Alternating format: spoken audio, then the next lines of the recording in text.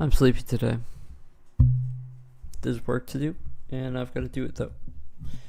Um, I have some stuff to do today with event handlers for sliders and dropdowns. So, also animation event handlers need to get done. I was working on a UI menu last night. And so that's going to be what I'm going to start working on. There is a bug. There's a bug with, whatchamacallit. There's a bug with, the,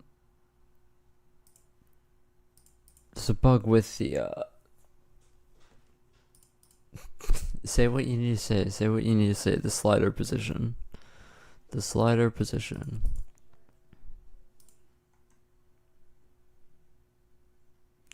I just want to make sure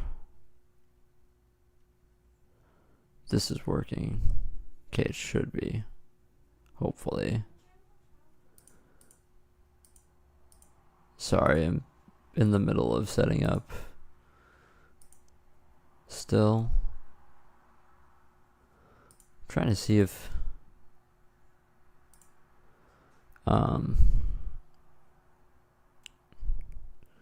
Nightbot is here.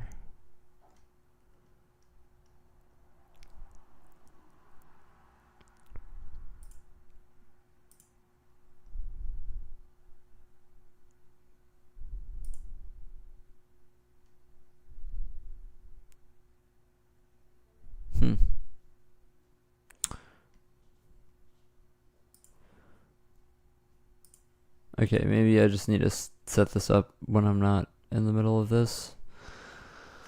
Okay, let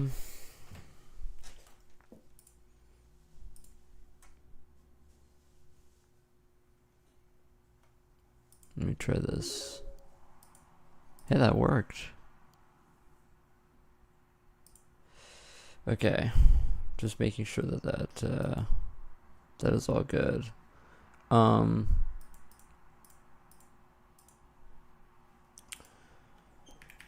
Okay. Without further ado, so there's a bug. There's a bug with the sliders, so that's what I gotta work on. That's what I gotta work on today.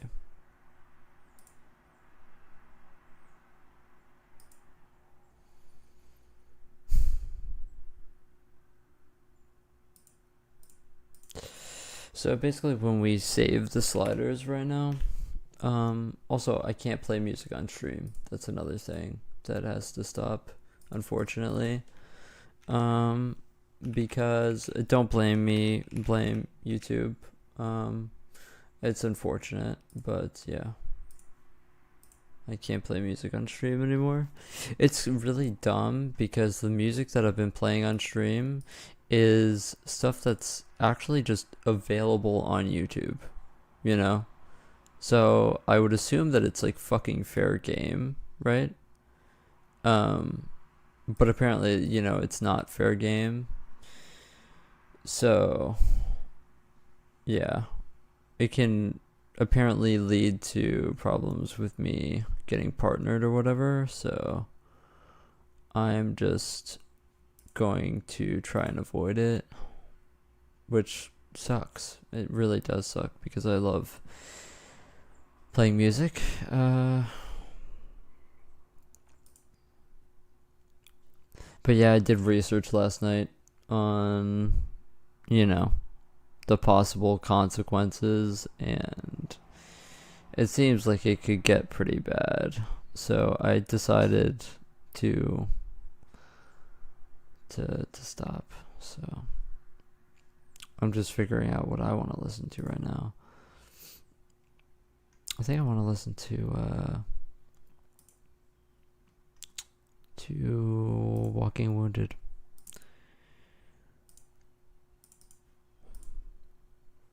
Anyway, that's the spiel. That's the spiel. So yeah, on load UI from JSON, we have a bug. Oh god, my music is so quiet. There we go.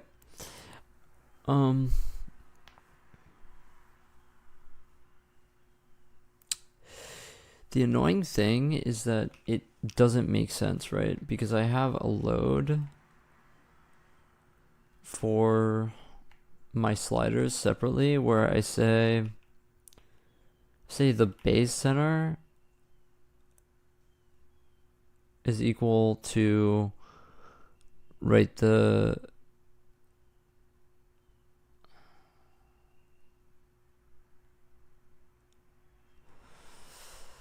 idea is that the base center is basically the center that is the starting point, and sliders basically break if that base center isn't like in the middle of the extents, because the extents are built off of the base center.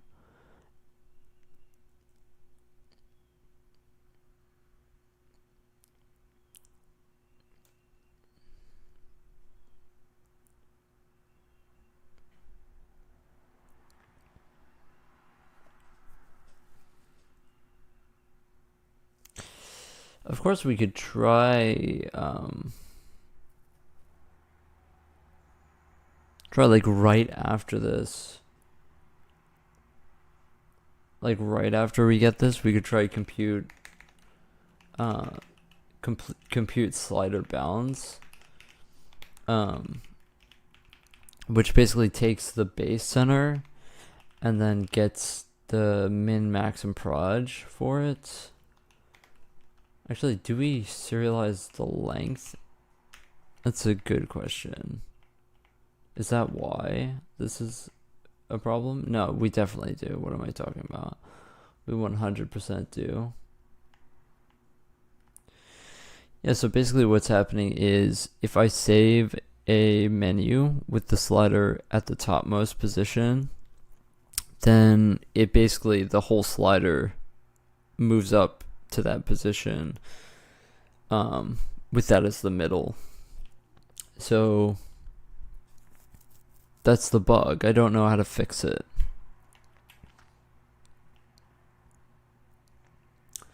That's the bug. I don't know how to fix it. Oh yeah, so I figured out the bug last night with the God, I'm tired today. With the container parenting the scroll bar. So it took me forever to debug this. I had to step through like my entire code base, and it ended up being just a rogue queue sort that I guess I completely forgot it existed. It was used for Painter's algorithm drawing, like before. It also was used to basically find out where UI elements exist in the draw buffer. Anyway, that's why the pointers were getting swapped. So, yeah. Anyway, that was how it was swapping the pointer and then parenting it. It was an incredibly hard bug to find though. I'm just happy that I figured it out.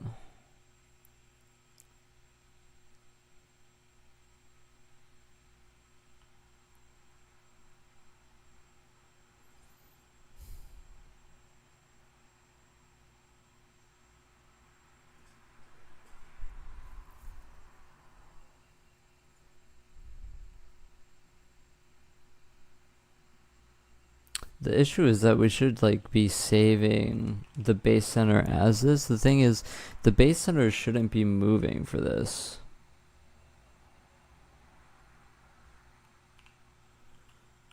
Like process UI states should not be, what we do is we move UI element, but we don't move base center. We don't move base center. We only move base center if move center.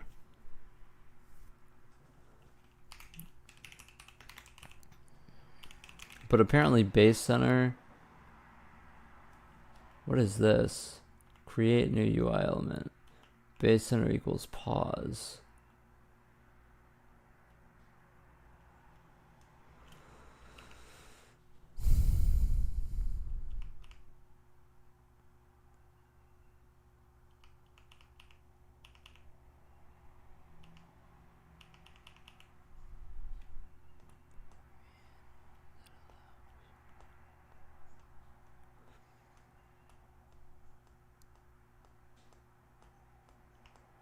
Yeah, we don't click that.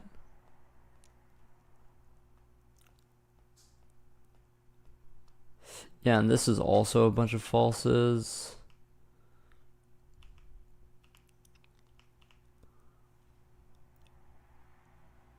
Aha.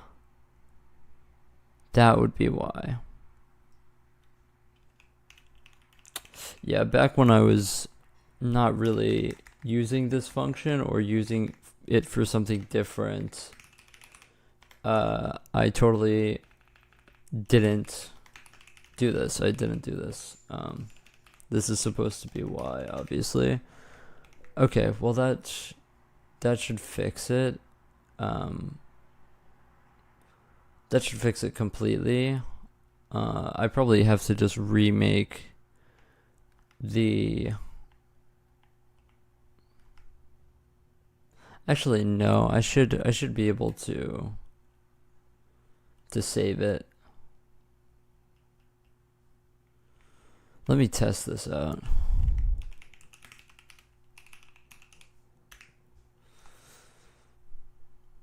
Anyway, yeah, it's a real bummer that, you know, I can't play music.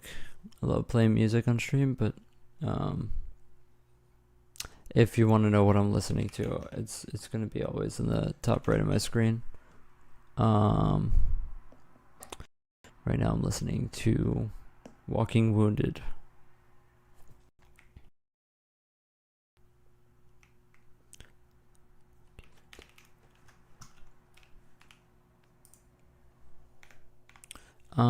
So let's toggle this menu. Okay, so see how this is supposed to be the top of the sliders up here, but it's not. You see how maybe it's just extents? No, the whole thing is messed up.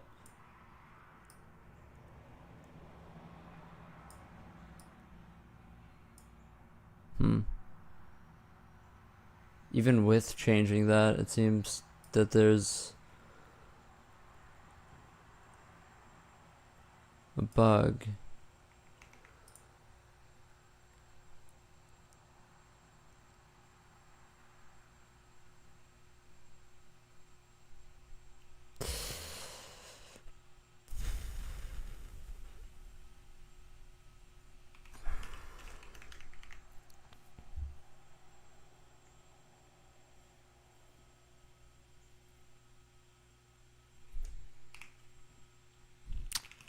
Yeah, I mean,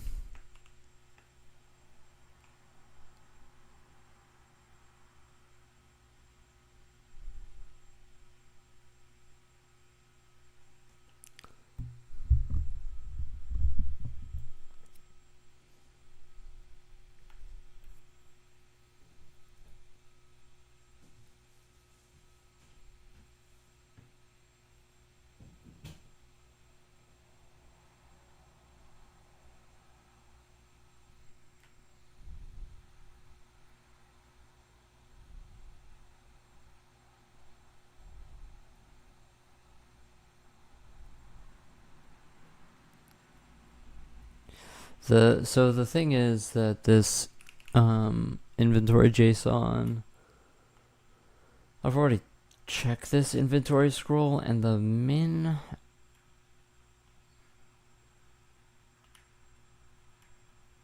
is 1168. Ah, I see. The min and max is incorrect.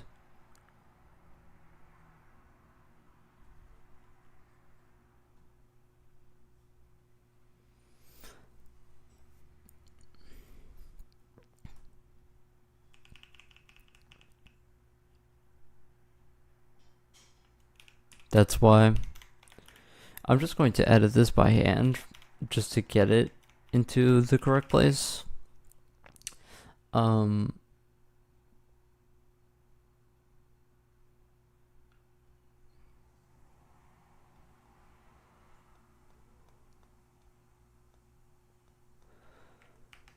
If I had to guess what happened, I guess that compute slider bounds was,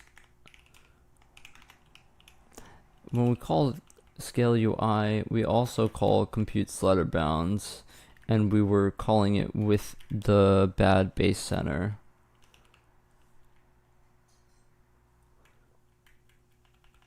And so if I move this base center to 180, hopefully that gets us into the correct place now. Let's remove our like fix here for it.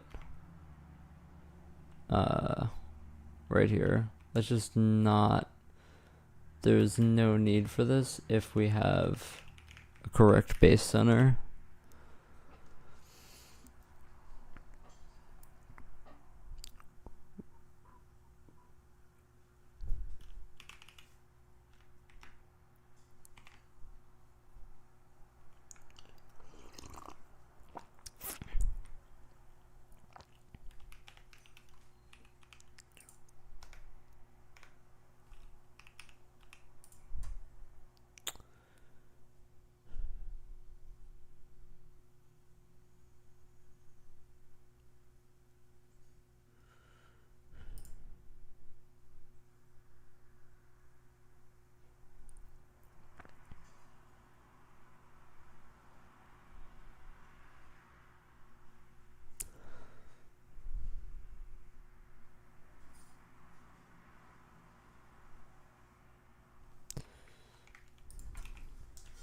Yeah, I might actually have to print this out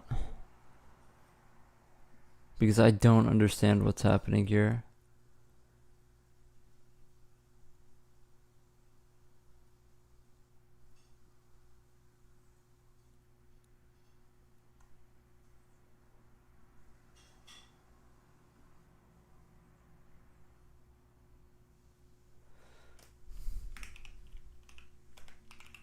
I think it's a problem with Scale UI, to be honest.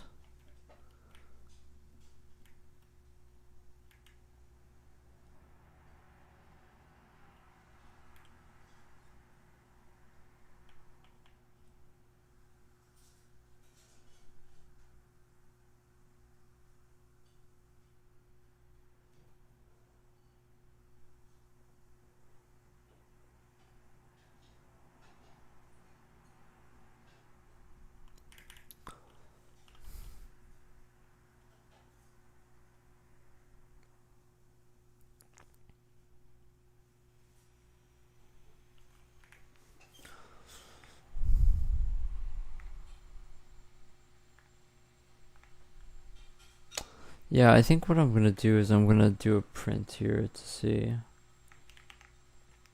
what we have before and after we compute.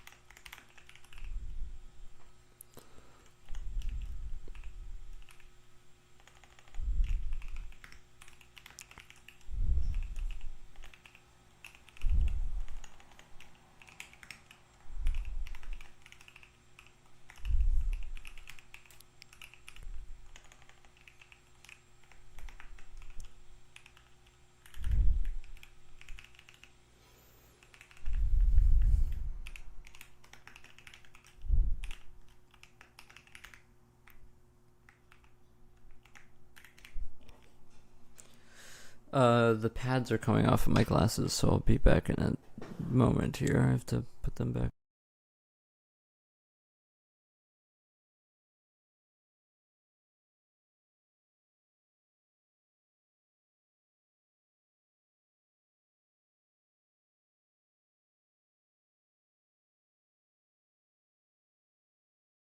So because I'm such a fucking nerd, I have these like pads that have to go on my glasses so that they actually rest on my nose.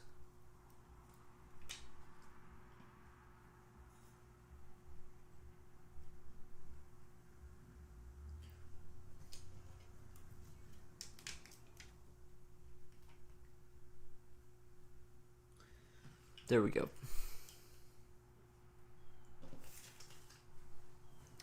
It's kind of a nuisance because you have to buy new ones all the time. But otherwise my glasses don't sit right on my face.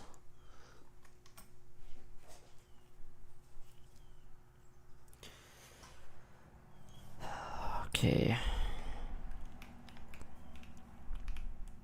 Oh, what did...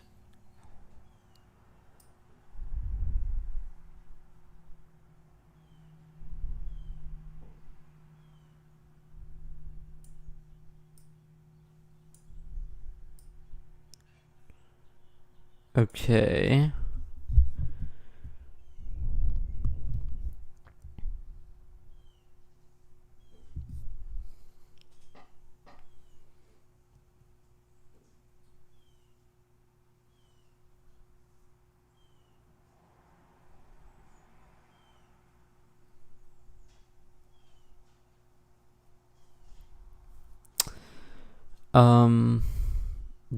This obviously can't be correct, right?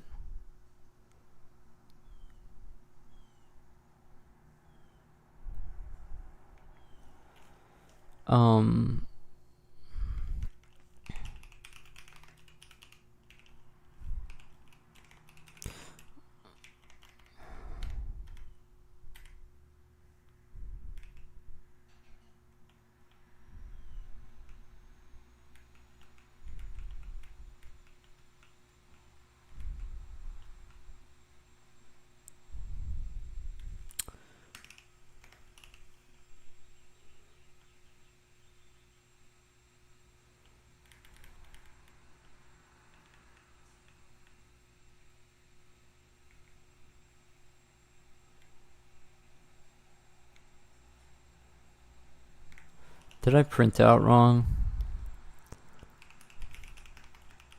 I may have.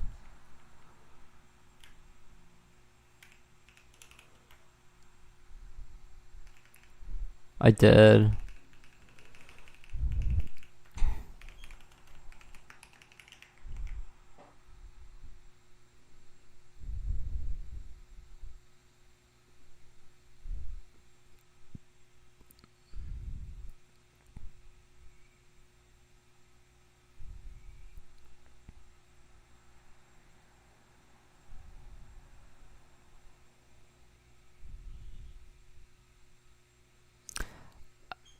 Aha, okay, I figured it out.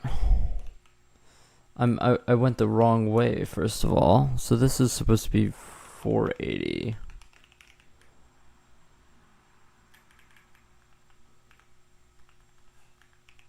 And this is supposed to be 380.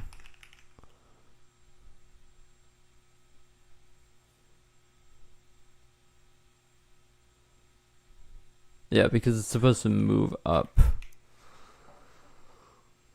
I really don't want to have to remake this slider, to be honest, but...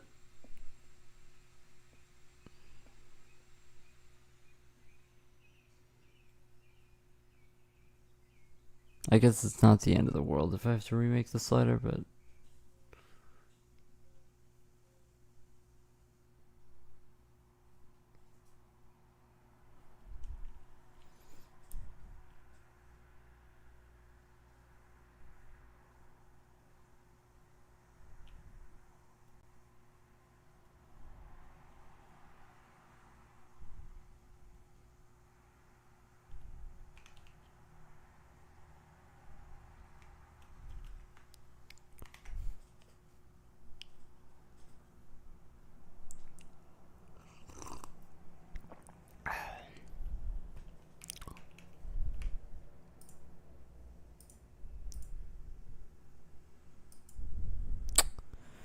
Yeah, I might just have to remake the slider, to be honest.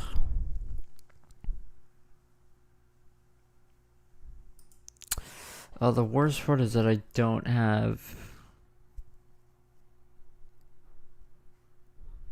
If I go change scroll bar to nothing, does this just unparent properly? No, it doesn't.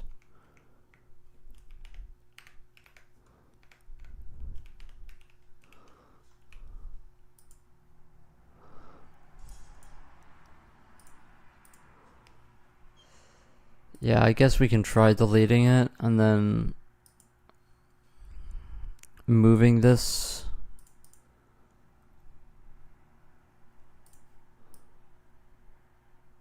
Back to the top, I guess.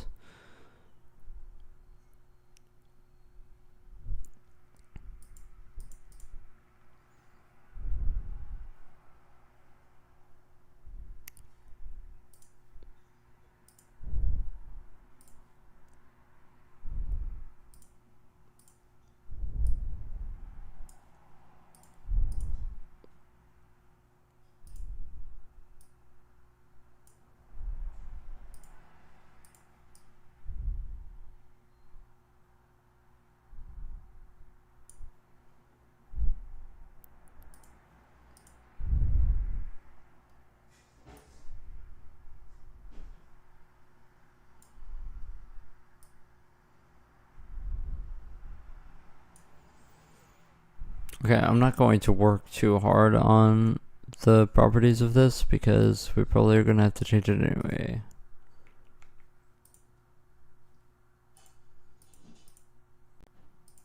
Oh, hey, what's up, Dark? Sorry, my chat isn't working. What the heck? Huh. I wonder why. Let me try to reopen it.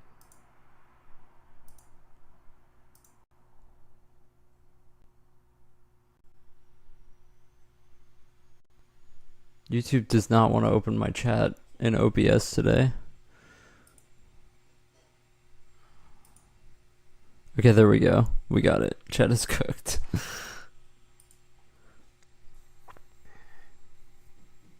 Sliders are cursed. 200 is the correct length. It should be about 10 with a 50 scroll scale. We want to draw extents.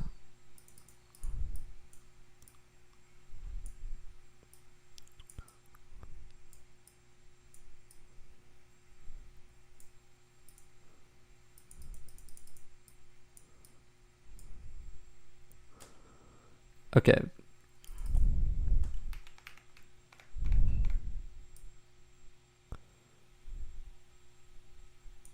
So if I set this to the top and then parent it, does it work?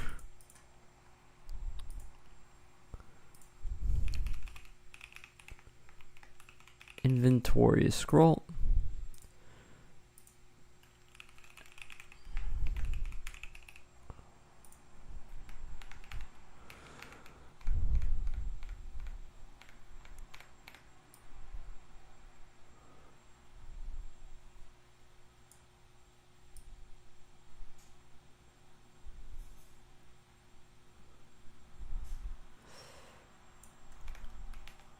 So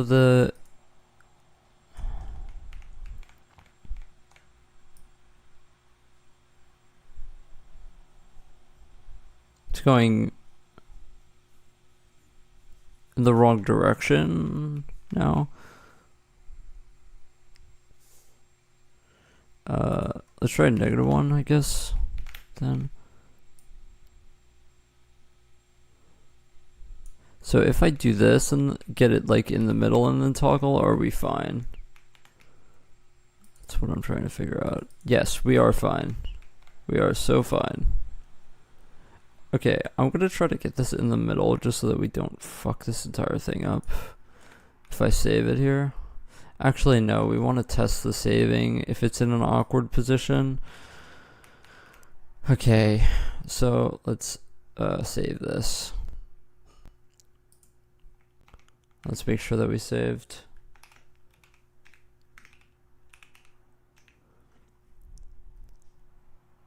We did save because this is all the wrong children. We have to fix that too. Okay, so let's exit out here.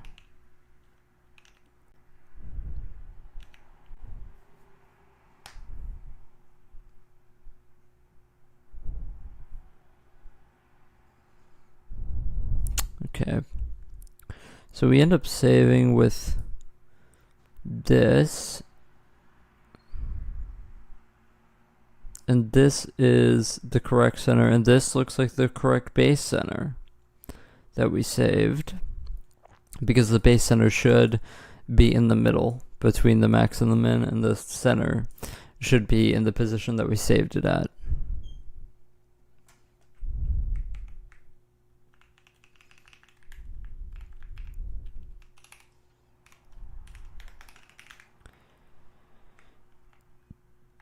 Okay. Now let's check if we load in fine.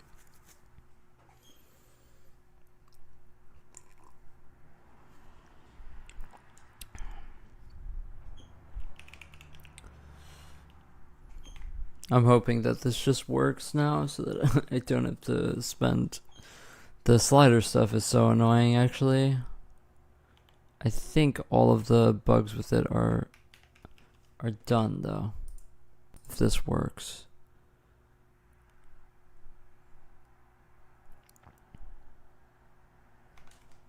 Okay.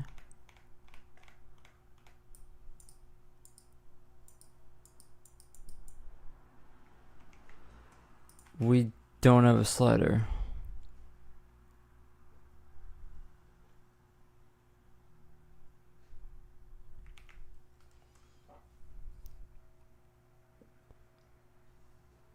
Oh, it didn't save the slider.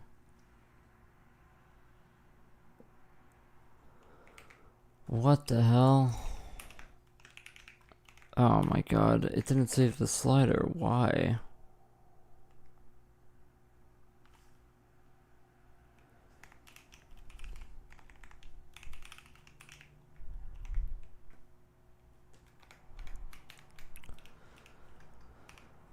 That's such a bummer, man. I don't know why that happened. Oh my gosh.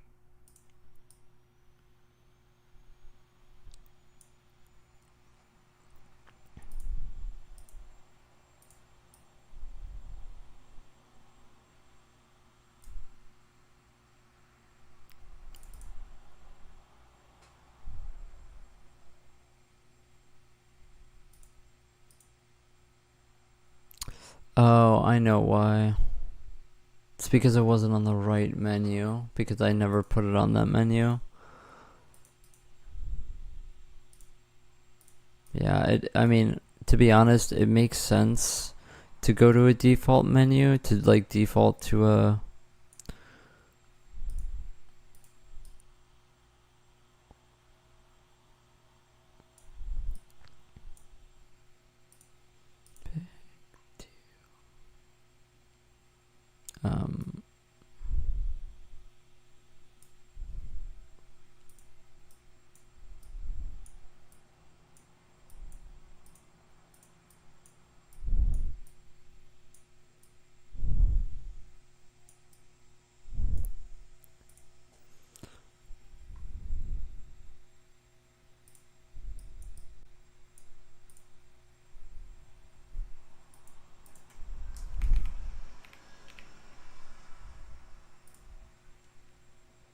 Apparently this was -1, 10, 50 were the values that worked good.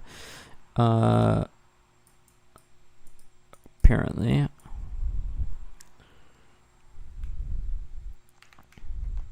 I wonder if it matters where we start it. That's what matters. I think that it might be that we want to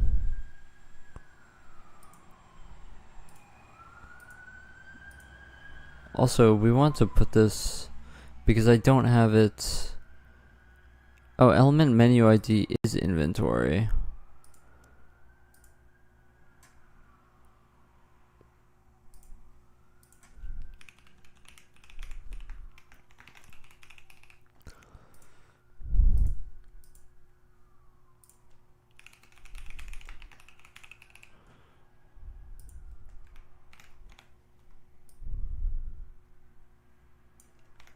Okay.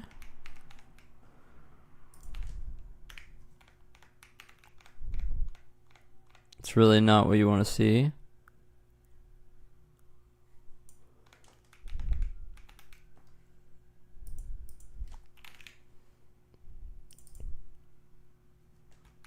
That is really not what you want to see.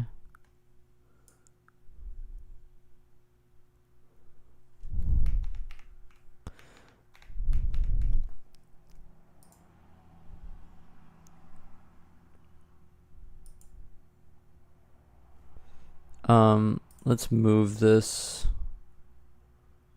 over here so that we can reset it, I guess. Like, when it's here, you want this to be at the top. Oh, now the issue is that it's permanently parented. God, this is so annoying.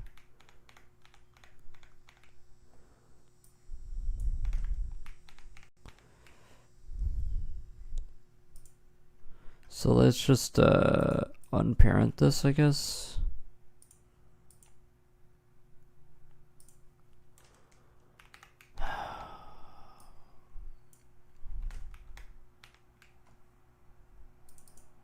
That's why I don't make fucking UIs, that's for sure.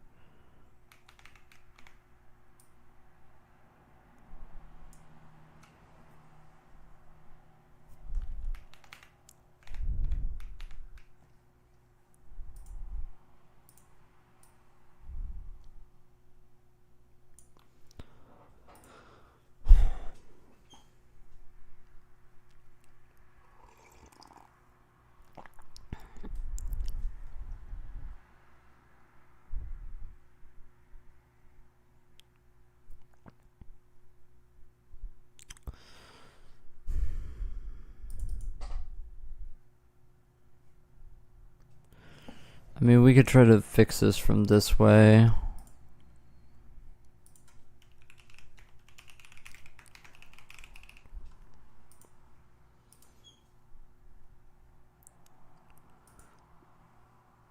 Like, technically, if I make this -10,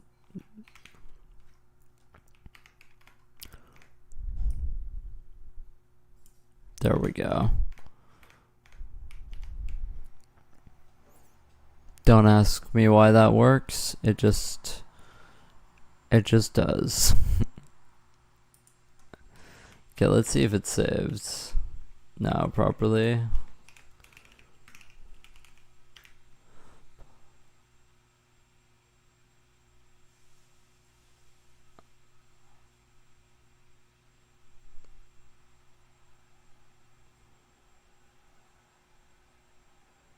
No, it's not saving it. Oh my god, why? Why am I...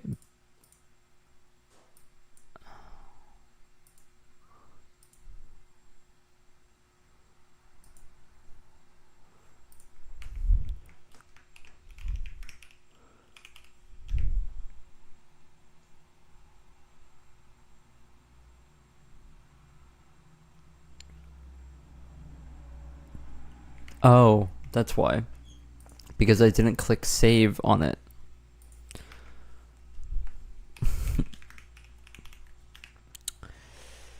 Yeah, that should be defaulted on. We have to change that.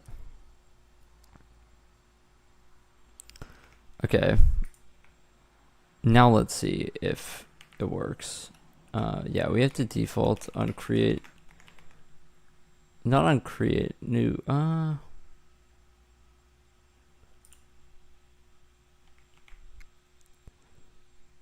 Yeah, I mean, the problem is that we create new UI elements inside of other functions. So, the thing is, why we want a boolean to save it or not is we have functions that spawn UI elements. For example, how many like items are in some components inventory or whatever, you know. So that's completely scriptable, whatever.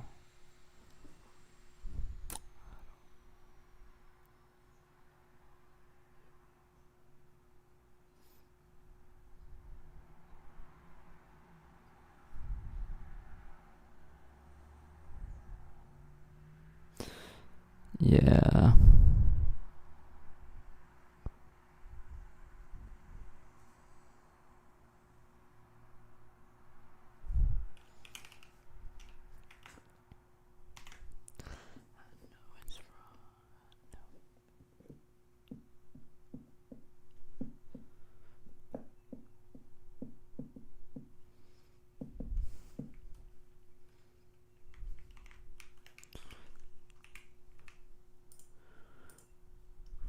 Okay, and now let's see if our menu is working.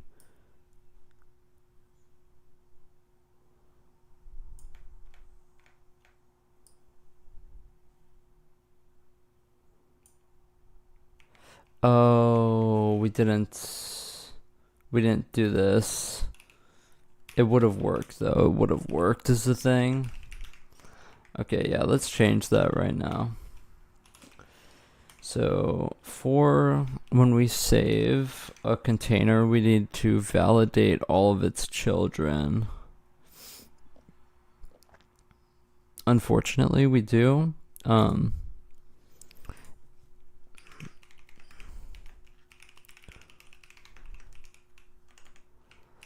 We also need to check if save. It's kind of the more important flag to check than if it's a free slot, but yeah.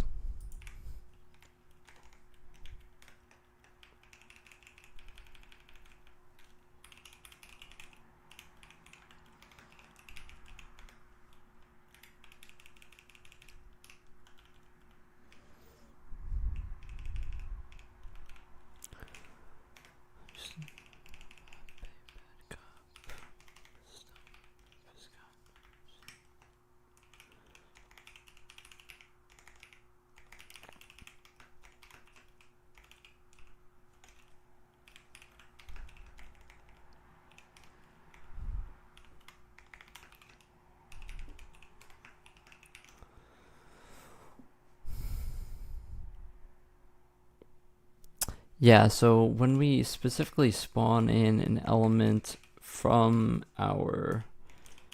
here, from like a mouse click or whatever, we immediately want to make menu elements. We want to have this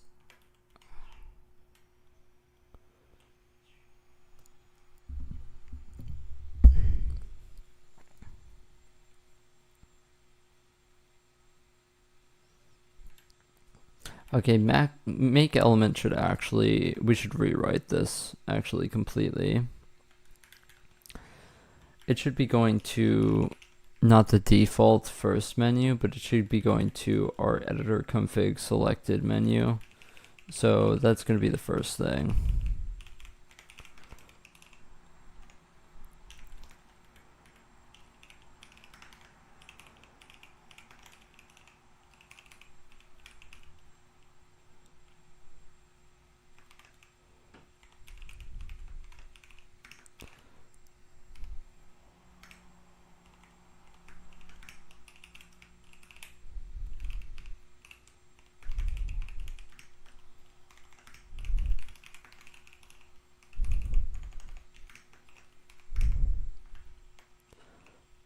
This should actually just go in here.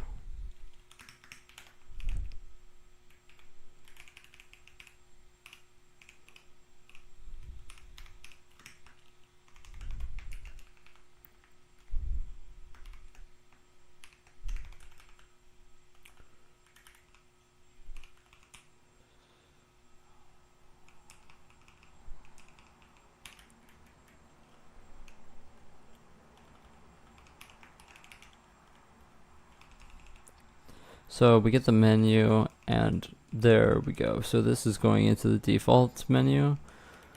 The thing is we want to just do UI elements, new element equals create new UI element, and we're going to pass in the menu elements.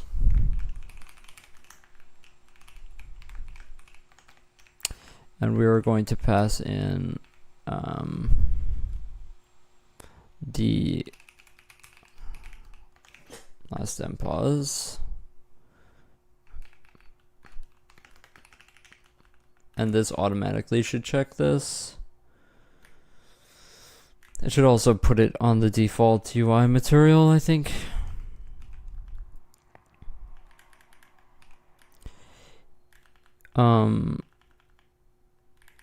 It already does this.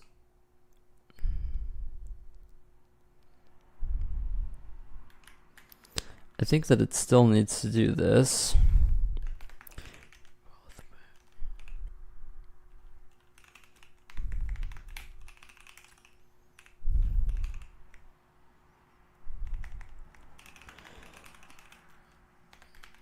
This isn't always going to be the last index now.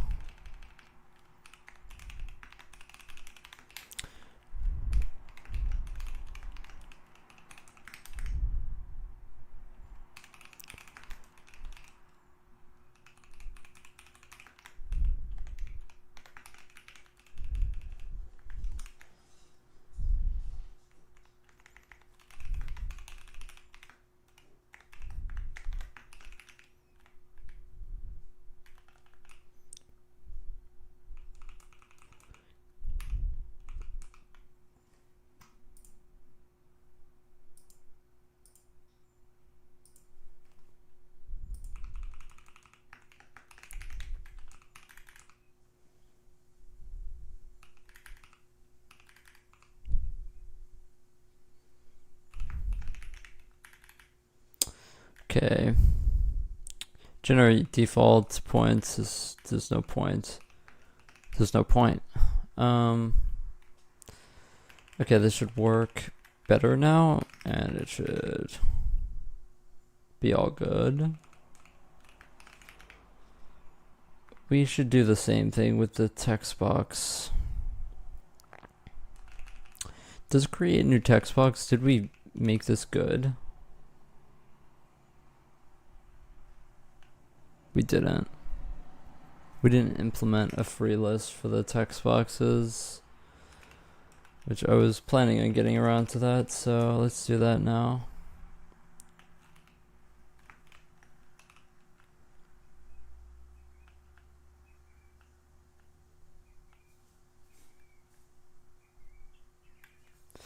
I do have free slot on there, it just doesn't get populated.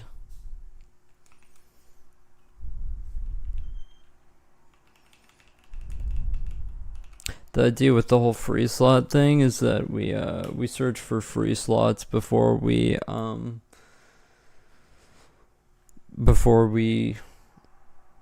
to the array.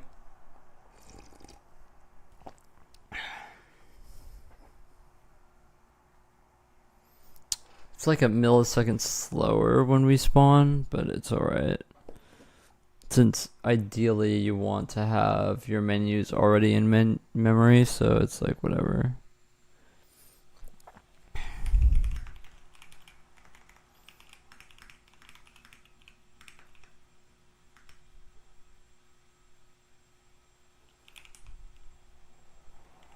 Yeah, it's this. This is how we do it.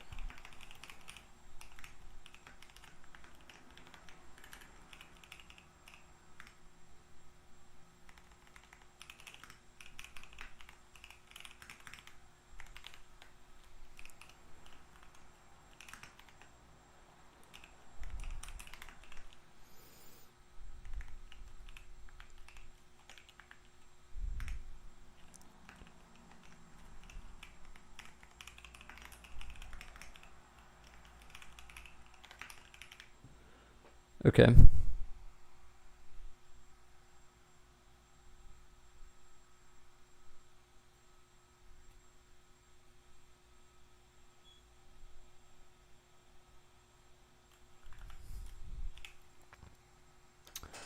I forget how I did the...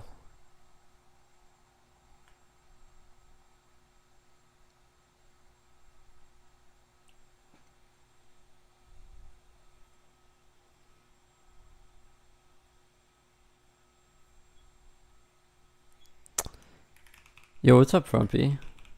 Yeah, I think we were going to continue doing the setup function. What I realized, I had this really strange bug yesterday where I was recursively calling this setup function infinitely, which got me pretty scared.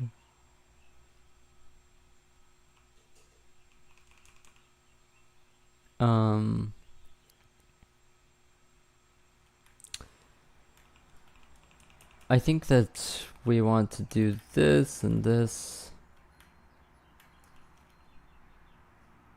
Yeah, let's do this here because then we get an early return out.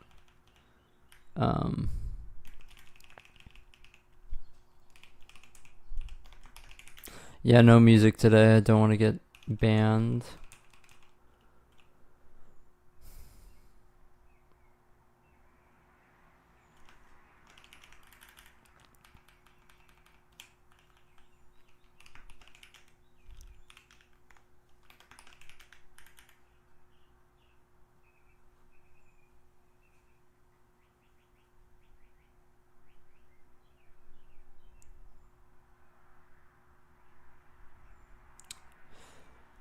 Actually, you know what? This is gonna be super bug prone if I leave this here. So I'm just going to do this. It can still be yeah, this is actually better. Or Terraria music won't get you banned. It's good music. I haven't heard the soundtrack. I'm very particular about my music taste though. But yeah, I did some research, about my streams getting taken down, and apparently, if I apply to be a YouTube partner, then all of the hours that have any copyrighted content on them don't actually count towards my watch hours. So that's probably like at least 10 streams of mine that wouldn't count already. Which is pretty disastrous. Yeah, it's not good. I guess technically I could listen to separate music then I play on stream, I guess, but I feel like that's cheating.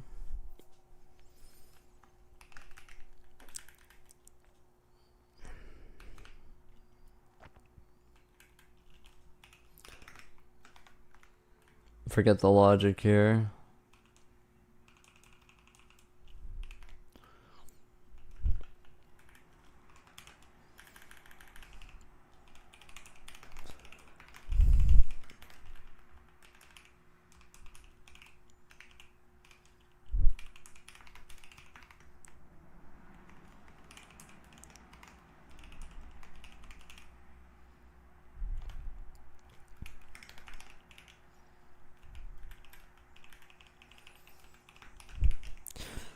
Thought about streaming on Twitch too, but I feel like I would probably get good viewership on Twitch maybe. You know what I also heard is that YouTube actually caps the amount of people that are shown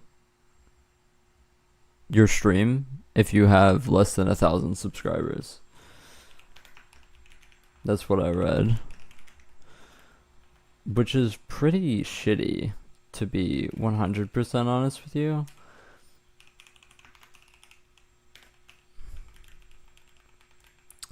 It's pretty shitty.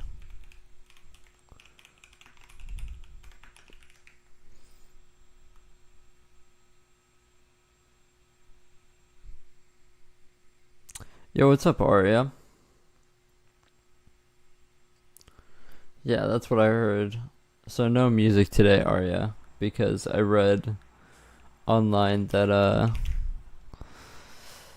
yeah, I read online that if I apply to be a YouTube partner, then they're gonna basically not count all of the watch hours that I have copyright claims on.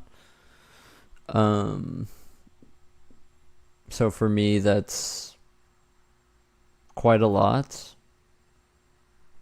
I'd probably like lose like, by now I'd probably lose like, probably like 200, 300 watch hours from it, which is a pretty good chunk.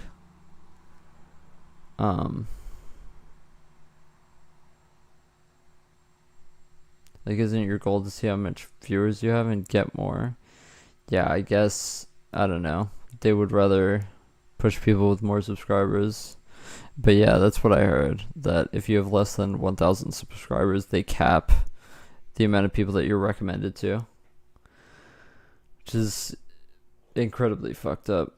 So I thought about like just streaming on Twitch, but I don't want to like stop streaming on YouTube, so I'd have to do both. And the problem with that is my computer can't handle the encoding. Definitely not. So I decided against it.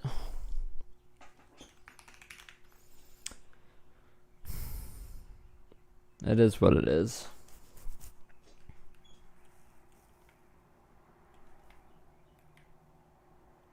Yeah, we should definitely just do this.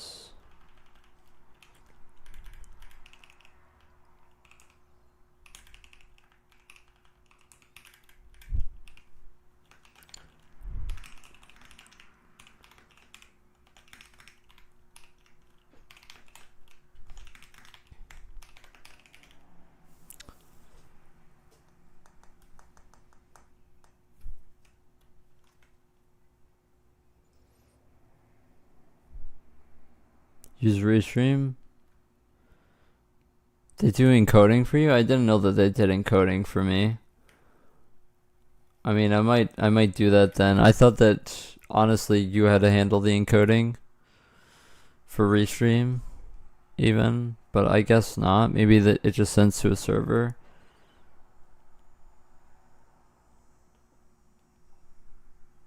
Like I searched it up online and it was like, I searched up, can I stream to 2 platforms with a shitty computer? And it was like, no. But I mean, maybe that's not Restream in that case. Obviously, I don't care since I stream 720p anyway, but yeah.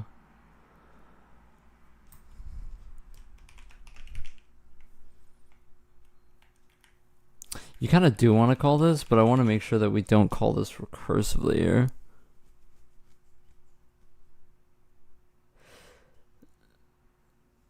But the thing is, we won't even have a callback by this time because it's default. So this doesn't even matter. You can't even call this from here because default callbacks are never going to be a thing.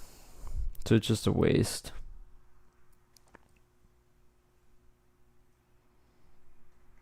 Okay, so that's that dealt with. I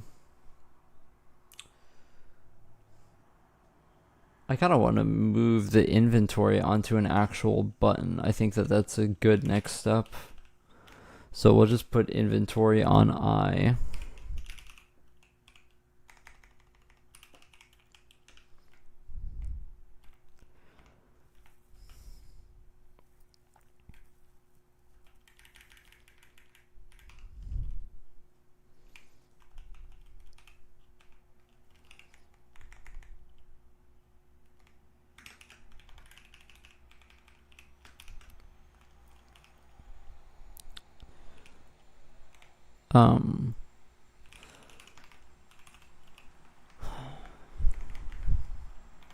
But yeah, it does suck. It does definitely suck.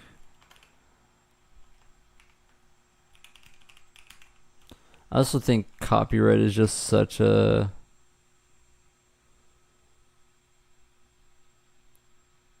stupid thing.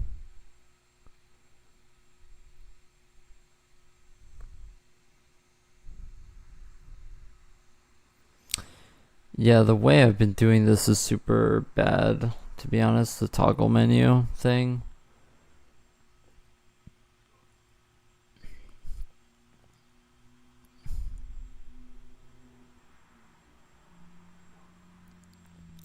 Really, this should just be an enum, so that's what we're gonna do. Even though it's stupid. But yeah. We can at least put it with the rest of our enums, but yeah, it's really annoying.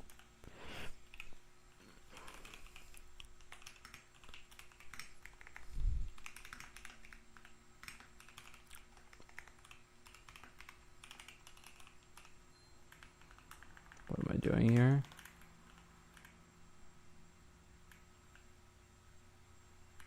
Oh, I wrote emum.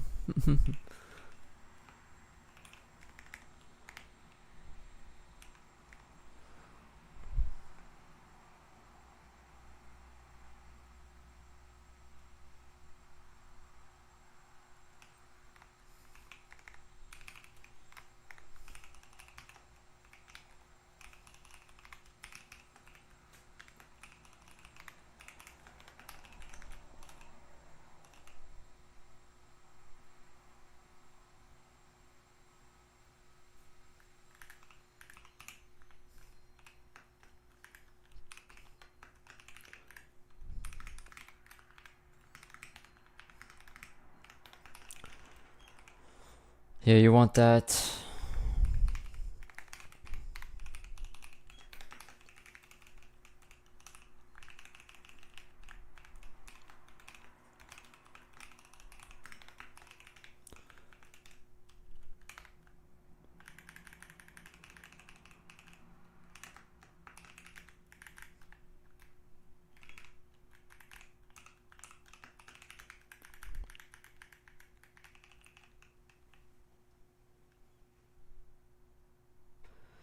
Wait, I just listened to this song. I just realized I just listened to this song twice. Wait, did I finish this album already? No way I finished this album. Holy shit, I did finish this album. I've been live for an hour? What did I do for the last hour? Wait, what? Dude, did I like black out or something? What?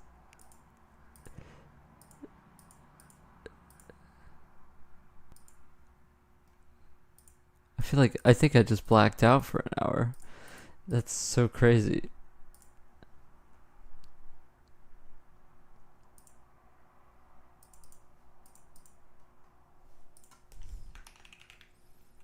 Okay.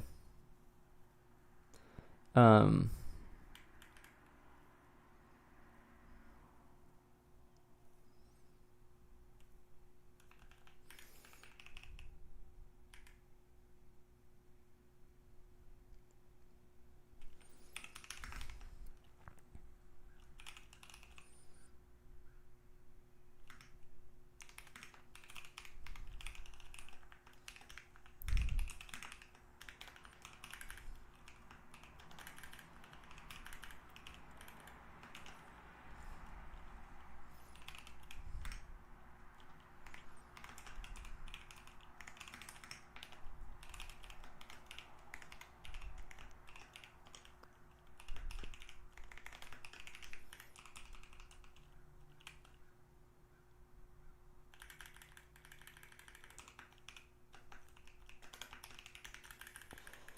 so what I'm doing here is I'm just making it so that we can toggle menus without knowing what we need to toggle to, basically. This will make it so that we can just, say we want to toggle a menu without knowing if it's on or off yet, which is important. So now our code for this is just going to become that, right? We also need to go for every other menu, toggle menu. That's fine.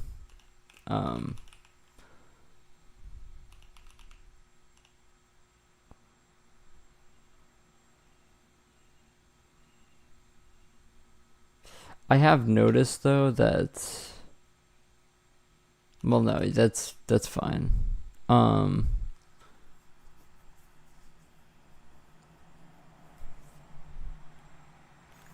So let me go here and let me change this. So menu toggle.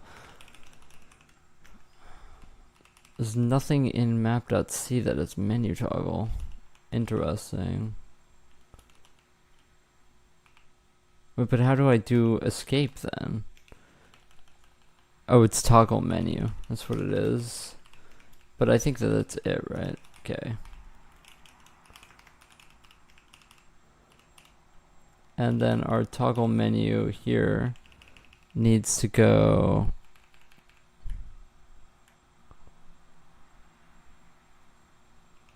Well, that's actually just fine. But yeah, that should be fine.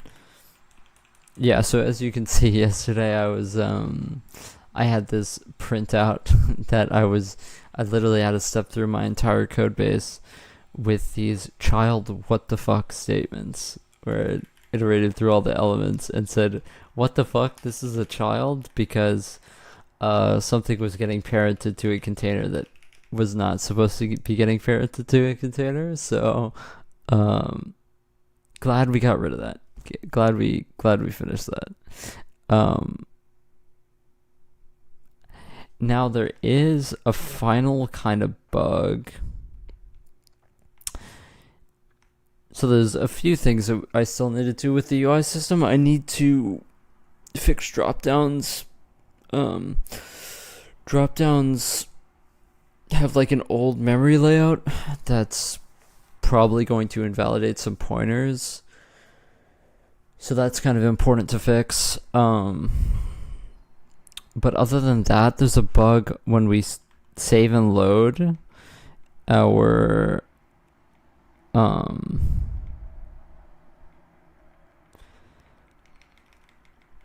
container for our menu. For whatever reason,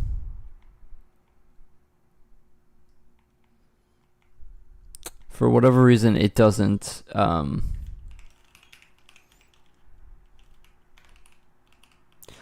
work. It's much bigger when we get out, or not much bigger. It's like a few pixels bigger than it was when we saved. And I'm not sure why, really.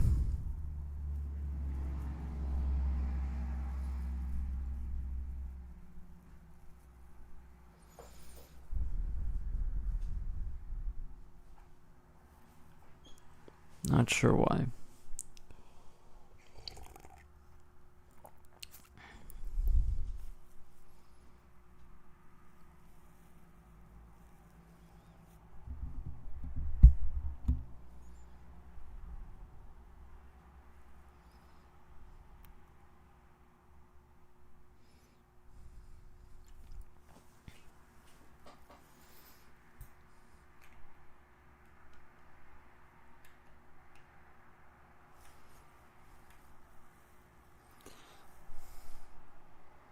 It is specifically the container.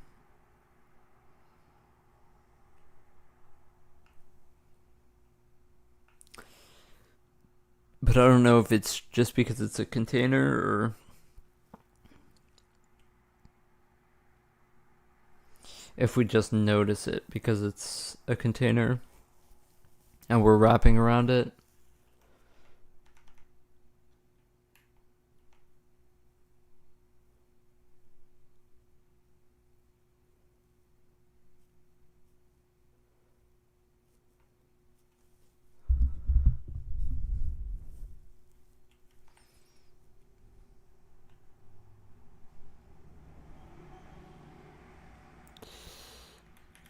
Did I just comment this out by accident? Yeah.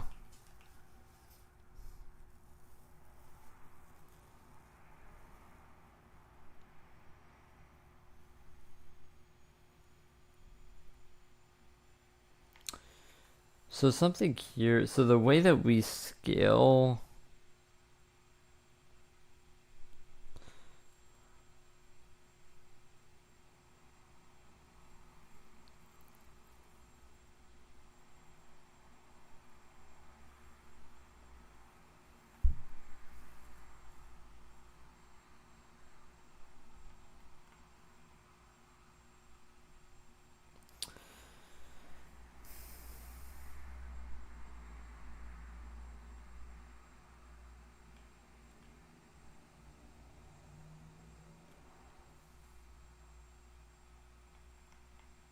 We need to make sure that there isn't an early return from this function. Okay, no, there isn't. Yeah, so basically how we save our UI elements is we scale them to a default width and height. Reason being, we want to have a resolution that is universal that we translate from in the beginning, so that if we save something at a different resolution, then it will always be the same no matter, what resolution we load it into. That was the idea, at least. But I wonder if there's some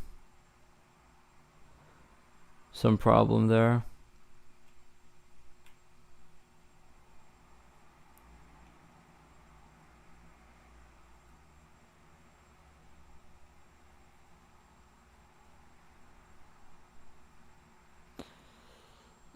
There's no way that our width and height is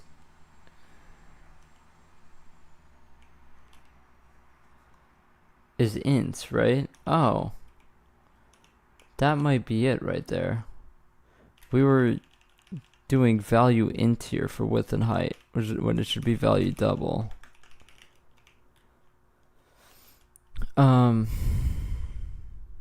Interesting. I don't know how that would be changing it though, since our points are still the same. Oh my god, the points are value int. That would be why. I think that that's only on the load in though. We save as... No, we create int array.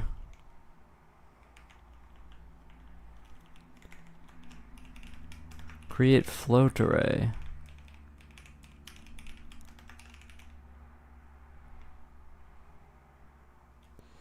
Well, that's embarrassing. Kind of, like... so basically we were saving those in pixel space at some point. But obviously you don't want to do that. And we realize that. I guess we just didn't change it. Forgot to change it. Strangely enough, the text boxes all look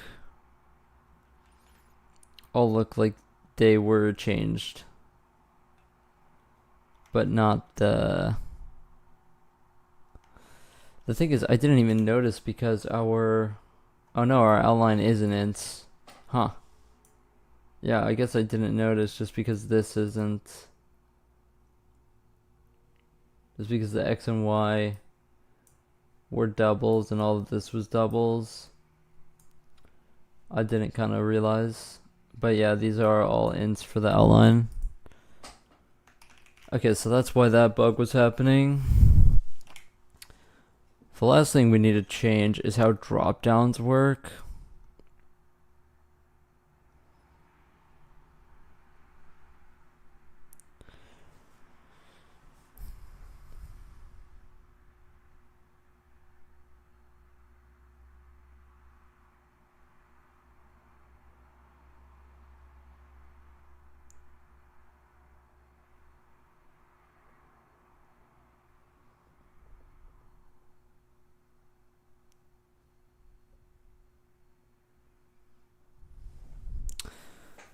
I don't really know how to fix it because I don't know necessarily where the problem is. I just need to look at all the code, I think, for dropdowns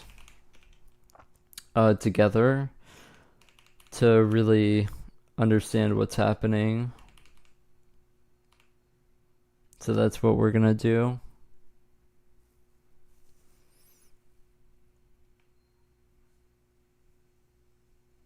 Right, this is on change. When we change, we make a text box default. And if we have a selected option,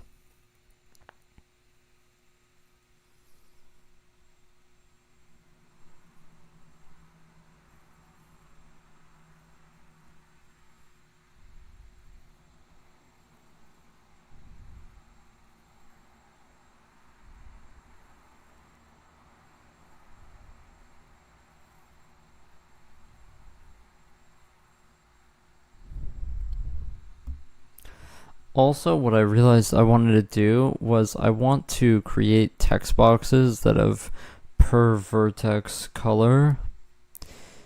I don't really know how to do that, though.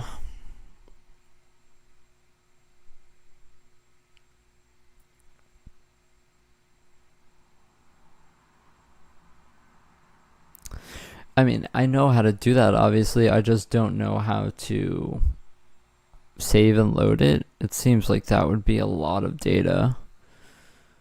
Like, you would need data per character to save it, right?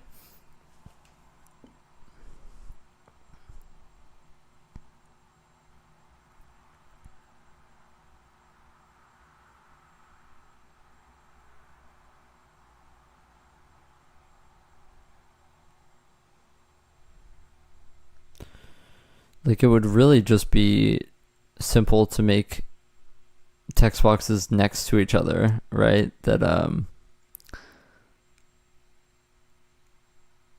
just different colors if you want that, but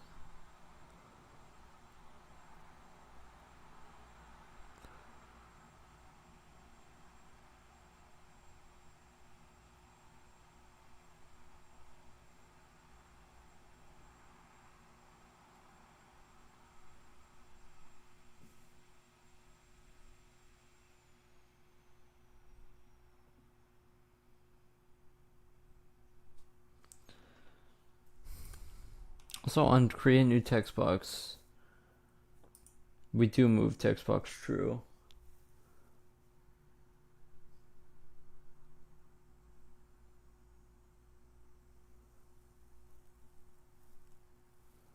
We don't even use this position for UI elements. I wonder why we don't actually move to position in here. Like, that just makes sense for us to do, no?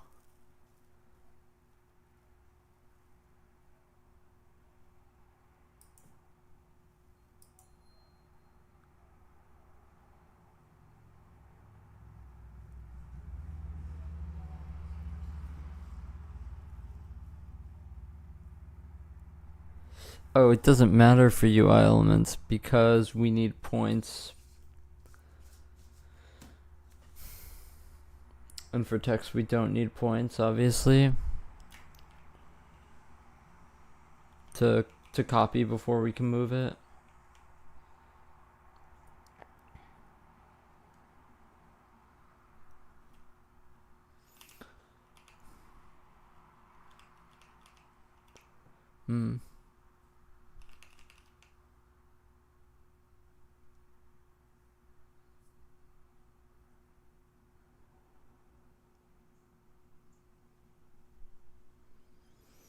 Yeah. Okay.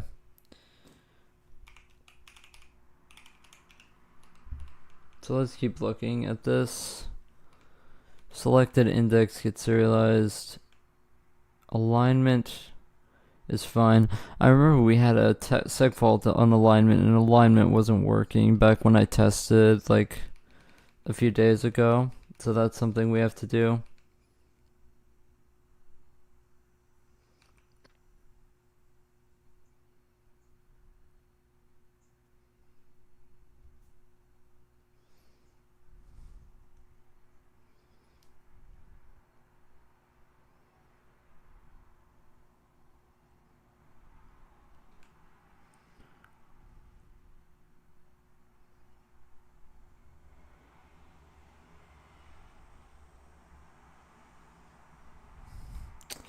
Something we want to do is very important for this, actually.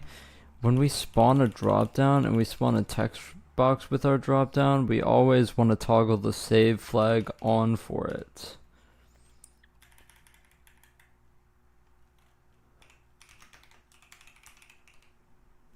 Okay, so if we have a selected option, we always want to toggle save on for it.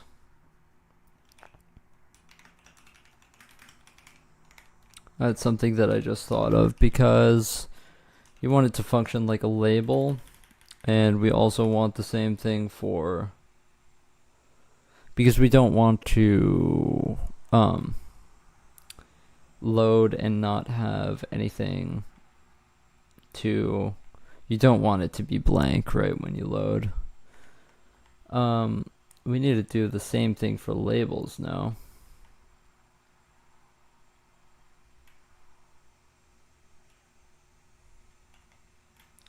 Yes.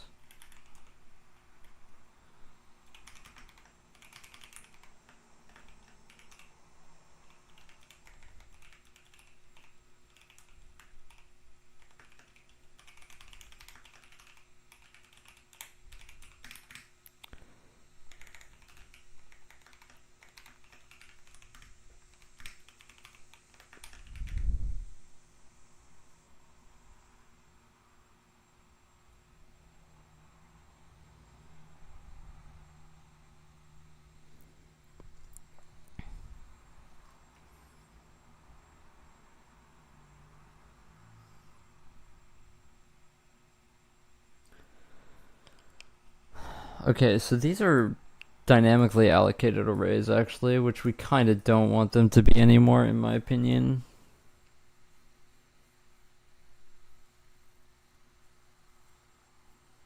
Like, it's so inefficient and expensive. In, like, if we're talking realistically, you will never have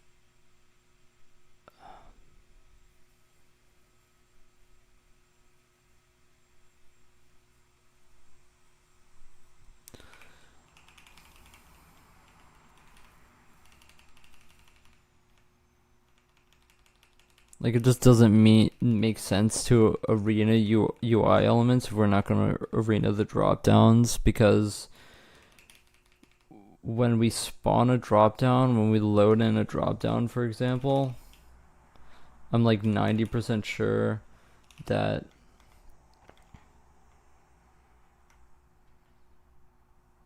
like 99.9% sure that our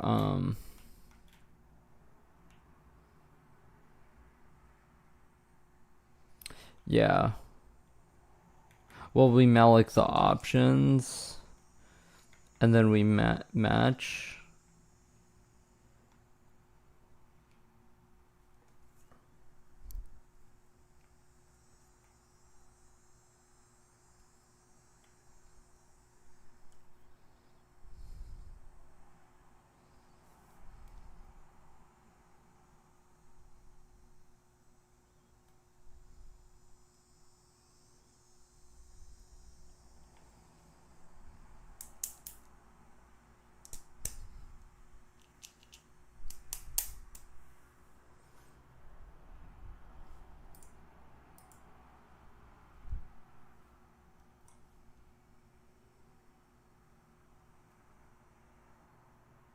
Yeah.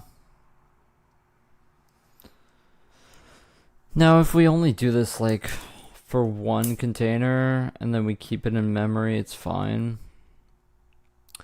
I think that that's probably what you're gonna have anyway. Like, you're gonna load in a menu so for my idea, like, if you have like a dialogue system, what you're going to have is you're gonna have like a list of styles that each dialogue like is going to reference, and then it'll just sprintf into the text box or whatever. Like,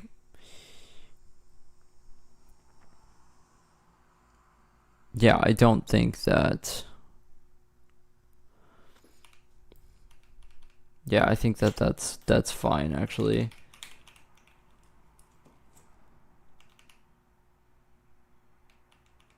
What is not fine though is how we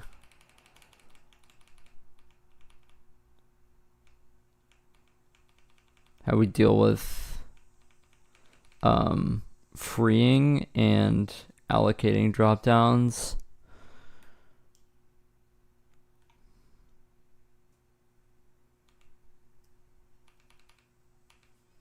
Yeah, when we expand dropdown, for example, this function, I looked at this function earlier and I was like, holy shit. Like, this is just a disaster waiting to happen.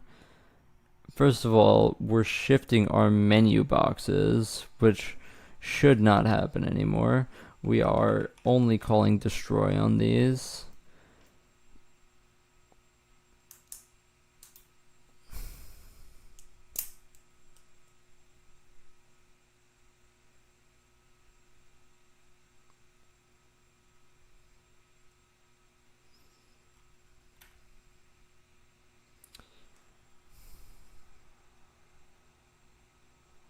And here we do malloc to expand.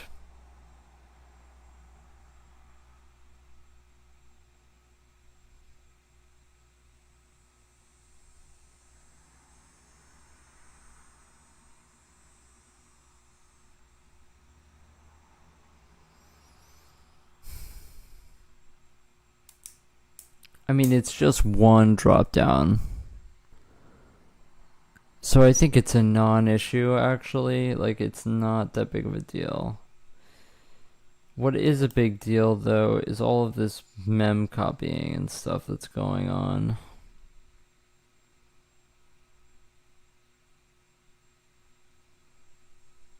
Like, not only is this extremely expensive, it's also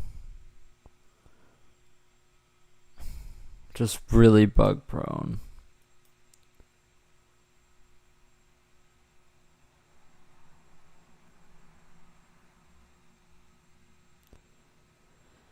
I almost feel like I don't want to touch it, though.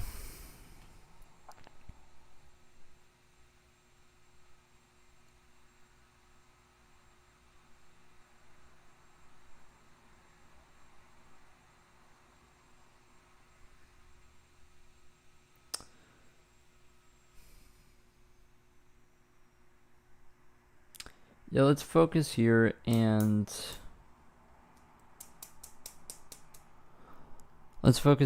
try to make a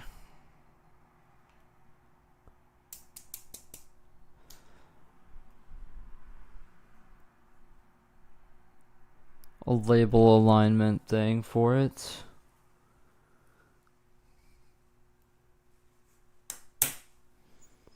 Sorry, this pen is doing this thing. I'm playing with this pen and it's doing this thing that I hate, where, you know how a pen, it gets like stuck, you know, the clicky pens, and then they get stuck.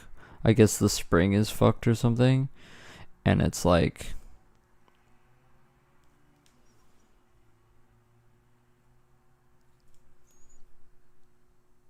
it's not good.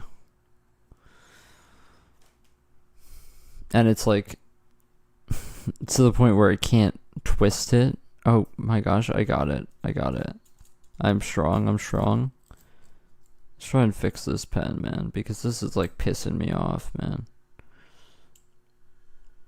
It's like the most unsatisfying thing in the world when a clicky pen stops working.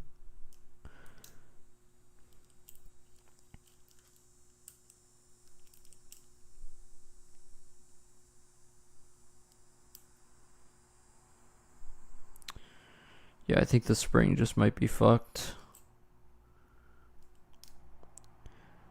Do you know how they make springs? It's actually crazy how like tightly they have to wind them. It's pretty insane, actually.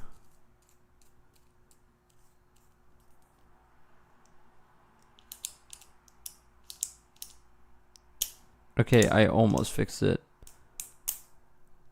That happened to you the other day, dude? Yeah, it's like, there's some things that, like, specifically when, like, sensations and, like, things that happen that just really get me in a bad mood. I don't know why. Okay, I stretched the spring out. Hopefully this works. Now. Okay, it doesn't. Okay, I have to stop playing with the pen because it's just gonna get me in a bad mood.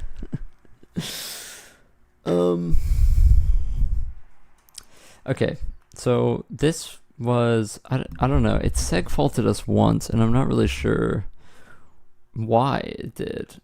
Maybe add text box to draw buffer. Oh, that's probably why this doesn't work.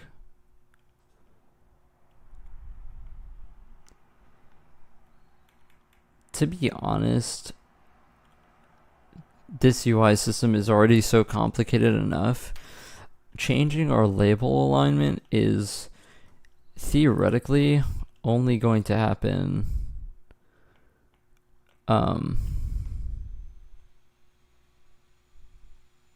it's only going to happen like during editor stuff anyway, so I'm just going to do global set UI change equals true, and then we'll just change the UI once a frame, rebuild the buffer. It's fine. Just making sure this emin emax is fine.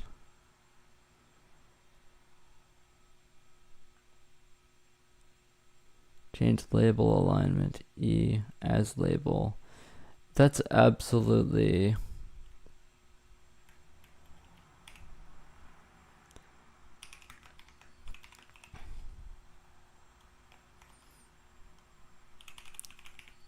if our interactable type is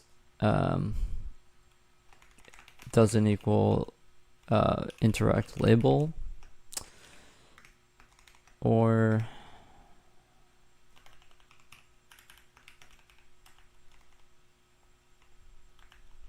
return.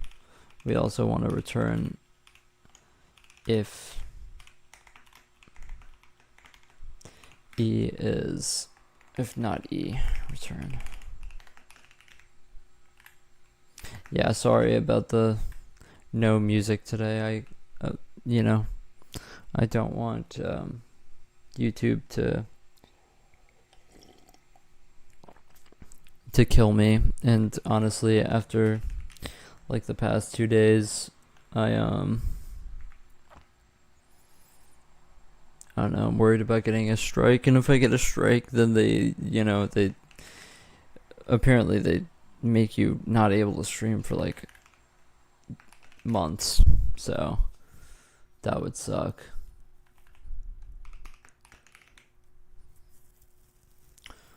That would suck a lot. Okay, so let's give all of these changes a try, I guess. I think that the expand dropdown actually looks okay now that I'm looking at it. I also want to check destroy UI elements and destroy text box. So if parent container, if parent label. If there's a parent label, we just set it to null.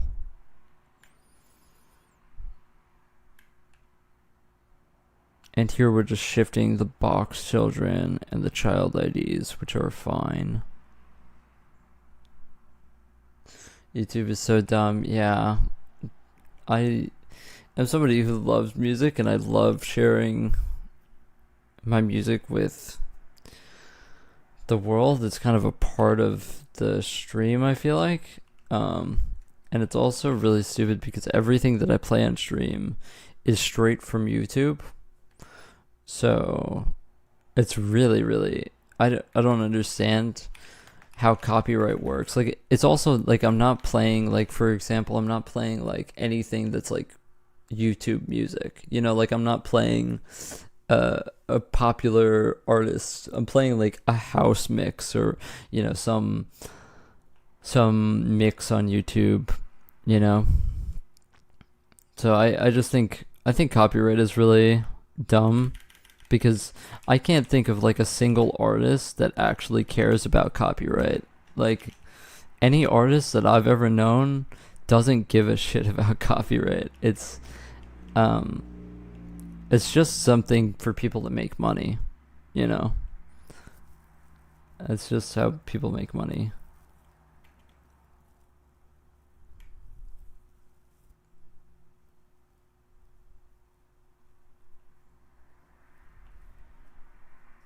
We destroyed text box first. I think that that's fine.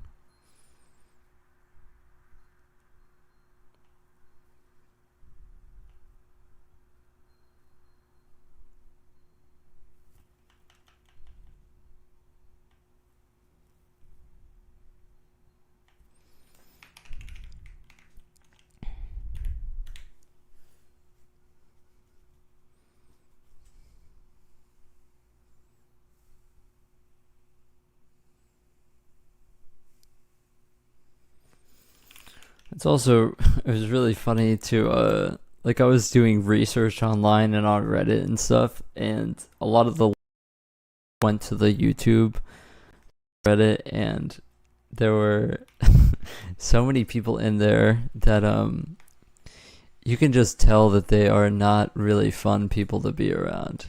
There's so many people in there that like people are like asking, you know, if I get a certain amount of copyright claims, can I get partnered with YouTube? And then there are just like people in there with like their little Reddit YouTube signs or whatever saying like, being like all moral high horse about it. Like I saw one particular comment that was like equating you playing copyrighted music to stealing from a store. And then he was like, imagine if you're stealing from a store and you get away with it. Does it make it right? And I was like, God, man. I hate Reddit, man. Because that stuff is like, I just don't understand how you like become that type of person. That's just, I don't know. Yeah. Anyway, I guess that this is working now. Probably want like less scroll scale, I guess. We can also modulate probably scroll scale by, oh, that's interesting. It's a little bit of a stretch. Yeah. Yeah, tell me about it. It just, yeah. I don't understand why this switched. Why did the switch it switched the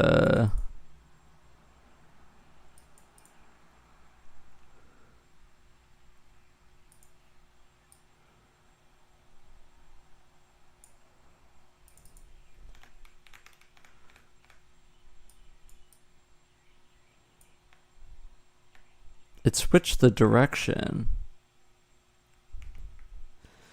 I wonder if that's a problem with how I'm loading. Let me check. Scroll dir is -1 for the inventory background.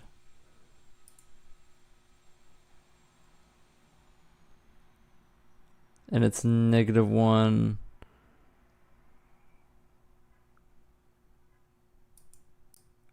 It is -1 here.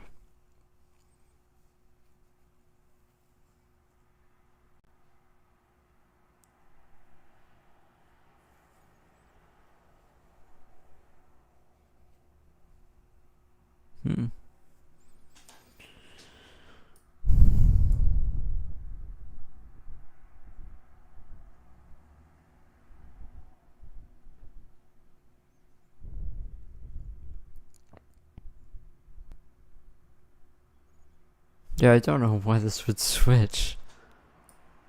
Now this is fine, right? But obviously the wider had to be changed. I think this is the correct wider. Because 1 is going down and -1 is going up. So if this is down, then this is 1. And then for this, it would be -1. So that seems correct to go up. So I think that that's correct.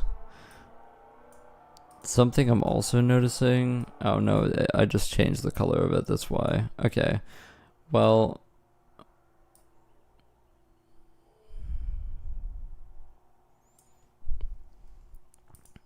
this isn't really the most appealing color palette of all time. I freely admit it.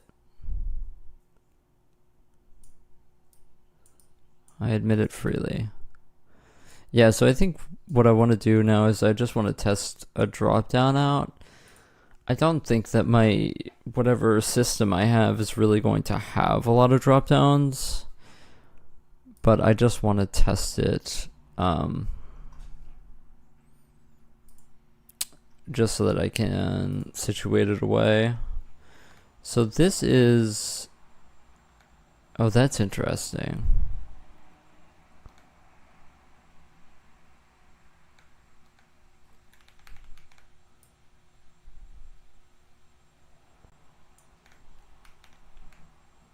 That's interesting.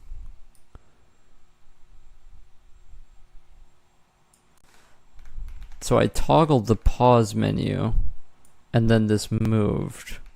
That's gotta be a bug.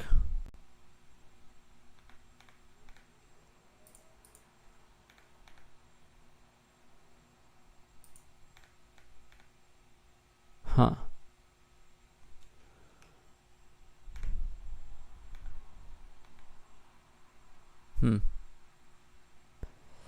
I think it may have just because I was just editing the extents and it just hadn't updated. I think when we edit draw extent, it recalculates based on the current base position.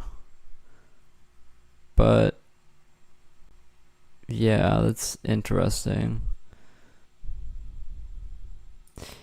Oh, I think it was because I moved it. Yeah, it's probably because I moved it. Yeah, when I move it, I change the base position because it's an editor thing. So, this is bottom bar on ADAD, which is our default menu. My idea was that this menu would be like for, eventually this bottom bar would be like a combat bar, right? So like here is the combat encounter that you're in, right? You're looking at probably an enemy or whatever, and then down here you have like your attacks or whatever. So that's what I think I'm going to make, and I'm going to make a drop down with whatever is hopefully in your inventory.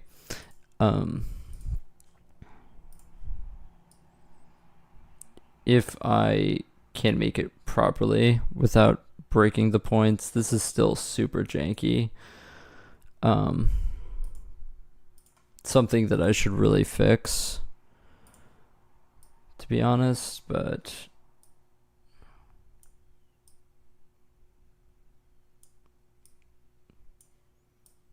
yeah, because of this. Really, you just want to delete this now. I actually don't have this able to move it, so that's quite painful. Anyway, so we can make this like over here or top right. I should also just like, for regularly shaped elements, I shouldn't have it so you can do it with your hands. I should just literally have a slider that just moves the width and the height for rectangles. It's really, there's really no point in having it so complicated.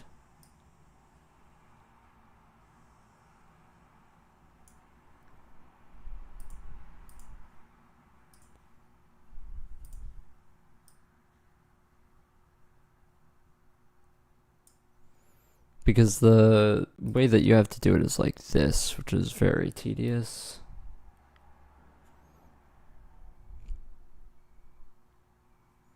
But I mean, the way I kind of designed this system was that, like, who cares, right? Like, at the end of the day, you're kind of gonna make your UI kind of once and then not touch it, kind of, you know what I mean? Like, what's the point in spending so long making like such a advanced UI system that you're gonna use just once?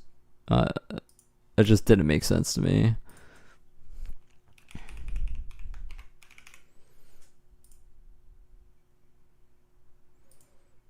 Actually, let's make a new menu. Let's call this one comp. Oh my gosh, this doesn't actually free your keyboard, so I can't actually press my B button. I didn't realize that was a bug because I didn't test this menu. Okay, so we're just going to call this com, and we're going to menu change it.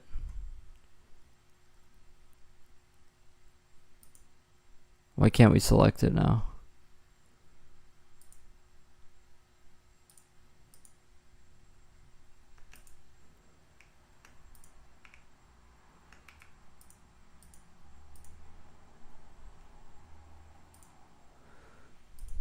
Interesting.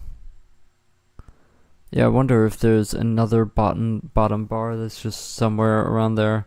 It kind of looks like it was. So now we can play around with the corner, with the rounding a bit.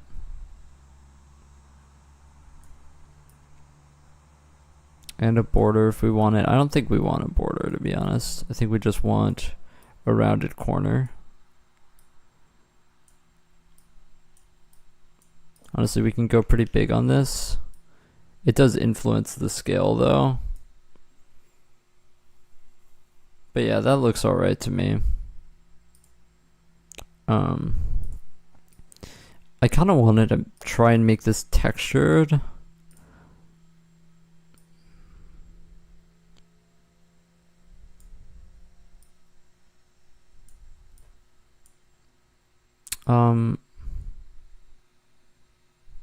I don't really have a texture ready for this though.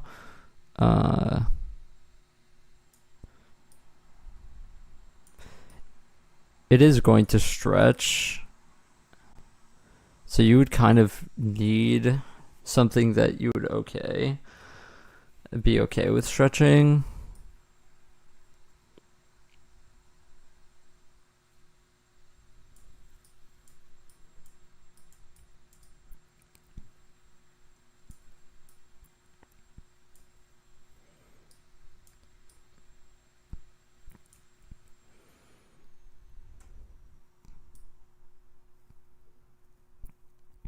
It's interesting that the color is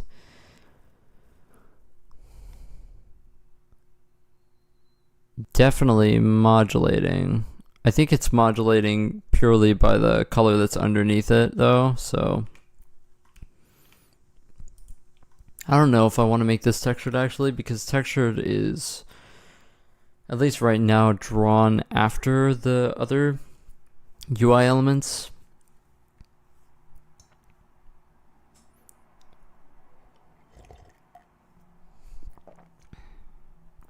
So it would cover up whatever is underneath it. So for now, let's not worry about it. We want this to be interact none. Save again. So I guess let's make an element here. Let's make a text box actually. Let's make this. I don't know if you want this to be the container per se. Let's not make it a container first. Let's just make the text box. Actually, you know what we can do?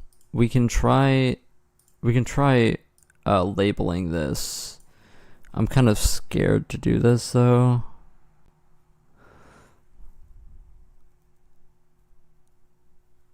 Let's try it.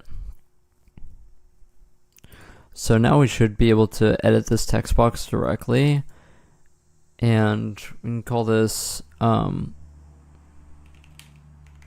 combat top. Okay, so change this and then change the text to combat. I don't know, just to see.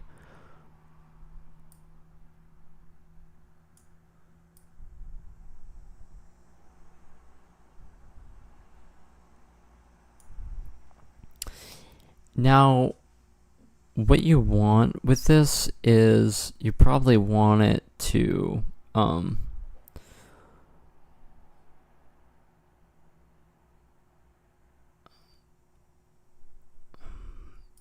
you want it to align top center. There we go. That actually works. Okay, nice.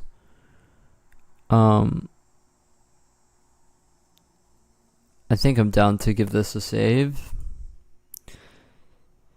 Okay, that's cool.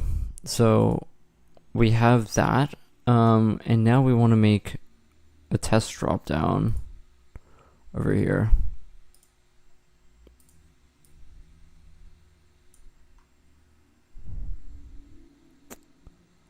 Yeah, the difficulty with this is really making a rectangle that doesn't look awful.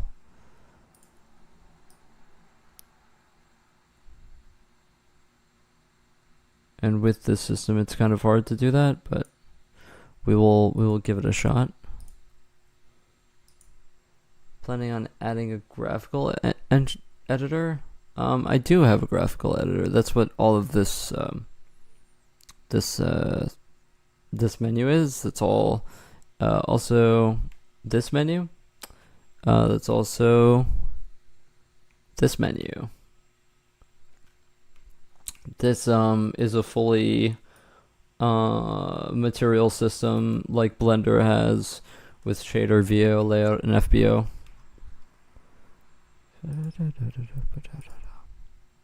Oh gosh, yeah. Yeah, every time I open this up though, it sometimes locks this menu. I have to fix that. Yeah, see, this is the problem with this, is that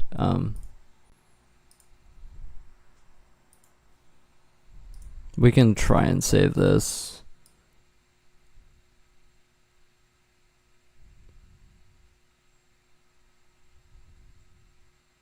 Yeah, we've got to really make this better, but there's bugs with this specifically that I never figured out because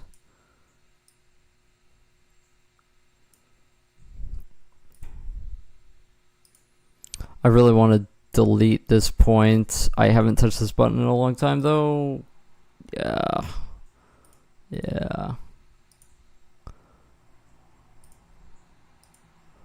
I also need to remake the debug thing that that shows what point you have selected.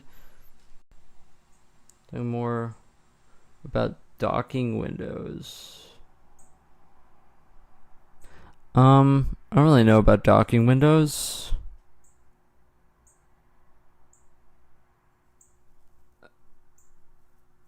I just kind of have I mean, my own kind of editor for the entire rendering pipeline. Don't really see what else you need than that. But then again, I haven't really used Godot, so I don't really know. So I'm gonna make this a drop down. Okay.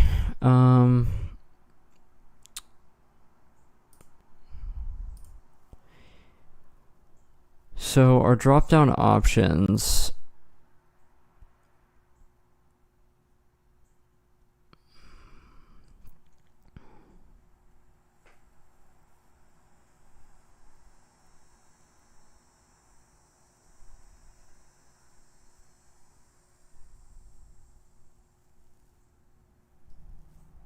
You want these options to be... I forgot how I did this actually. Oh, I did this already. I figured this out already. This is actually populated by a callback that we made. Oh, expand drop down items. It already is here. Is it action data 1 that...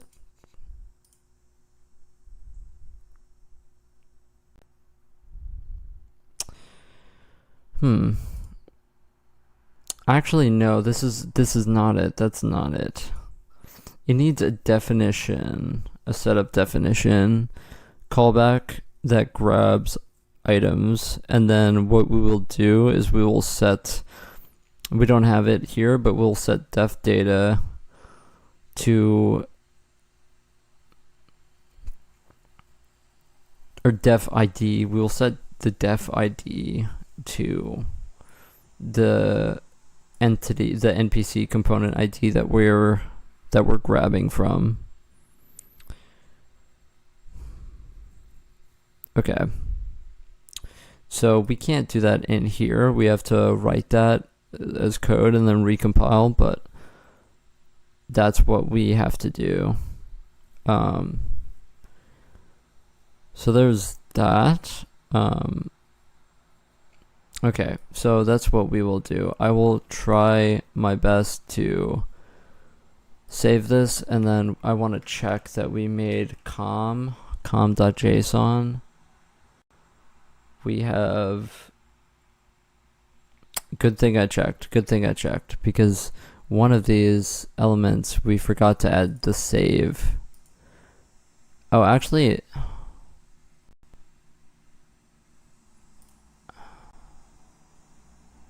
yeah.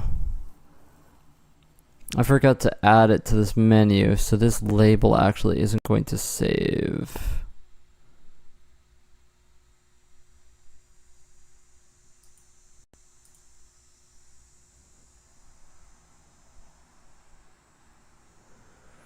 Okay, well, there's nothing that we can do about that. Really? Actually,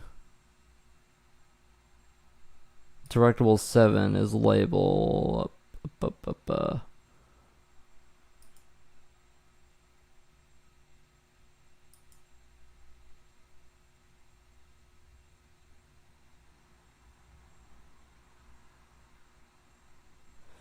Yeah, so for labels we have to do some other data, because this doesn't actually even have the text box ID that corresponds to it. So this is going to have to be changed. Okay.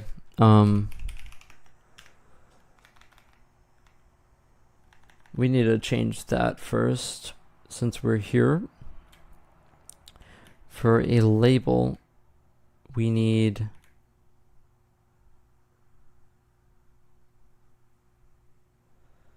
if label box.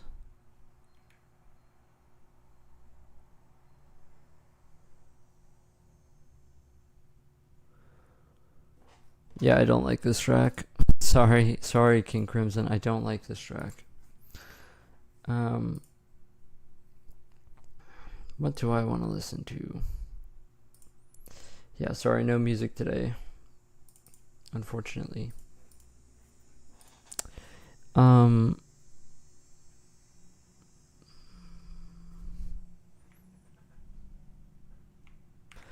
that's interesting. I wonder why.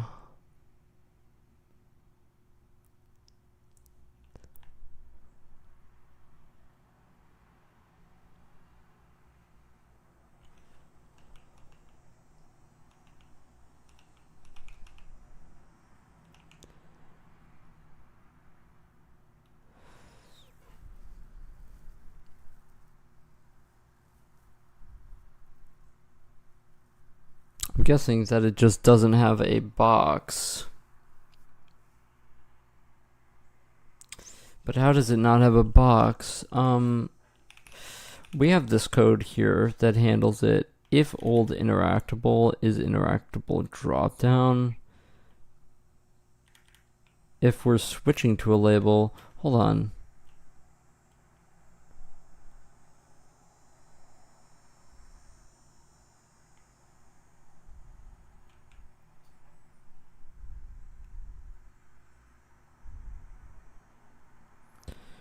We set this.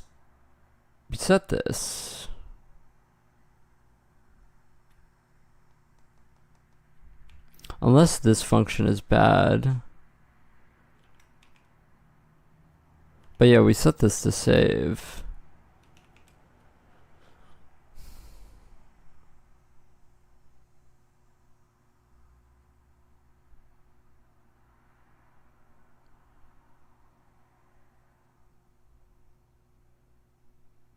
Okay, yeah, this function is bad, but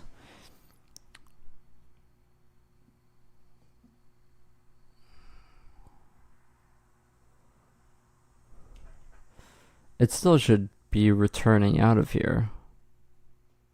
Like, there's no way that text box count is greater than that.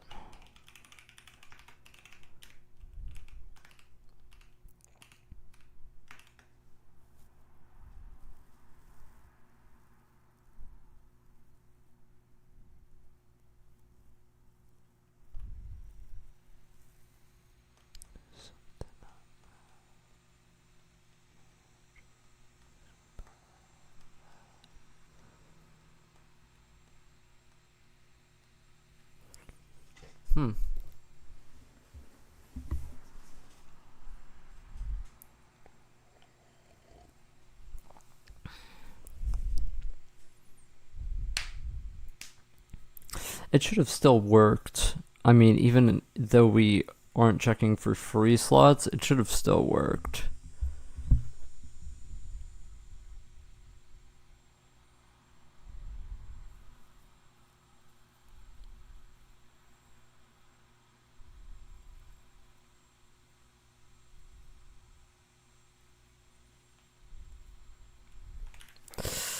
Okay, while we're here though, let's just fix this function.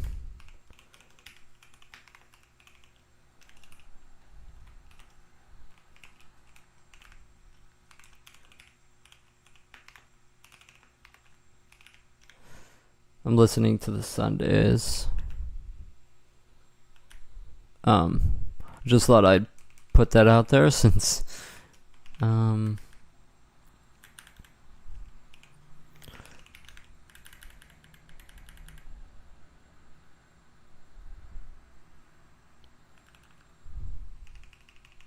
the hope is that, you know, since I can't play it, you know, if anybody was wondering.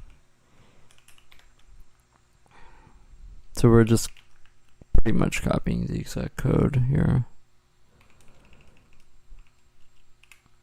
The only case that we return null here is this.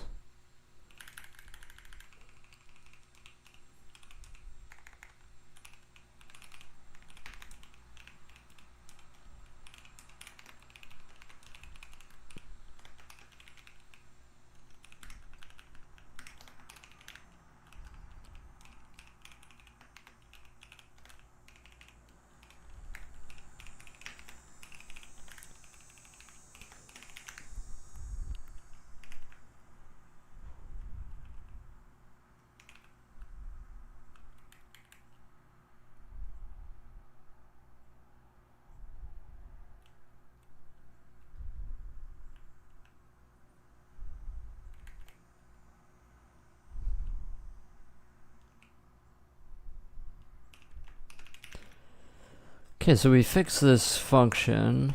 We have a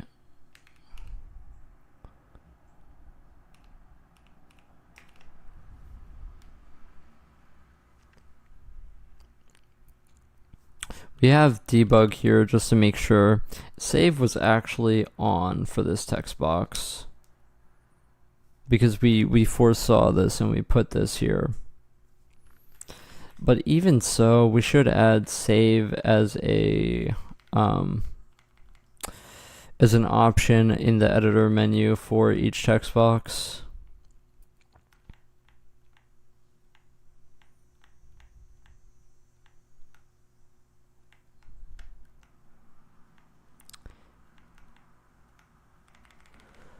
Where is this menu at? Yeah, here. I haven't touched this in a while.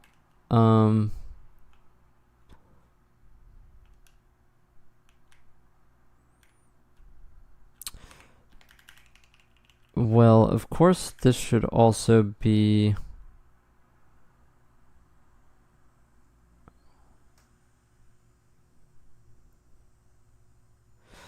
I guess it doesn't matter.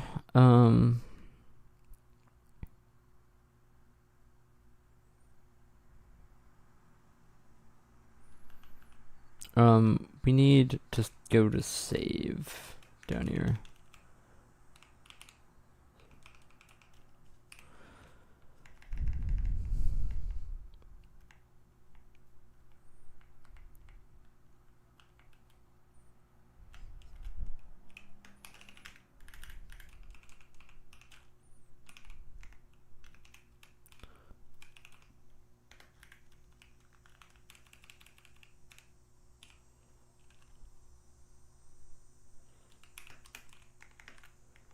Okay, checkbox label.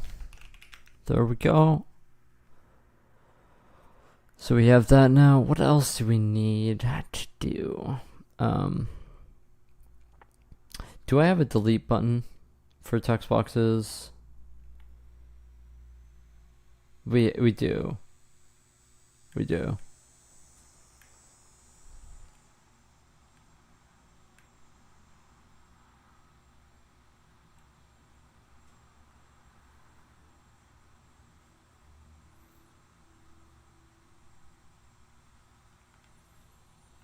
Okay.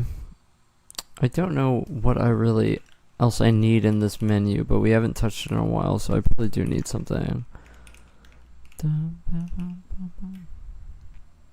Okay.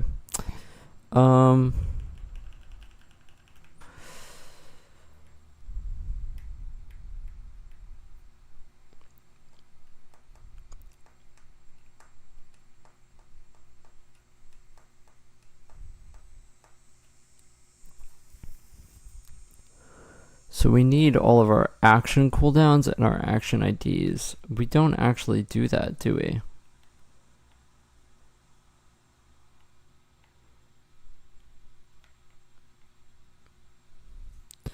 Yeah, to be honest, the whole hover callback, action callbacks for text boxes, we never really touched it because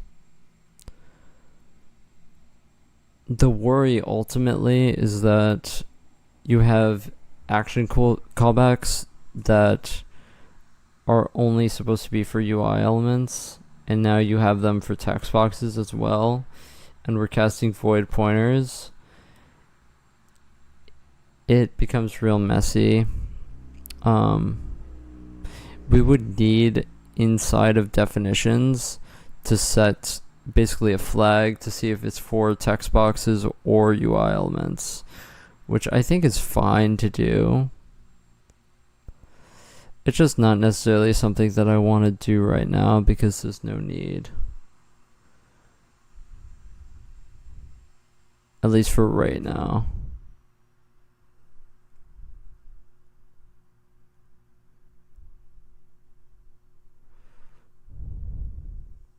But I think the reason we had these on this is because for display callbacks specifically, we had basically formatting strings that happens every frame.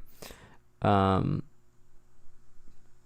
example, just like displaying some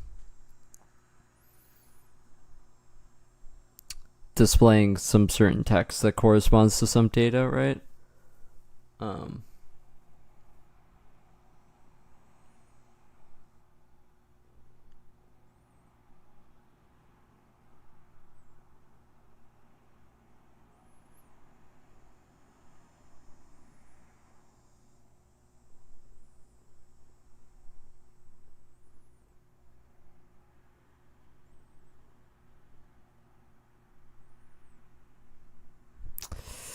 Okay.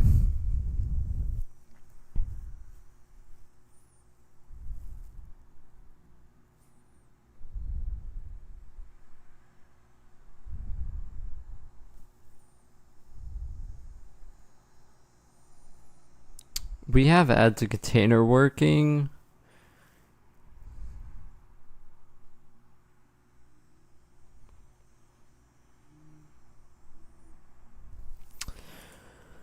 With height start base center.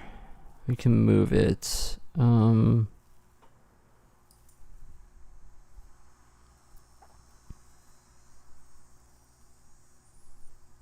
Yeah, I think it's fine.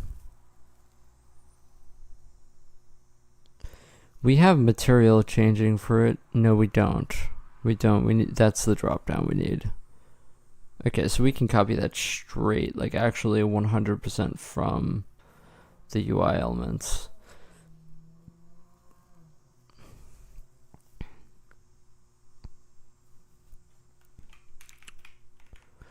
Where is that?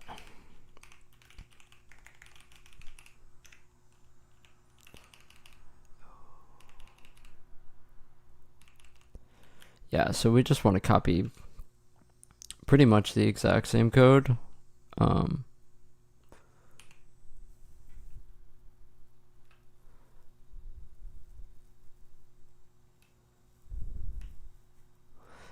Yeah, the good thing about text boxes is that you don't really care about textures or whatever.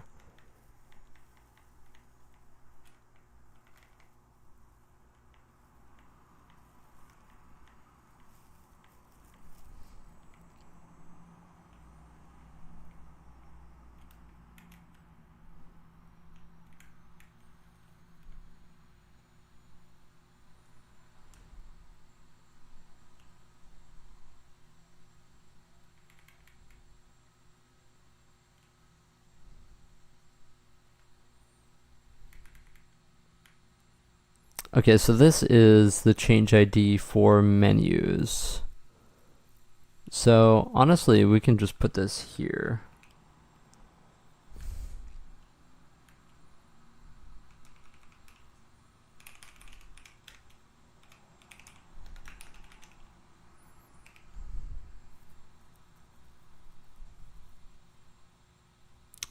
Okay, now we want to copy the menu drop down as well.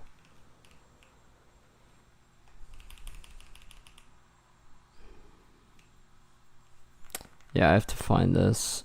Yeah, you also want the menu change as well.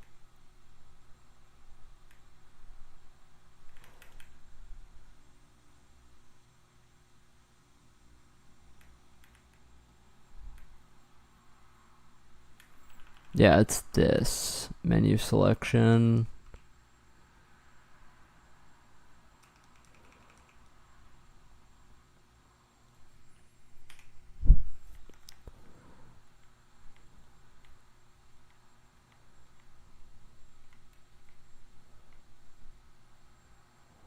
I need this before the menu.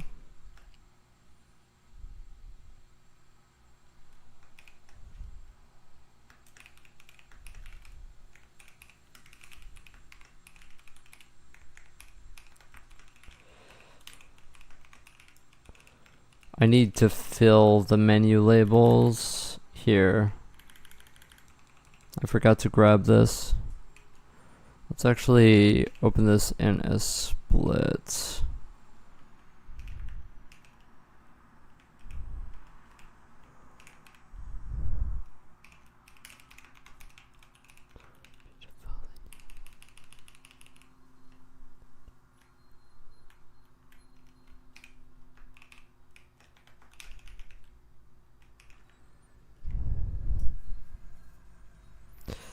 Okay, so we can toggle the thing there, that's fine. We want to be able to click menu change. That's what we want.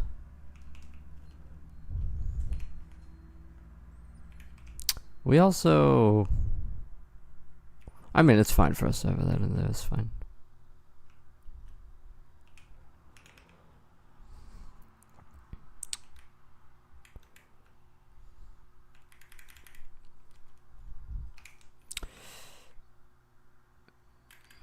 Now you don't really need this.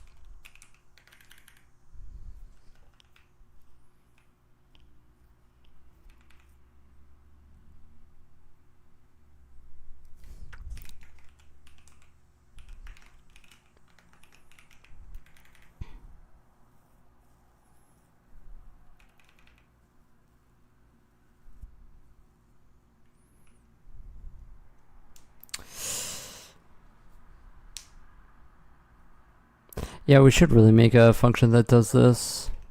That copies the box style. And that's what I will make right now. Void copy box. This is actually going to be copy box data, because what you want to do is you want to also copy the text inside of it for this, while for UI elements you're just copying the style. Oh, interesting. So offset ID.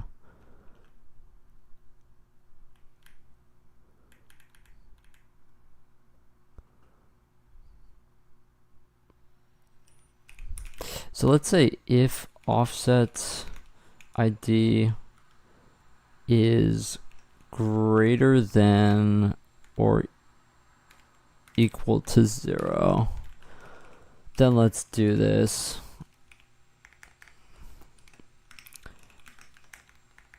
Else we'll just stir copy the ID. What I'm doing here is I have this offset ID that basically adds a dot with a certain number after the ID when I copy a UI element, just so that we can have, just when we spawn multiple UI elements, it just makes sense. So what do we need to do for copying the box data? First of all, it's going to be pretty simple. So I'm pretty sure it's going to be the same thing if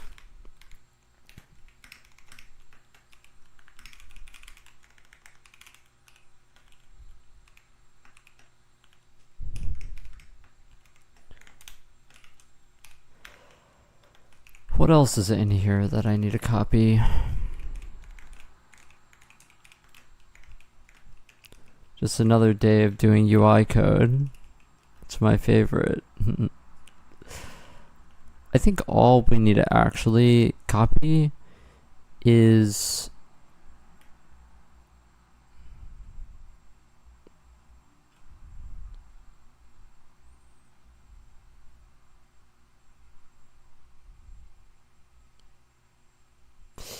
yeah, the thing is we call this on menu change.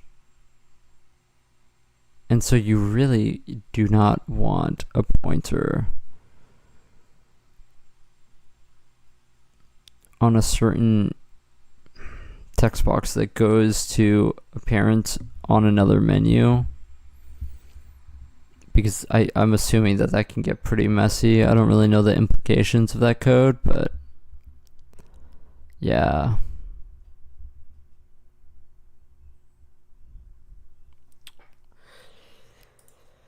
We obviously need all the callback IDs.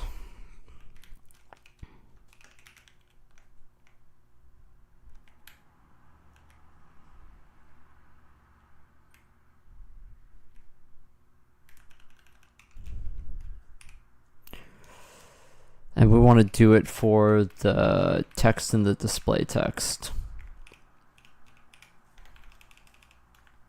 Display text is different because text is what we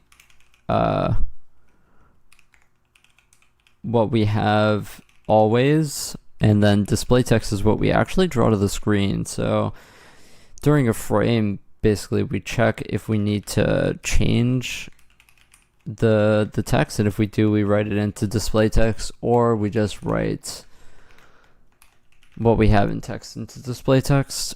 Reason being is I realized that for formatting strings, you need to have a base string, or else you'll just keep stricatting onto itself. So there was just no way for us to do that properly.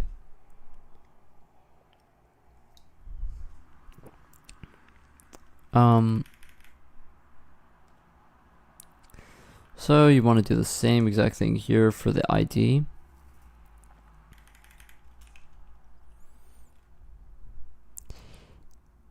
And you want to stir copy the menu ID, yeah. But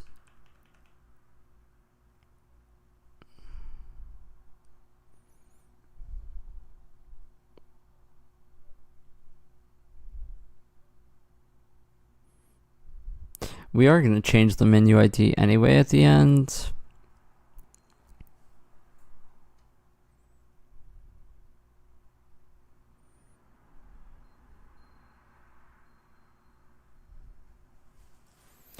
I'm also kind of wondering if you want a text box to exist as a label to a UI element on a different menu. I don't think so. That gets real messy really fast.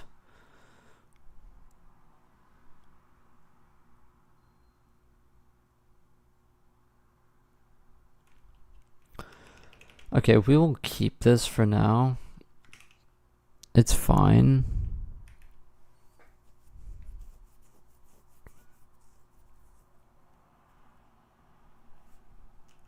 Yeah, I got rid of this, which is good that I got rid of this actually, because we don't really care about making a menu from the text box menu. It's just kind of over engineered. Okay, so when we're gonna copy box style.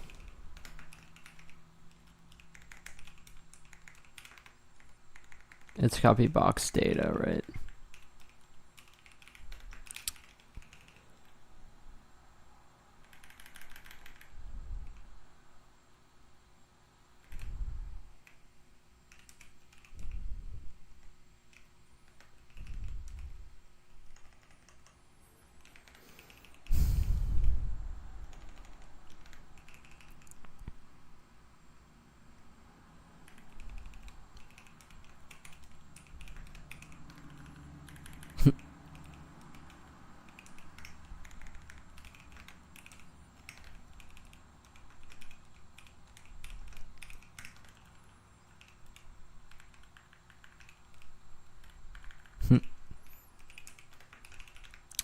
Okay, so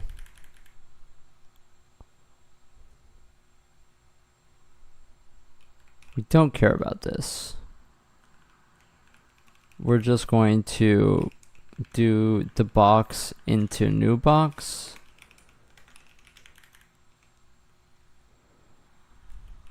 And we will do the menu index after.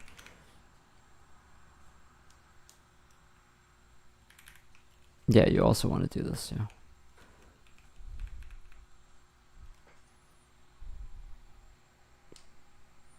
This is old code, yeah. I mean, yeah, this is not what you want.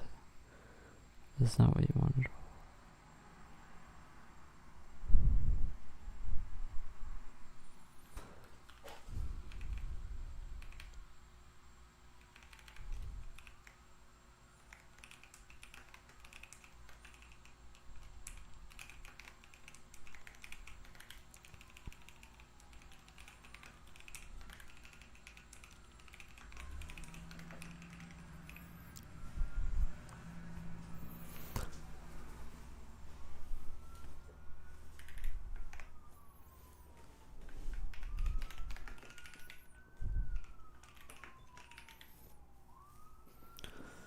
Okay.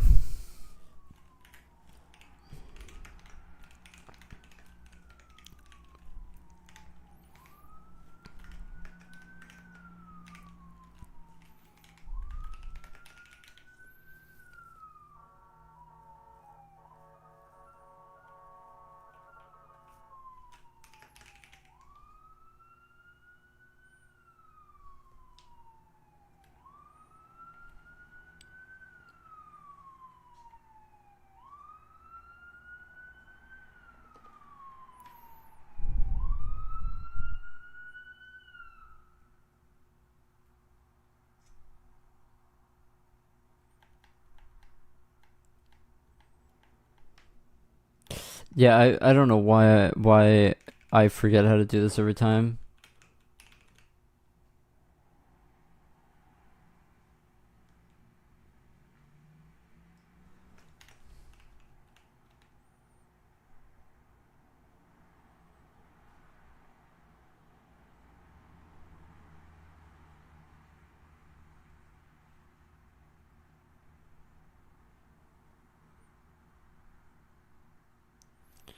Yeah, I don't know. I don't remember. I think you have to do Sterlen, whatever. I don't really care.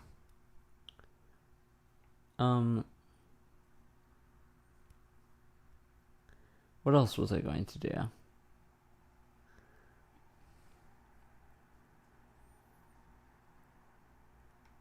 We have the save button. Right, I wanted to make the callback for the definition.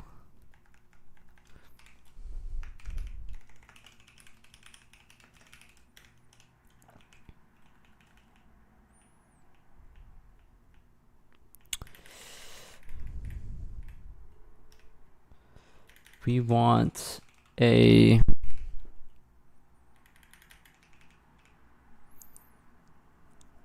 thing for a drop down here.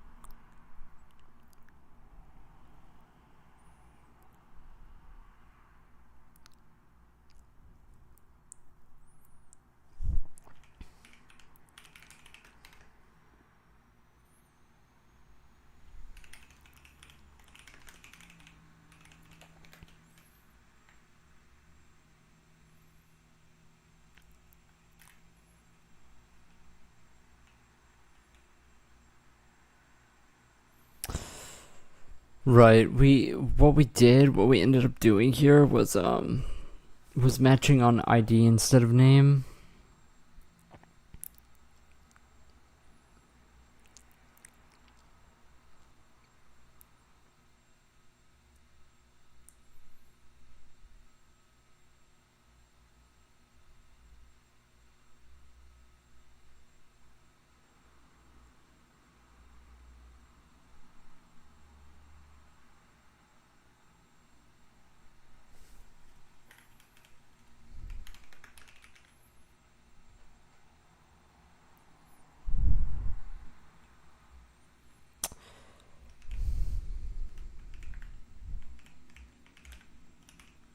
Okay.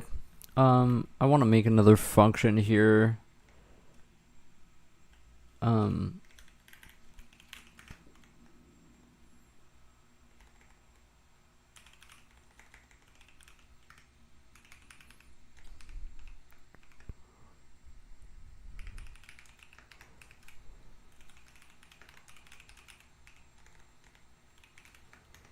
So we're going to set up attack move set drop down.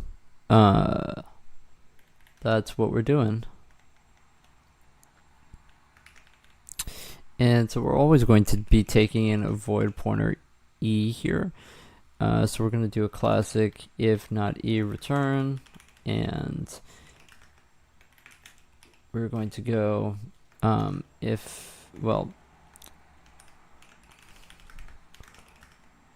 we're going to cast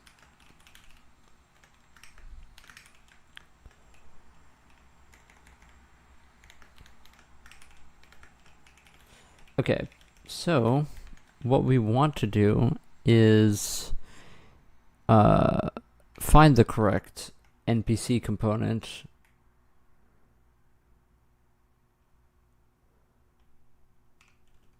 for this. Should really just put that in a function, but I don't care.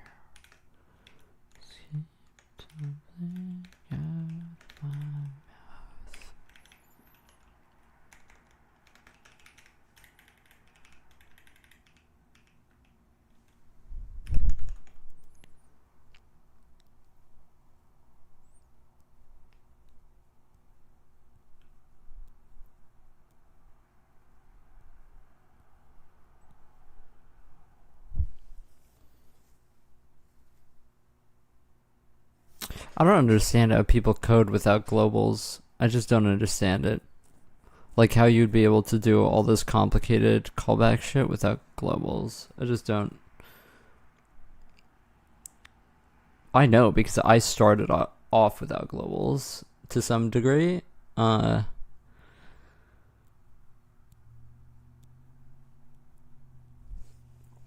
Anyway.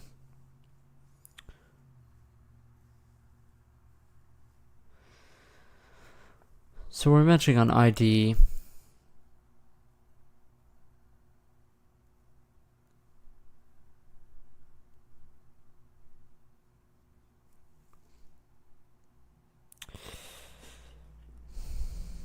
So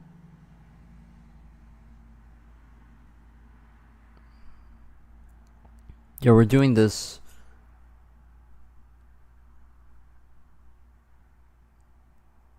when we set up the dropdown itself. So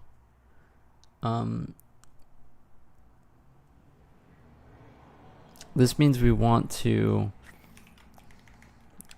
first of all get the dropdown.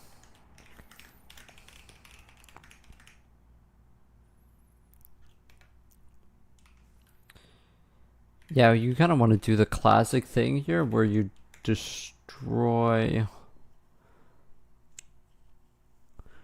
where you make sure that you don't have anything in the dropdown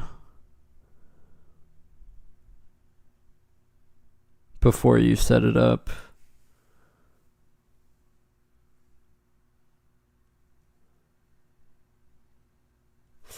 So actually, yeah, so let's do this. So let's do this. So dropdown equals L as that dropdown.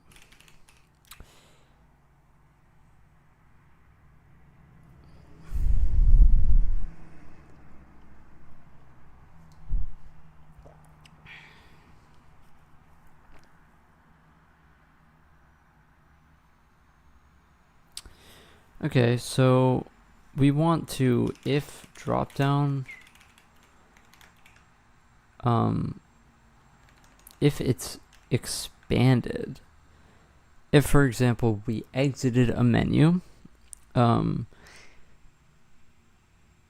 it was expanded, then we need to dropdown, we need to expand dropdown. Expand dropdown is a function that it takes in a void pointer data, which is just a UI element, which will be L. It's a function that also de-expands the dropdown. We want to make sure that dropdown expanded equals false. Then we will expand dropdown basically destroys all of the UI elements that were spawned from the dropdown, which is important. What we need to do now is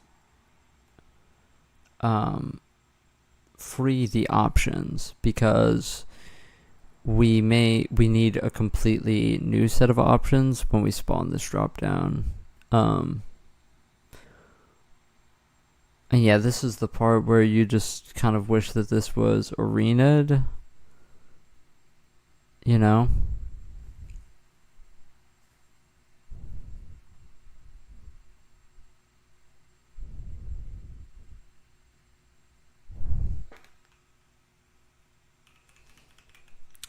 How do we destroy it?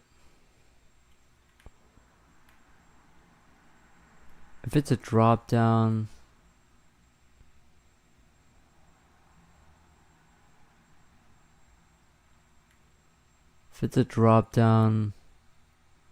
we do free all of the options.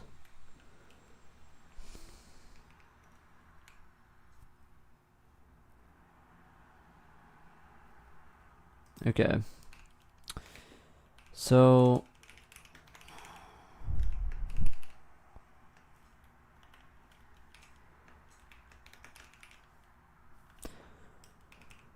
okay.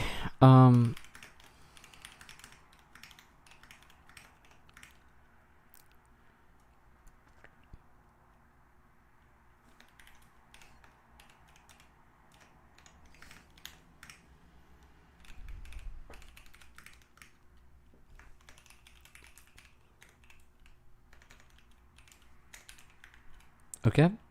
So we're getting the component. We want to make a new part of the component, which is going to be the moves.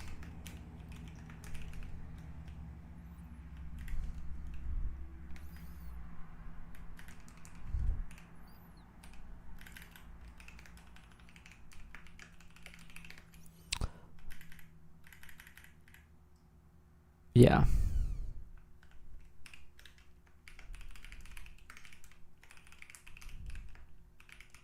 Right now, let's just do this. Fine.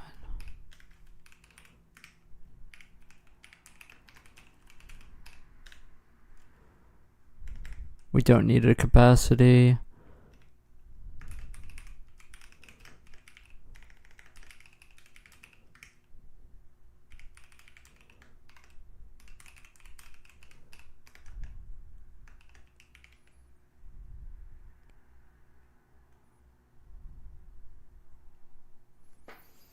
I kind of forget how this selection callback works.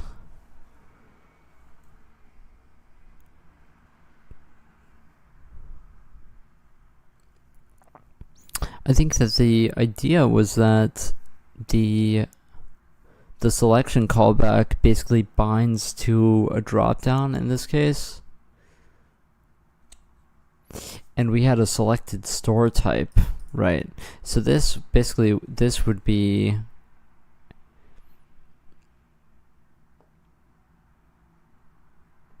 maybe an enum kind of thing where this is how we cast this, and then this is what we have currently selected.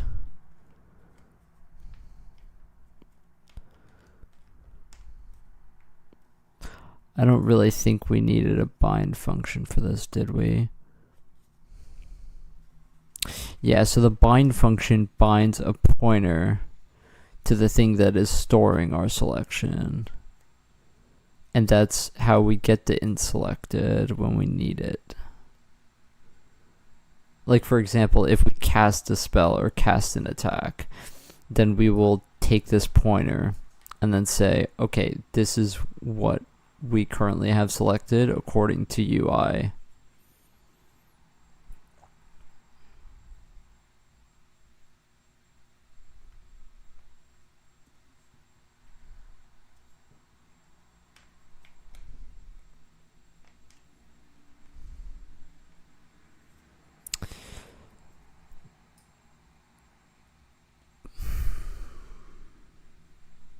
I wonder if we really want to overcomplicate this with this, or if we just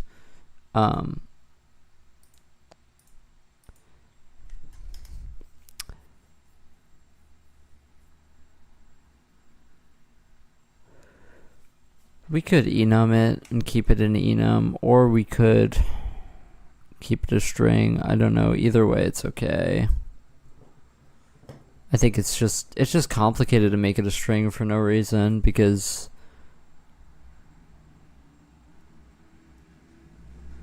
because every time you dereference this pointer, it's a string. Absolutely not. No, this needs to be a union.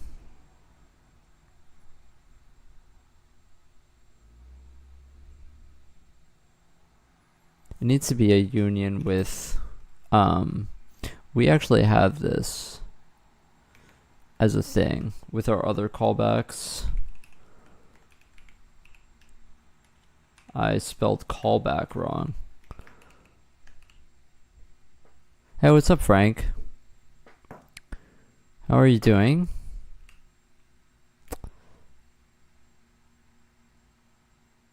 It's UI value. Whoa.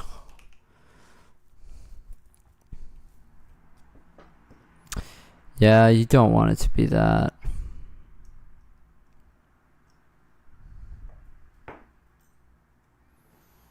You don't want it to be that.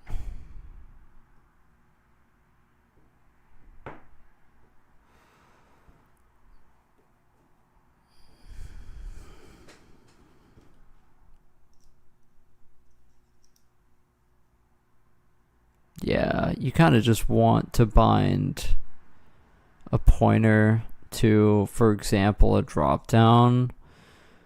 But yeah, you want kind of a thing like this though. You just want a different enum.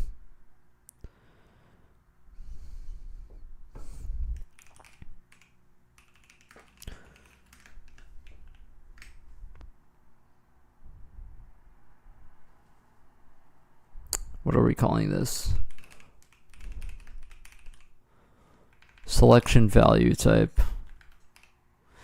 This is going to be an enum just literally to cast our pointers for this. Hey, what's up, Sleepy? What am I working on? I'm working on... So basically I'm connecting the NPC components, which basically are the components that hold like data, like whatever the NPC has in its inventory and its attack moveset and things like that, and I'm attaching it to the UI. So drop downs,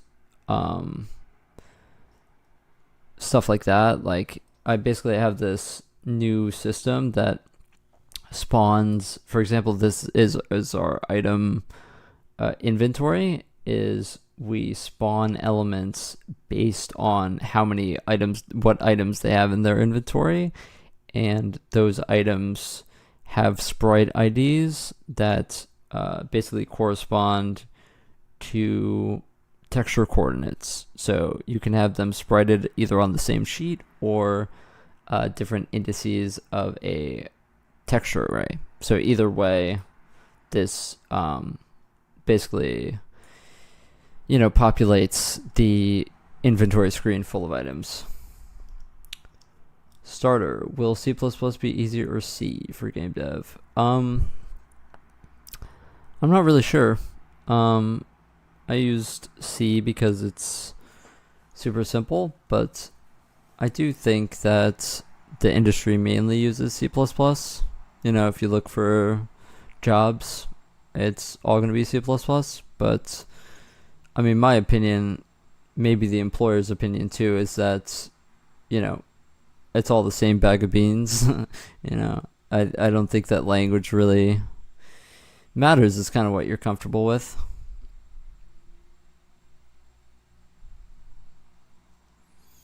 I don't think C++, well, my argument is that I think it's much easier to be a good C programmer than it is to be a good C++ programmer. There's just too much shit in the language, to master it. Takes a long time. Long time to master C++.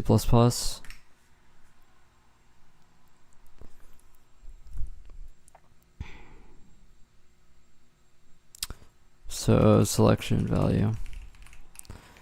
And this is going to be the same structure, obviously. It's what this basically is a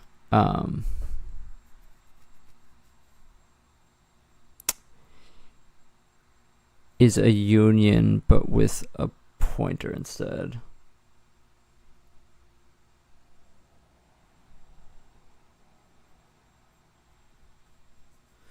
For a random number generator, you can kind of do that in any language pretty simply.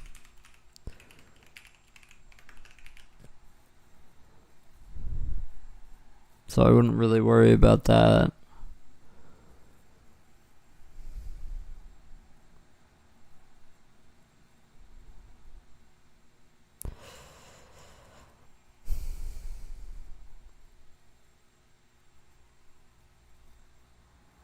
Yeah, I mean, why don't I just make this a tagged union? Like, what's even the point of having a void pointer here?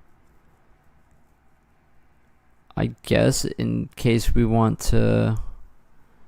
Oh, right, because we're passing that to functions. Right. Yeah. It's really good to keep it a void pointer because just it gives you extra flexibility there. Okay.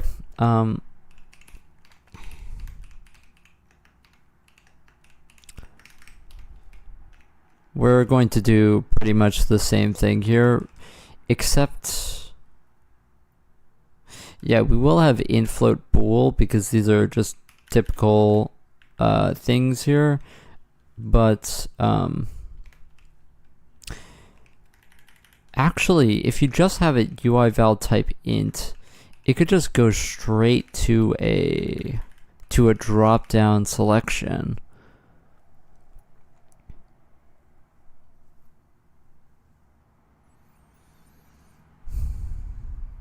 But then you're kind of scared of dereferencing that if we have destroyed that dropdown for whatever reason.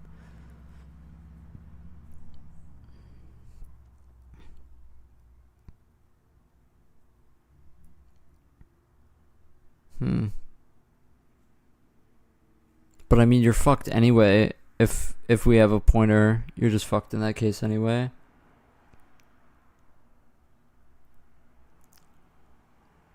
Yeah, I mean, you can definitely do random number generators pretty simply in any language.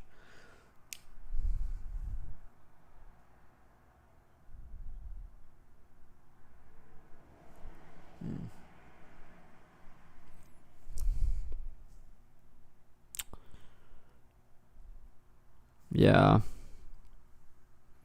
Basically, what this is this is a system that when we're looking, hey, what are we selecting? Basically, when you press, I'm going to use this attack, you need to know what attack we're using, and to be fully, extendable, we have to extend this to pointers to any type of place that it could come from. And so if we say, okay, so we have a pointer to some int that we're grabbing, we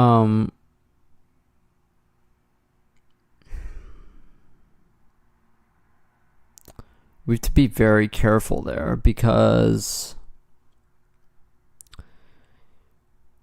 I'm trying to think of all the cases in which we might destroy a dropdown and then that pointer is going to garbage. I think that there's a pretty decent chance of that.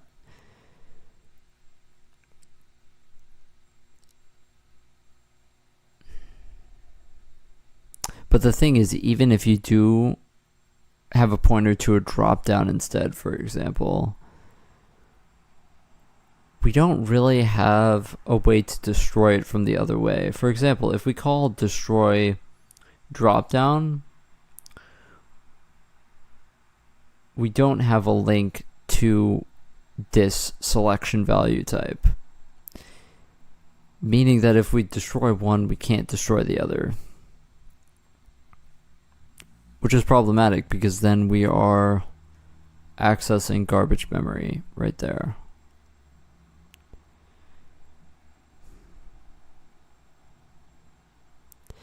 So this is pretty tangled. I think you do want a pointer to some int, but we need a plan if that int gets destroyed. For example, if we somehow destroy this dropdown,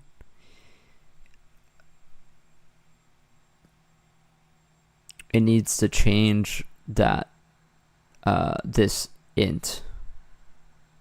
It needs to, turn this to cell val type none and just get rid of it, the pointer.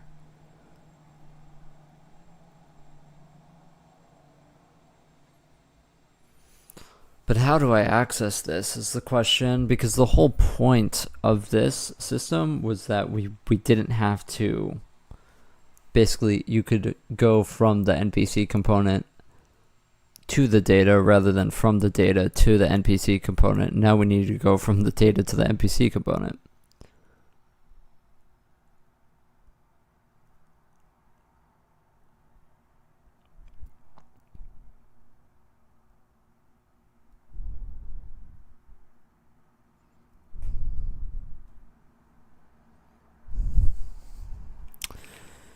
So we do have space on the dropdown itself in this specific case for a dropdown. We do have space for a pointer to an NPC component.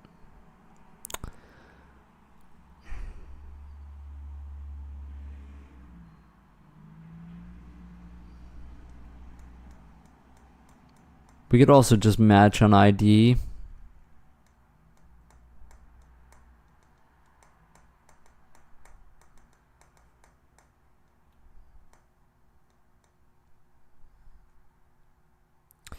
Yeah, I wonder if the only way you do this is by making a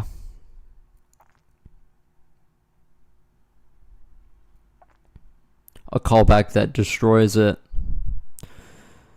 But I think doing a separate callback function for destruction is just so overkill. But I think you literally do need it. And then anytime we destroy a UI element or a text box, we call the destroy function for it. And then what that will do is that it will search for the NPC component that was tied to it.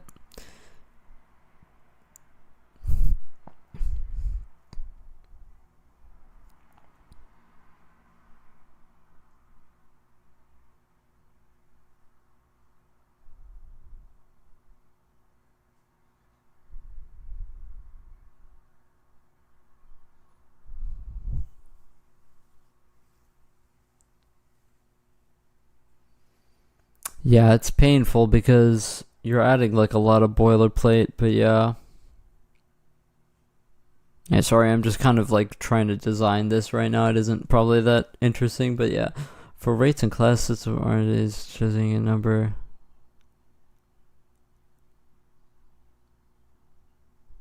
Yeah, I mean, you can do that in any language. It's not really a language issue. There are many different ways of generating truly random numbers. You know, there's also ways to generate not random numbers, if that's your thing. You can seed your RNG the same every time. So for example, if you want to have a seed for a game, you can seed your RNG to be the exact same every time. Which might be actually important for a game to have, you know? I wonder if like Risk of Rain has seeds. But yeah, anyway.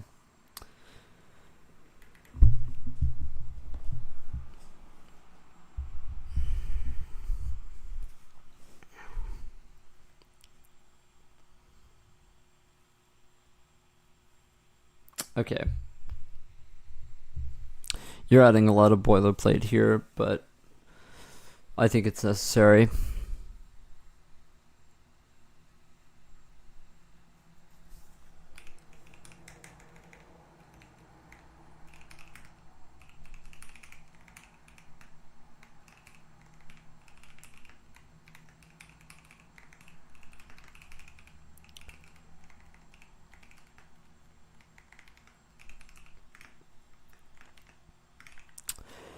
Technically, you could roll this into the same thing and then just have a flag that says, are we destroying or are we setting up? Does seem kind of flimsy though. I'm not really sure about that.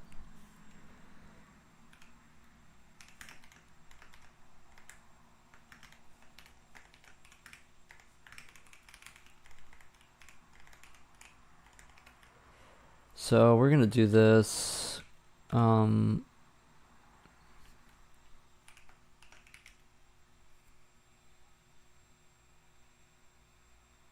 This isn't going to destroy the element. This is only going to destroy the possible data that was attached to this element.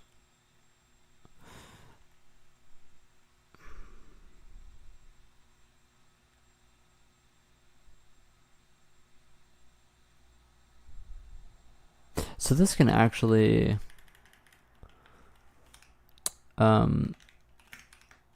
we can iterate through our attack counts here, and then after this we can literally just edit the component directly.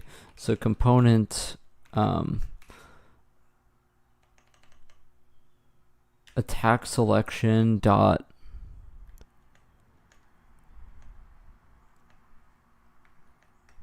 yeah, this is we were going to change this, but we forgot. So yeah, cell val type int is fine.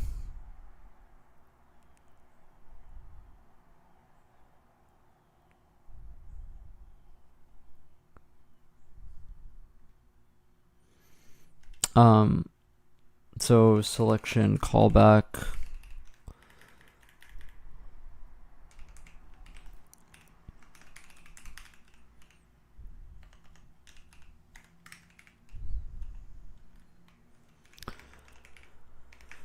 So this is going to be value dot pointer is going to equal the drop down selected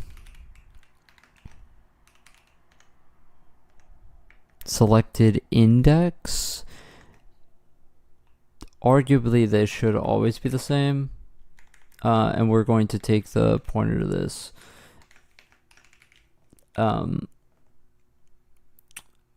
And we also want to change the enum.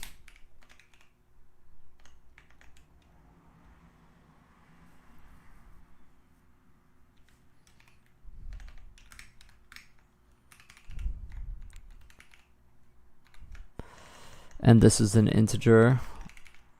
And so basically this works like a tagged union, but with a bit more steps in it.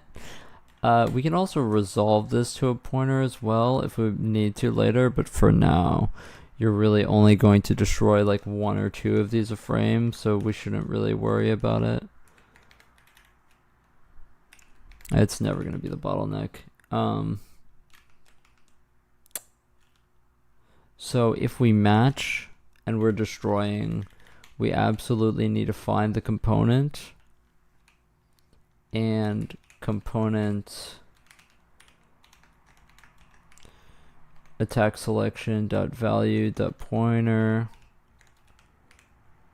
equals null, and we also set the enum to 0.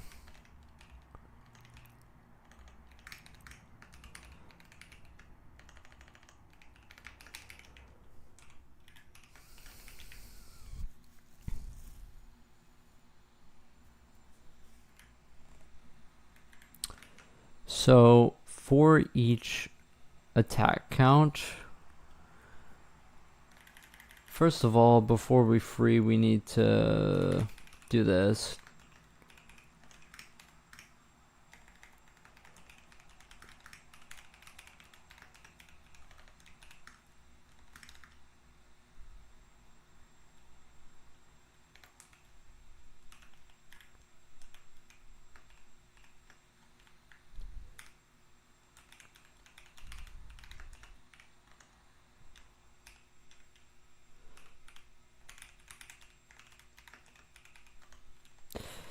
So what I'm doing here is I'm basically writing into the options for a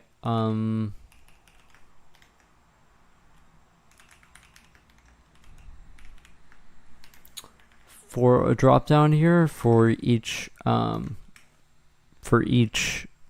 attack that an NPC component has.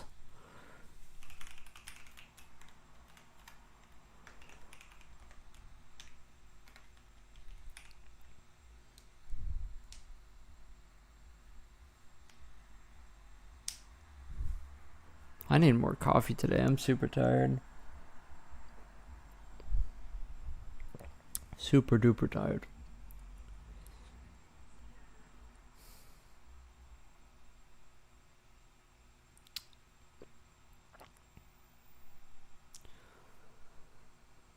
So we want to, let's printf, no, we're just going to dupe the drop down options I.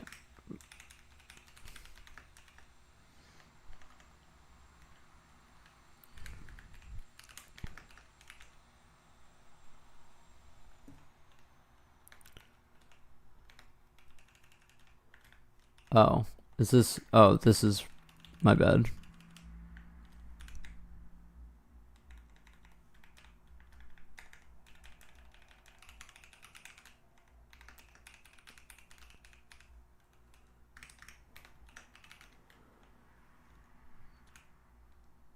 Okay.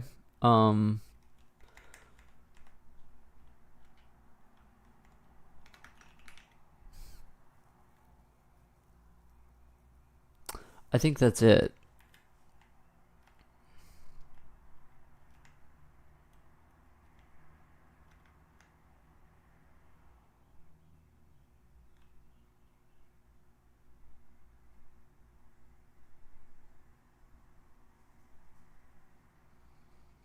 Okay, so now for our definition callback,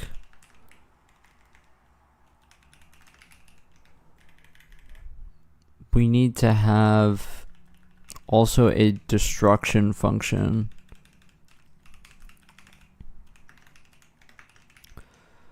Okay, and now we need to go to where our definition callbacks are, and I'm just going to set destroy function to null for this one, and then for this it's going to be set up attack move set drop down, and then this destroy function is going to equal null.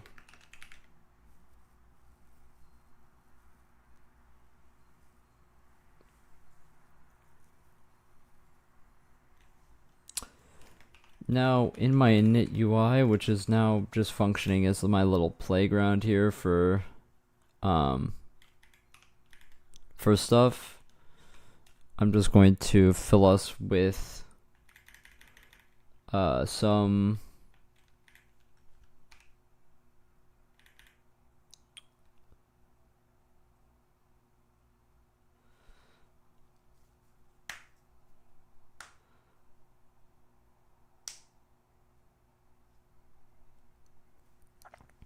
okay, you definitely don't want to be matching on ID actually.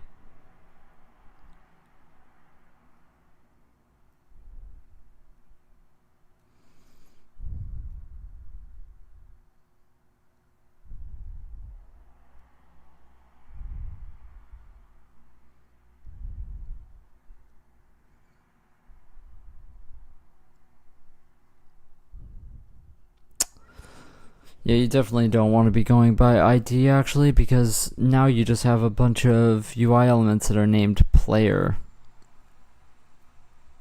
You want like player attacks or whatever.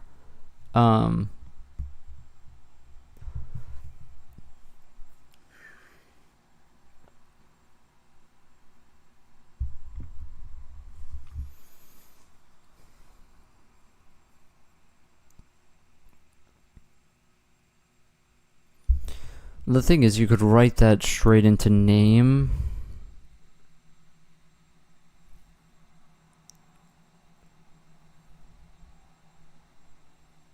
But the thing is that you want the definition callback to set up the items and set up the other stuff to be generic for any NPC component, and you want it tied to the UI element itself.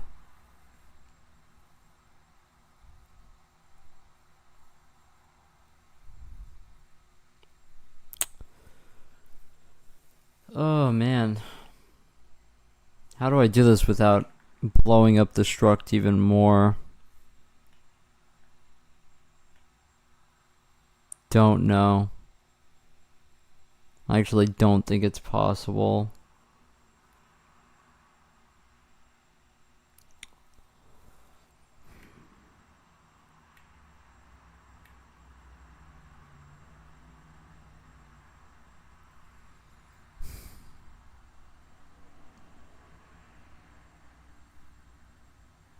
Definitely don't want it tied to ID though.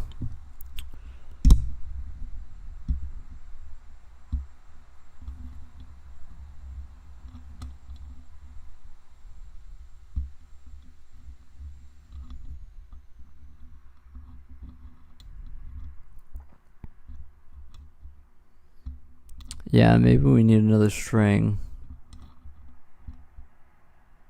Sorry, I'm playing with the mic.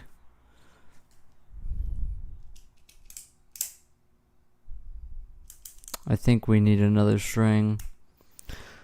Okay.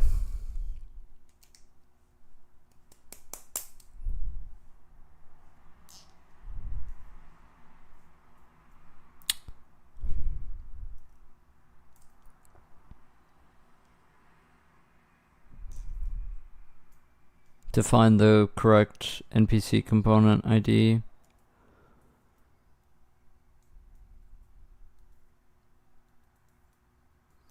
Okay, so let's just make a string here called component ID. Yo, what's up, parents? It's good. It's I'm working on implementing some UI stuff and trying not to destroy everything. So we're going to need this for a text box as well. And this is something that we can just set to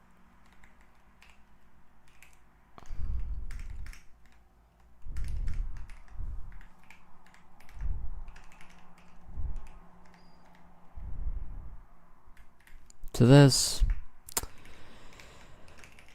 We are, of course, going to need the most annoying. So this is fine, right, to do this. It's just now I have to add it to the UI editor, and we have to add it to the other UI editor, and we have to, yeah, it's just, we have to add it to the JSON parser. Yeah, it's like every time I add something here, it's just very painful.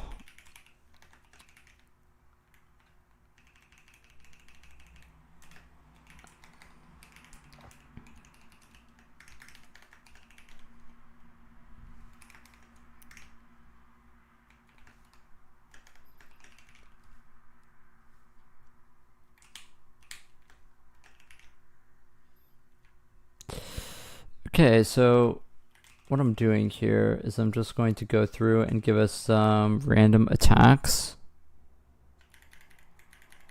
on the player NPC component, just to play around with, because we don't really have a way of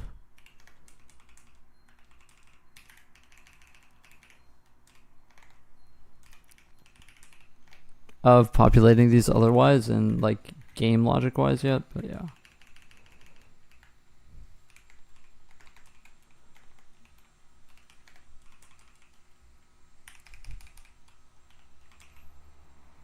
Okay, so these are hopefully going to populate our dropdown.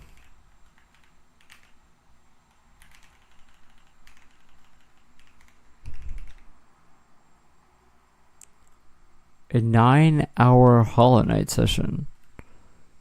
Really? How did you finish it? That's wild. Let's make sure that we are loading in combat.json as well.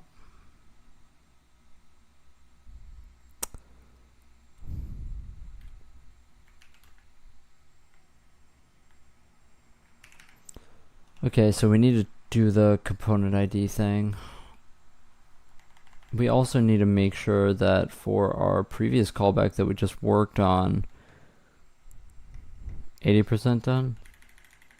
Wow, so long DLC. Is it a DLC or is it a standalone? I don't know. So we need to make sure that we are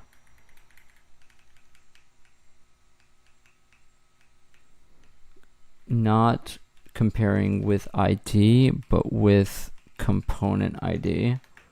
Okay. Same thing here. We need to be going by component ID.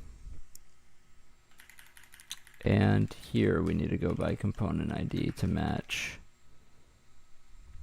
Okay. Now in CJSON, we need to go down here, and with our other strings, we have to add string to object. For this one, since we won't have an ID for all of them, we want to go if our strlen is greater than 0, if string length of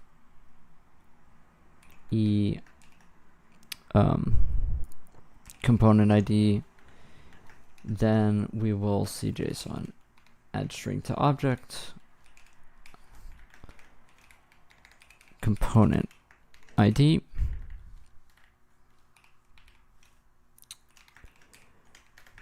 Okay, and we want to follow the same pattern on the other side.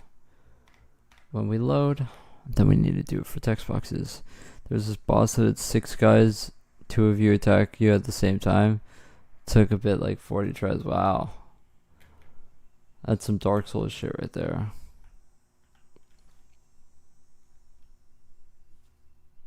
Actually, we're just going to follow this pattern.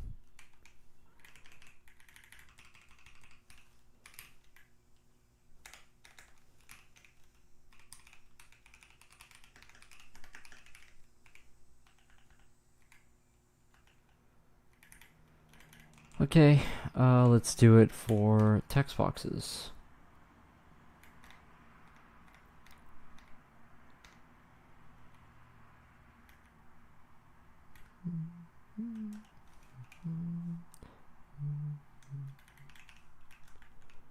No music today, unfortunately. I'm listening to the Sundays, though. Probably not going to be listening to the Sundays for much longer, though.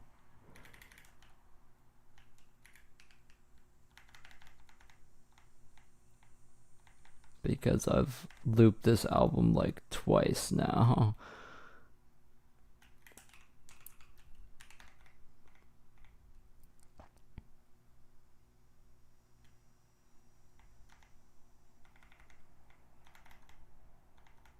Where is it? Here it is.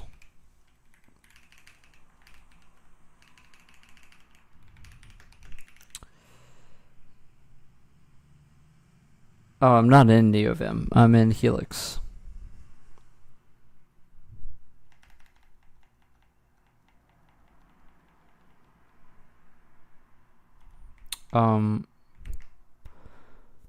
Okay, dokie. So that's set up. We need... Honestly, it's going to be a pain to make this menu element, but yeah. So inside of here, where we change the ID, we need to make another buffer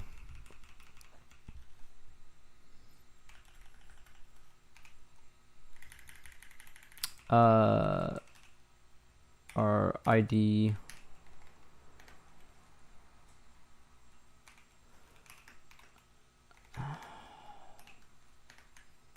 actually this is just going to be all the same.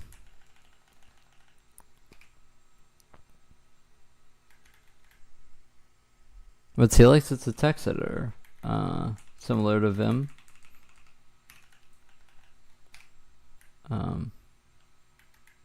It's pretty cool.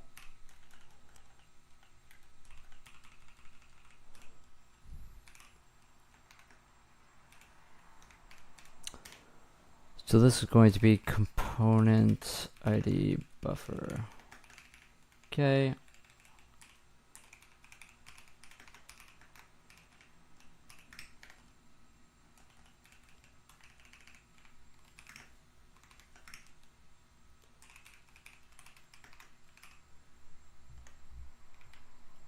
This is OR.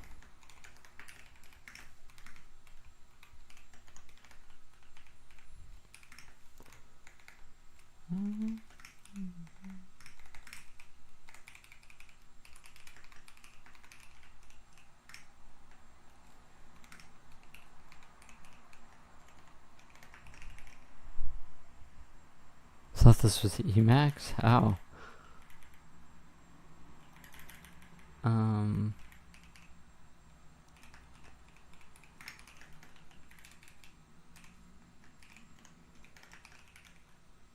Okay.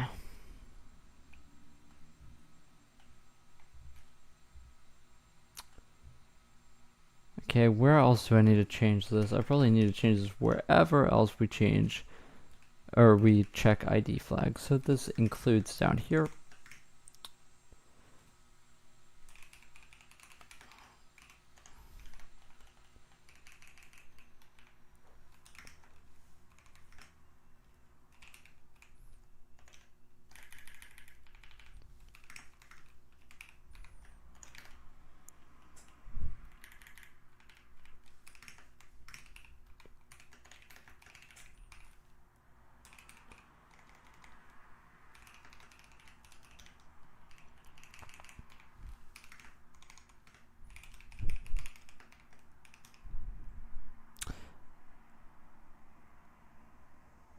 Can you explain its things that make it special, or just use it out of personal taste? I have a video on my channel about Helix actually. But yeah, I mean, there are a lot of things I like about it. There's some things that I don't like about it. To be honest, I just really don't like the plugin ecosystem of Vim. I think it's pretty bad. So I just use Helix.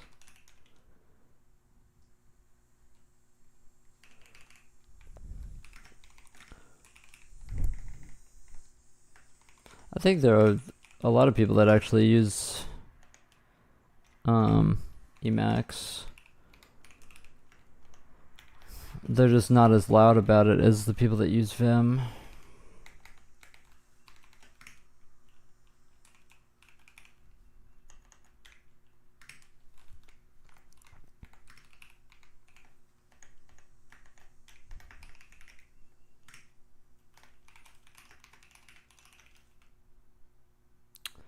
Okay.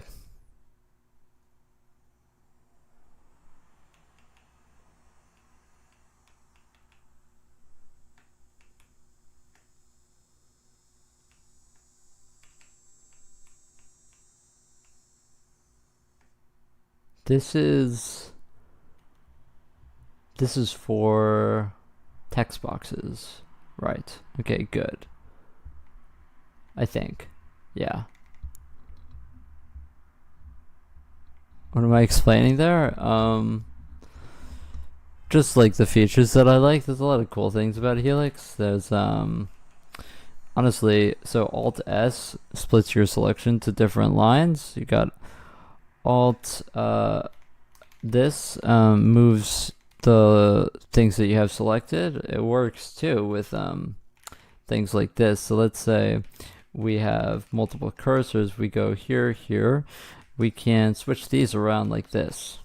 Something that I don't use very often, but there's a lot of things like that about Helix that make it a lot different from other text editors. So yeah. It's got built-in also, for example, if I want to go to a header file here and we want to justify some things, we can do this too.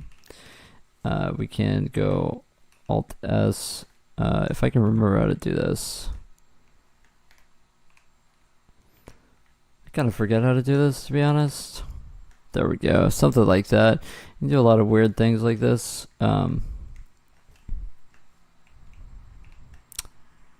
It's just kind of cool. I don't know.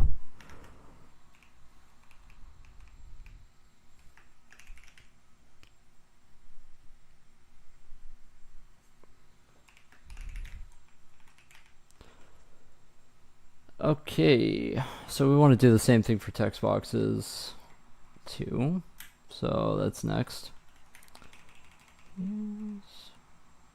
And the story.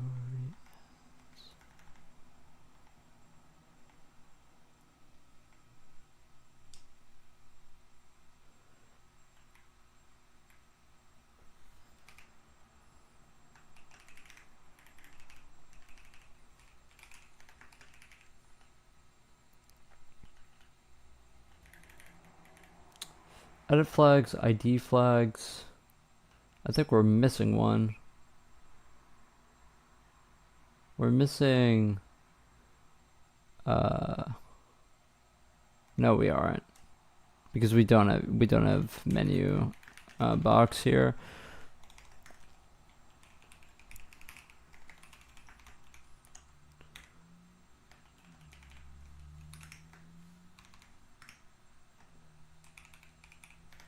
Almost forgot this.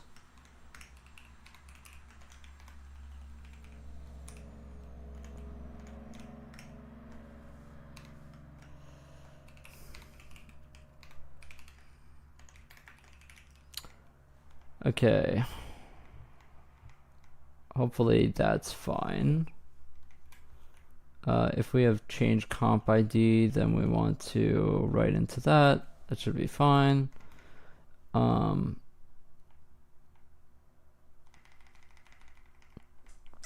Other thing we want to do is we want to go... I saw that our menu thing didn't actually lock our keyboard.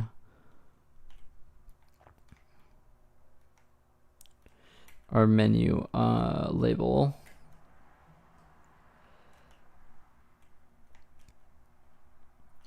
This menu flags.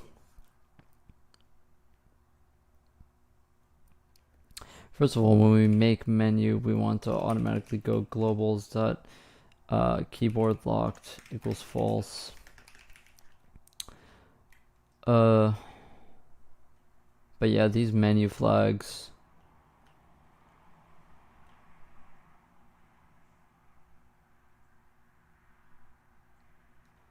We check them down there, but we don't check them.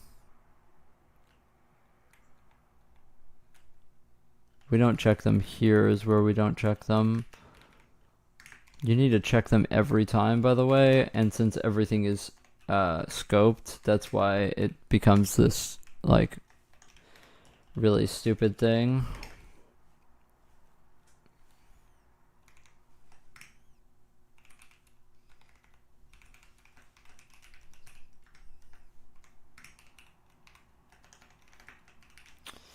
Okay, so this should be in every single one. Menu flag should be in every single one. And so since we just did ID flags, I'll go here and we will check for menu flags in every single comparison that we do. Since it's all in scope, all looks fine. I think it was just that one.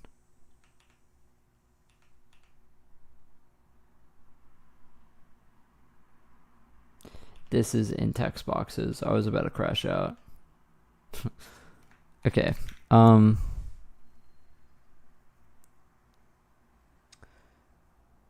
How can I remember everything in the code? I struggle at it for sure. I think that, to be honest, like the 6K lines thing, like this is, for example, this goes to the bottom of the file. This is just the UI, the edit UI, right? To edit the UI. So this is all that.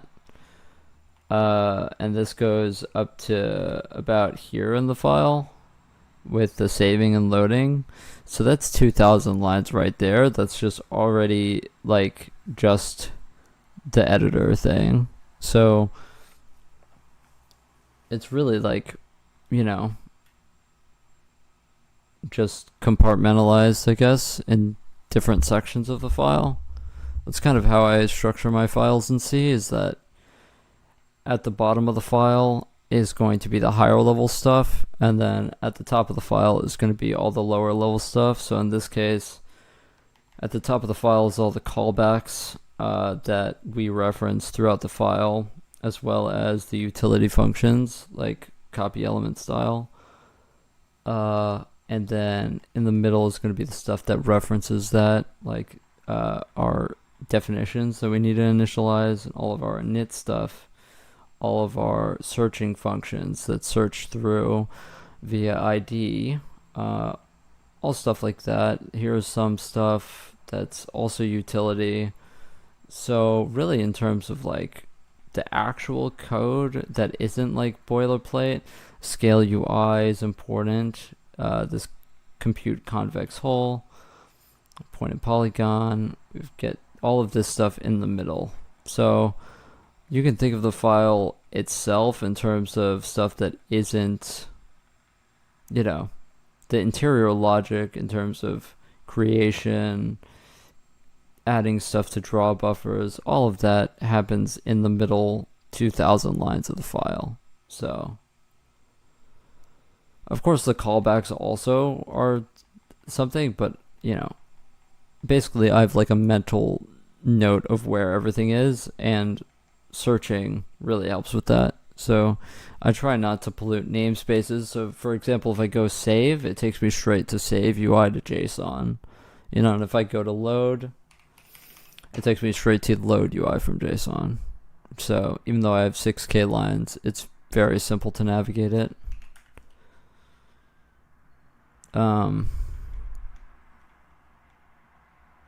I just think separating things into files makes everything super annoying to navigate. I just takes too long. I press / and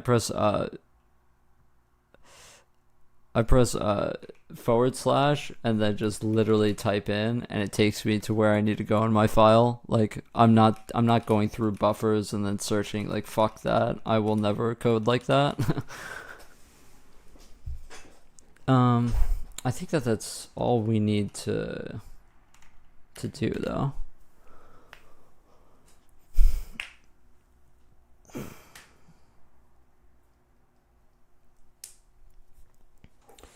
We also have to set time aside to go through all these warnings that I have. It's string warnings about overflows and strings.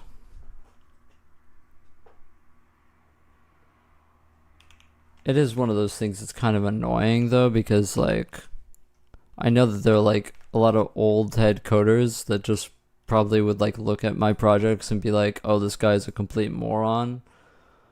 Stuff like that really annoys me. Oh yeah, the reason why this isn't working is because this is... Oh, I didn't make a thing that displays the current component ID, but it should be fine. So we want this to actually be... The component ID is player. And now when we toggle, this works. However, our IDs are not correct. Also, our slider is still not working.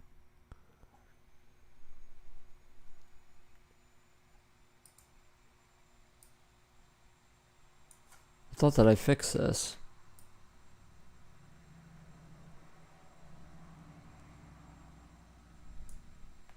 Huh.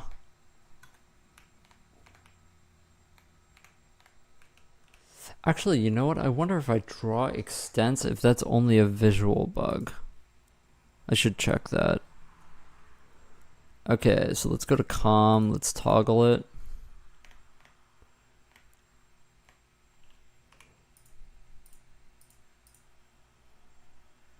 Okay, so that's a drop down. As I noticed, our label didn't save for, it said combat up here.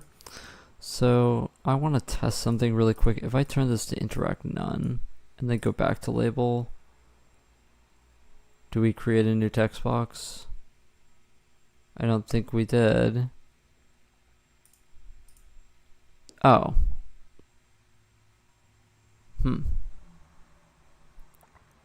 Interesting.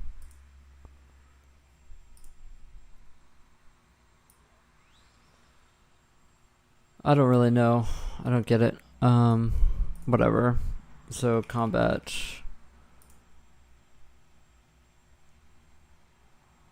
If we change text, it doesn't update. It doesn't do the draw buffer. So if I go back, align top right, all this works, right? Align top right, align to center left. Oh, interesting. Interesting.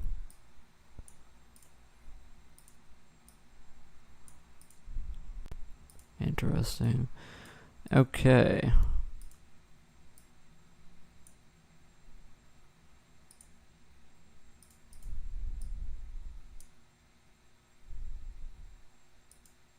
Wonder why the last one isn't on there. Okay, so our center is wrong. W scroll bar, thanks. Okay, so this is the drop down that we were trying to get. Also, the material for this. Oh, the material is for the drop down itself. Okay, so we have to do this as well. We have to fix that. Make sure that that doesn't go to 0. The material selection, by the way, this is what the text uses, so this should be text. We're gonna go align top center and see if this works. Text size should not be 0. This stuff all gets set to 0, which is not what it should be set to default.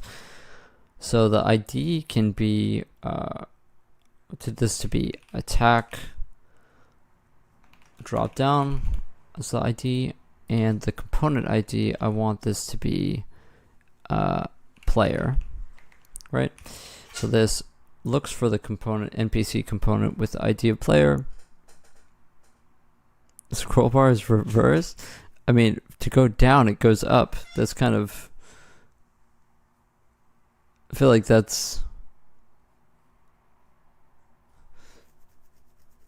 I don't know, it makes sense to me. That's kind of how like scroll bars work on websites and stuff.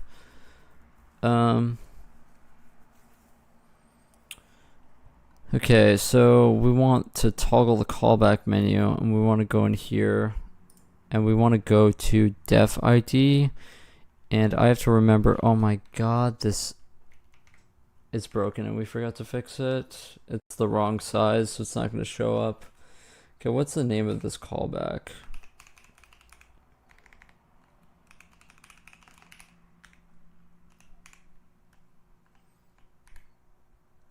It's attack moveset dropdown.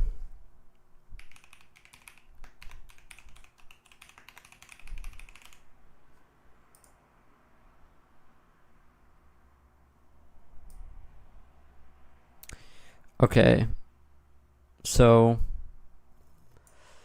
let's pray here. So menu toggle for or combat, menu toggle, nothing.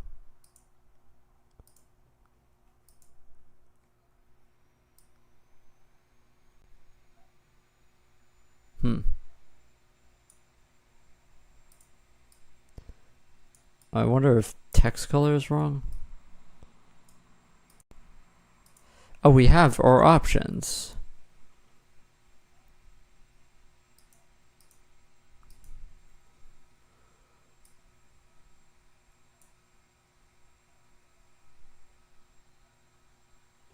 We have our options, we just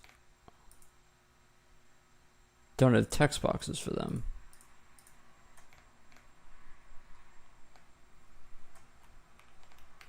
I think you saw it wrong. I did. It's. I think it's correct. Let me check again. Oh shit! It is reversed. Oh, it is reversed. Oh my god, that's awful. I guess I saw it wrong.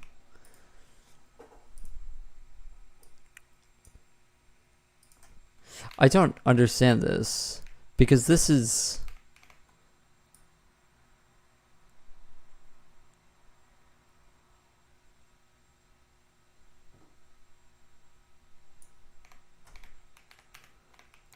I'm gonna lose it. I'm gonna lose my mind. I'm gonna lose my mind. I'm going to lose my mind. What? Dude. This is one of these bugs that where it happens and then you're just like, fuck, I don't want to work on this today. Like, I would rather this not happen. It's like, I don't know how to fix it. Fuck you, fuck you. It's very complicated how I save my sliders.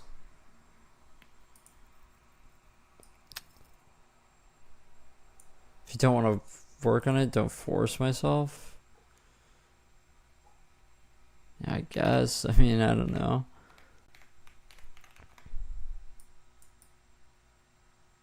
Yeah, see, now this works, but if we save it and do it again, I'm telling you, it's going to be reversed. Like,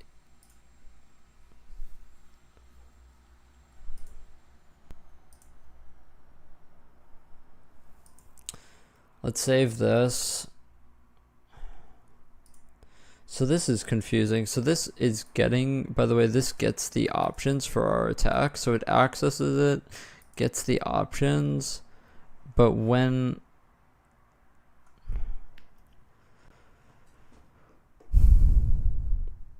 we click it, it doesn't spawn text boxes.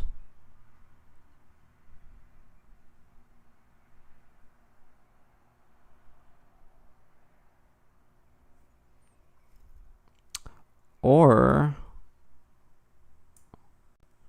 the text boxes that we spawn, maybe they don't.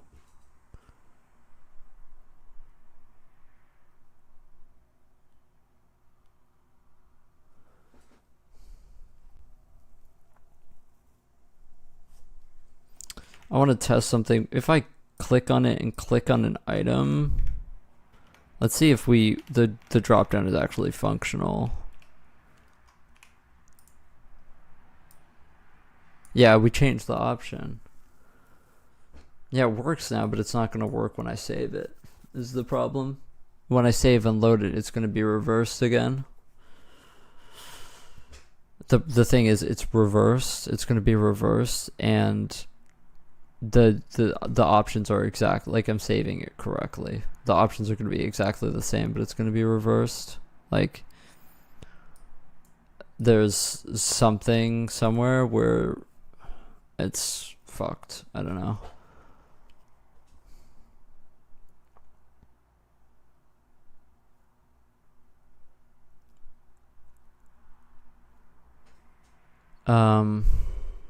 Yeah, I don't know why this isn't working.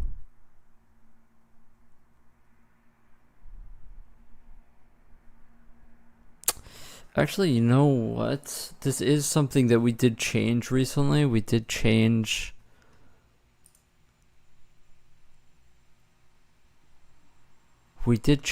the make label. So let's try to make a new label. So let's go to make element. Oh, I made it on this menu.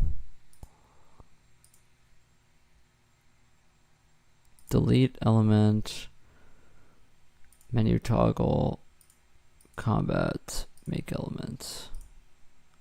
Okay. So we want to make this a label.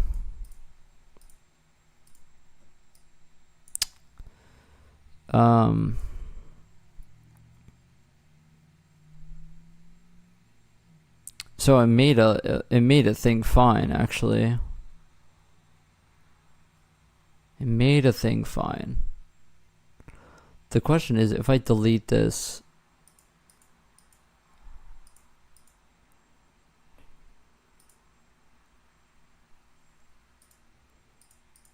update the menu, it does delete the text box. It does. Okay. So the creation of labels is fine. Just for whatever reason.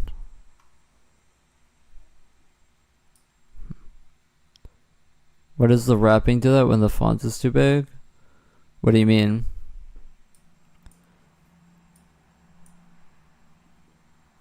It wraps the this wrapping is kind of scuffed. Like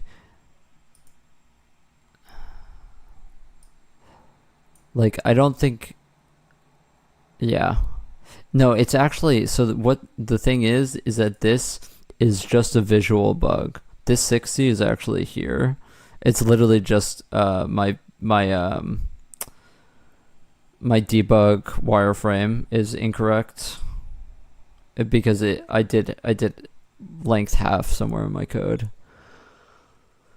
That's why it's exactly half.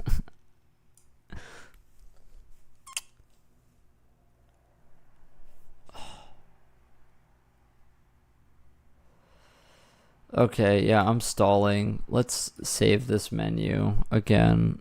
Oh, shit. Well, it's fine to save these options. It's fine. It's actually fine. It's not going to mess anything up, I think. So we get this box pointer. I forget where this was printing out from. We can get rid of this adding to container.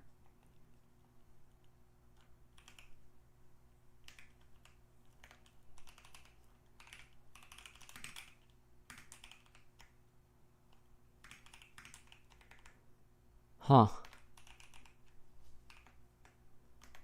I don't know where that is coming from. From my voice, you can understand how much fun I'm having. I don't know if that's sarcastic or not. I'm like exhausted today.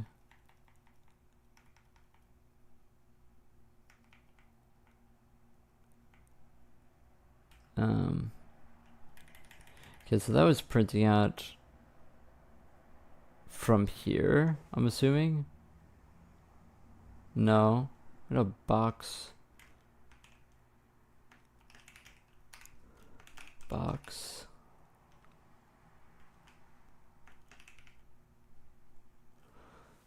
It's when we create a label that prints out.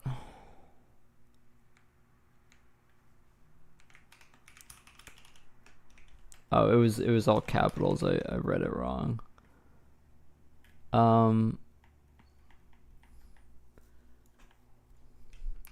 So let's go to expand dropdown first.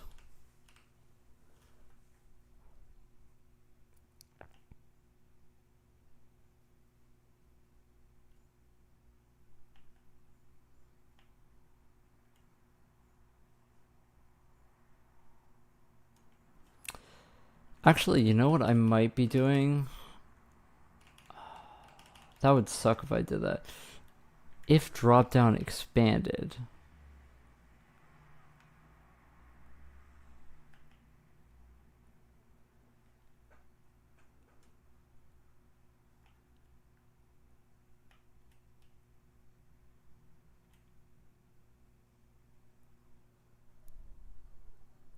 Huh.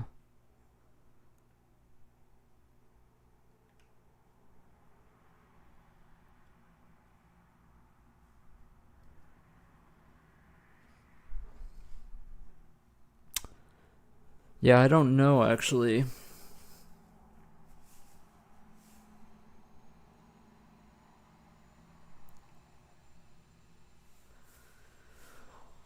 If we have the... Where does the setup function get called? When does it get called?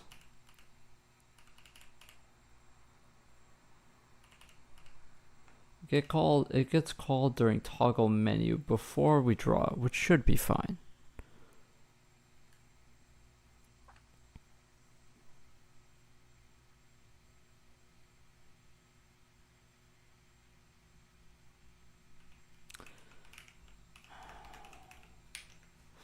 Like, I understand maybe the top level parent of the dropdown, the one that just has the text on it before you click on it, why that one probably isn't showing up, but I don't understand why expand dropdown specifically is not working. So let's go through it, I guess. Well, this is obviously very suspicious, this code, automatically, because this goes to menu element count, which isn't correct.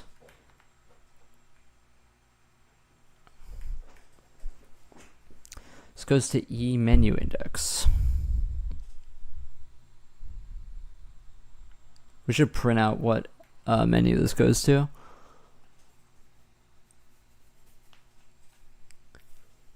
We should figure that out. It's so frustrating when we like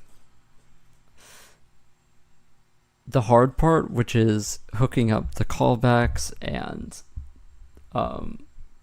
getting the options, choosing the options, computing the slider,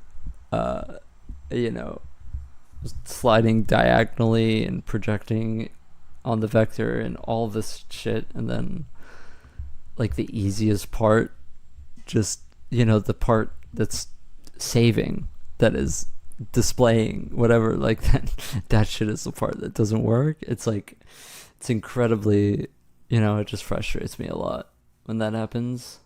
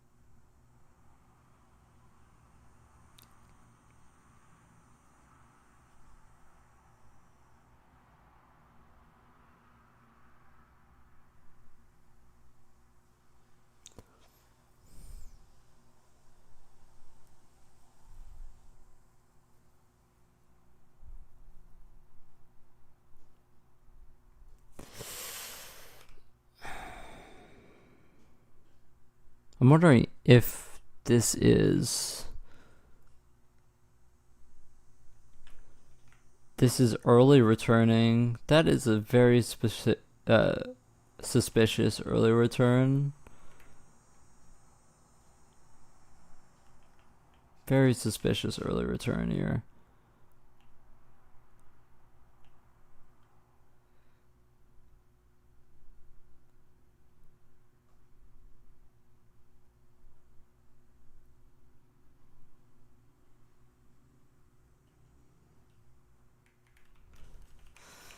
I also want to make sure that we stir copy into this. Let's just stir copy. Oh my gosh. Copy. Oh, I have. That's something that I hate, is that Helix really does not like it when you press caps lock. Really doesn't.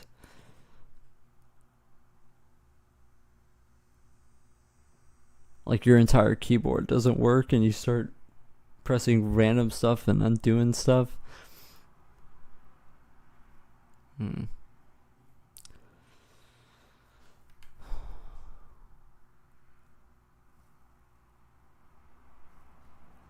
We have the parent dropdown.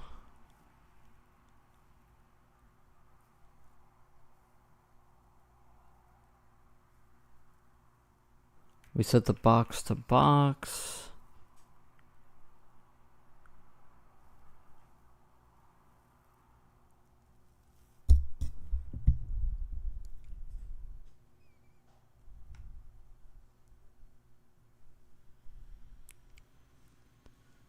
Yeah, I'm really interested.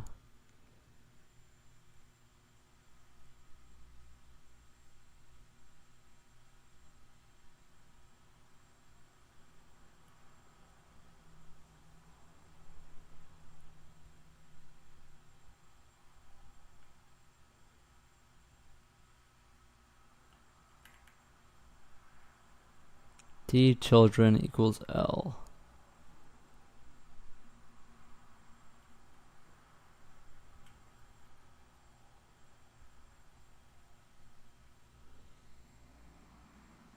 Terminal do I use? I use Ghosty.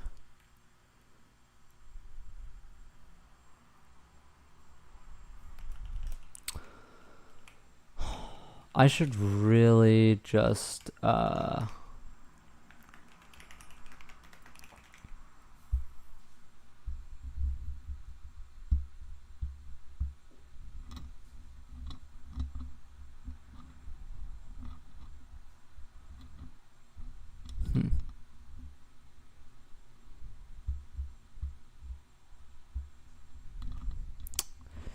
yeah, let's not copy the def ID. That's pretty obvious bad thing to do. Terminus.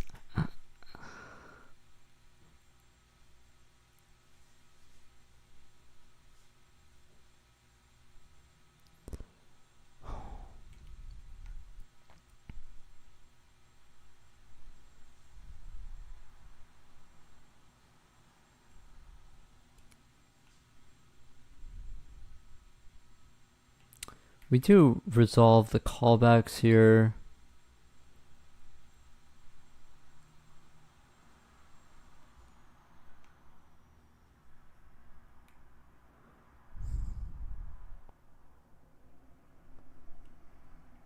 Yeah, it's just the confusing thing is that we are creating elements, but we aren't creating labels. You know, maybe we just weren't getting display text. So let's just try this. Let me printf spawning children to menu.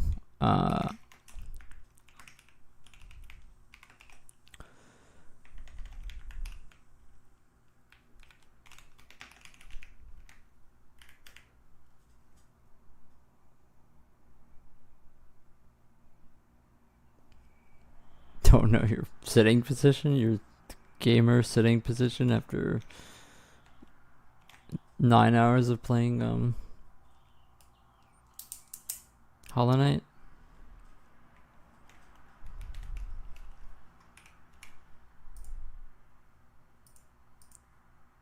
Go off my screen, please. So go to COM, menu toggle.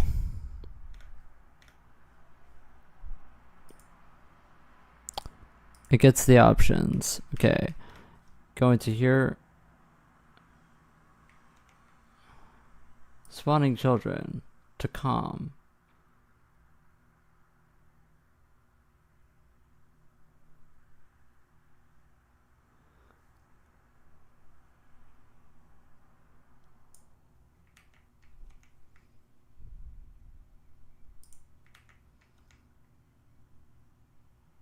Okay, I was kind of expecting it to go to a different menu, to be honest. Pretzel position is metal. I kind of sit like... I do the one leg like perched on the chair and the other one down type of thing. Or I do a double perch when I'm like really focusing. I'm not a pretzel guy.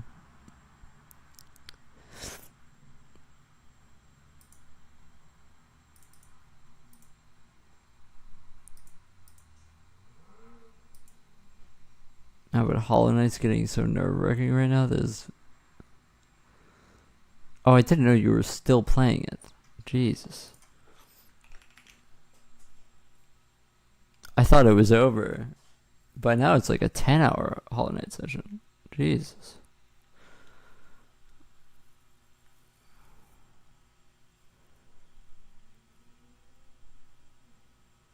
And here I thought that this would work.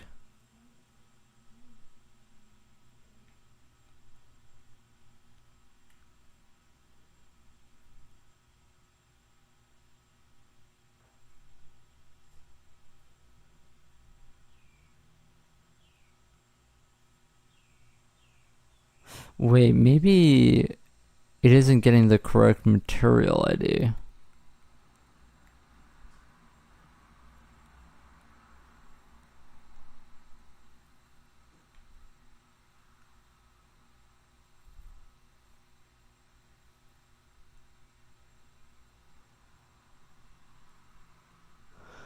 Okay, so let's do this. So let's do find material, get material. What is this? Search for material. Let's get the text material.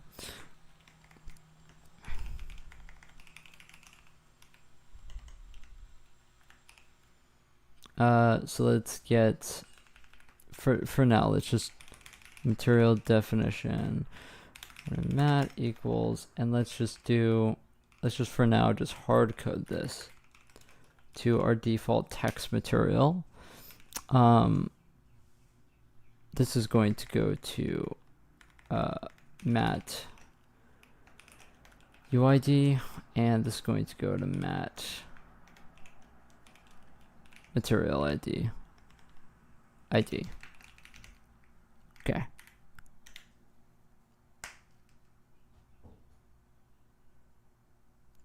You believe in max 5 hours the game should be finished?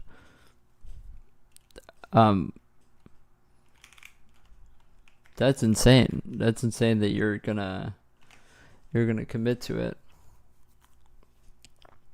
Gamer.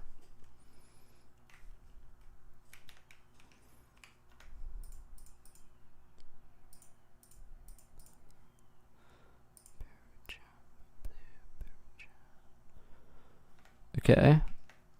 You know what's also interesting is this text color.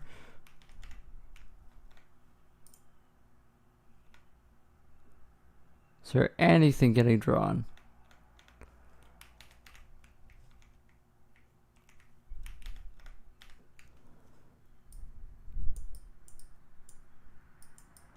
Oh, the text size is 0. The text size was 0. Oh, the text size was 0 for that.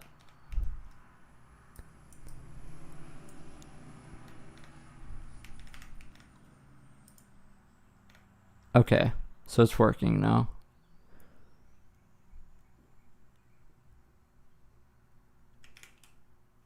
Cool.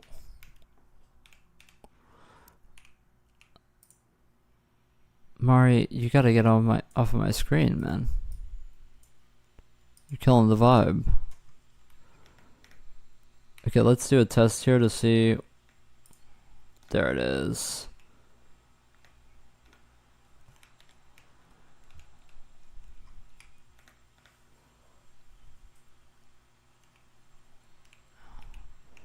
Hold on a second. Are those guys?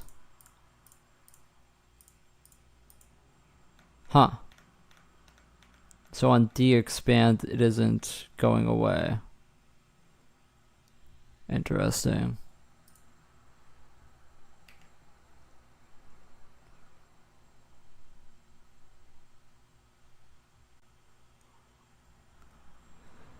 We searched for menu text box count.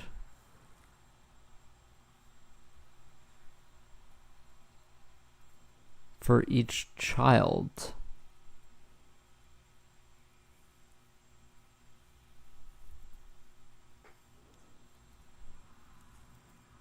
Label box.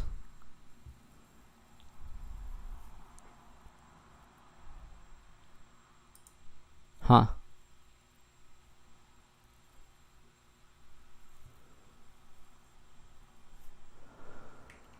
That's like 2 steps forward, 2 steps backwards. But destroy text box should work because we've already done the test for that with just clicking destroy text box on a text box. Let's just double check on that. That if we try and destroy a text box, we can. Let's make... What? We clicked make element and then all of those disappeared.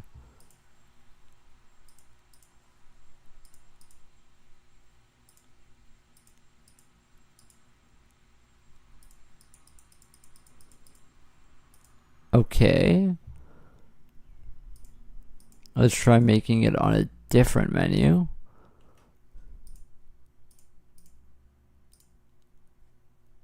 It all went to this menu. Okay. Oh, I'm probably still assigning to a default menu. That's why.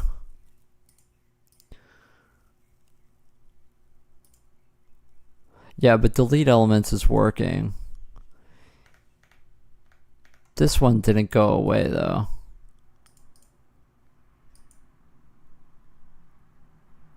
Interesting.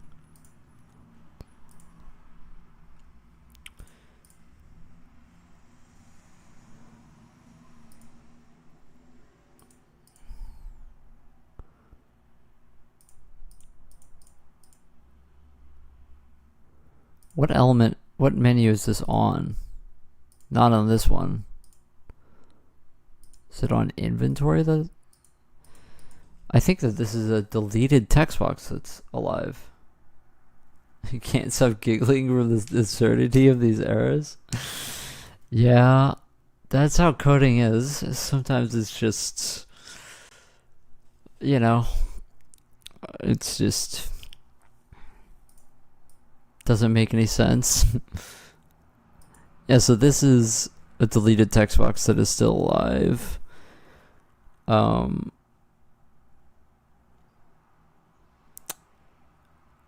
I know why.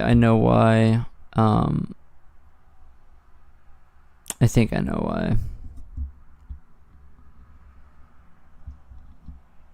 We can kind of do a test here. So if I go to dad, which is just this is on it, and then I go to delete elements, it actually deletes it, huh? Yeah, alright, peace out, Arns. Yeah, so my idea was that, like, maybe the last text box on a menu is just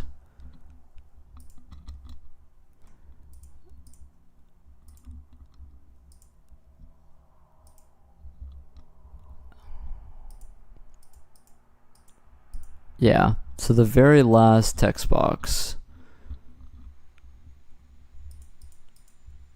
of a menu.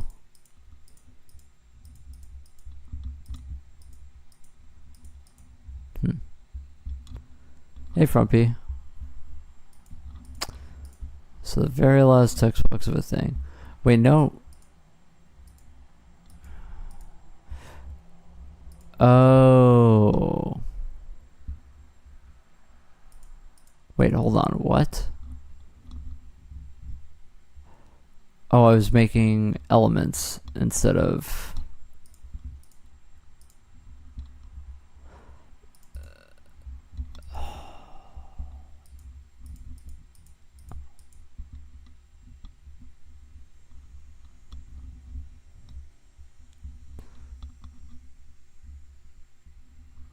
Trippy how everything, even the text, is moving. So to post-processing pass. I'll actually do it during the drawing of the UI itself. Everything modulates. A lot of modulation happening in this engine. It might be hard to see because of the bitrate, but if I get rid of all of this and this, you can probably see it better. But yeah, as you can see, if I stand back, you see how the wall is coming forward and back, and how everything is kind of glowing and then not glowing. So everything is modulated in the engine. I think it's like a way to make everything super trippy and weird.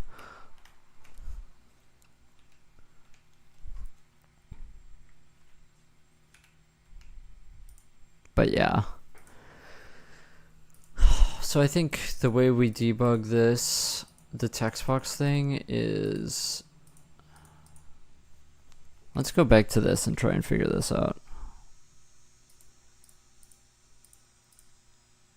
That's a sec fault.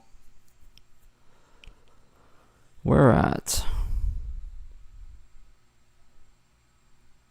Oh, expand dropdown, yeah. That's gonna be it. That's gonna be it right there.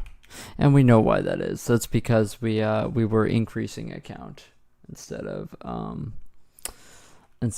calling create new UI element. We were always going to sec vault there because of this.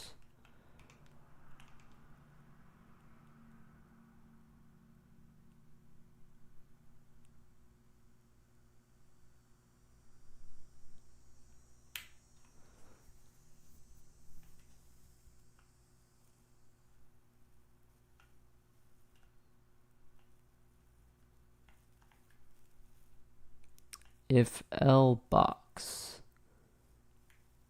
if label box, this child was a bad pointer.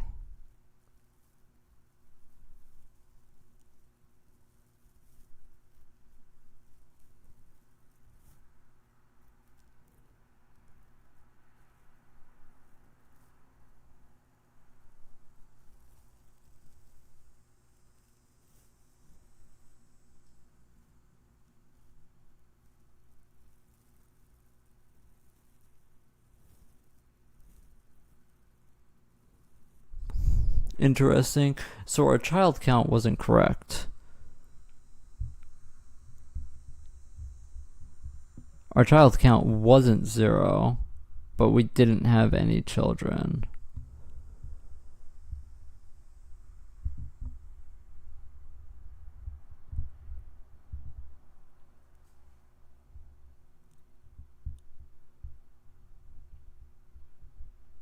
Or at least didn't have children at our child count -1.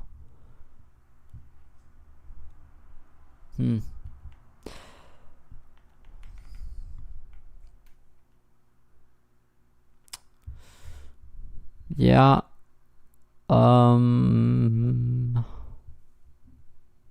Yeah.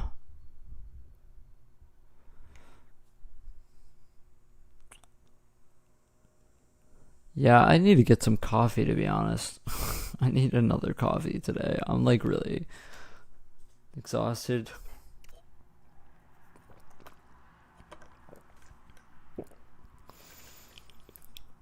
I need to get another coffee.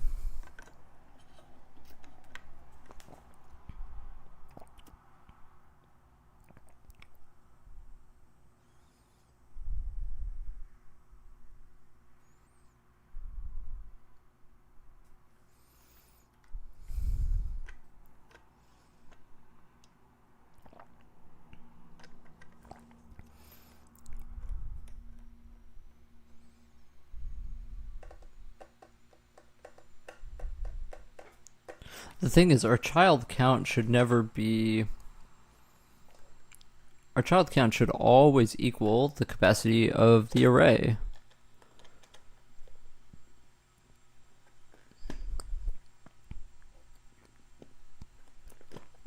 So I wonder if the issue isn't the pointer to the children, but rather the child itself.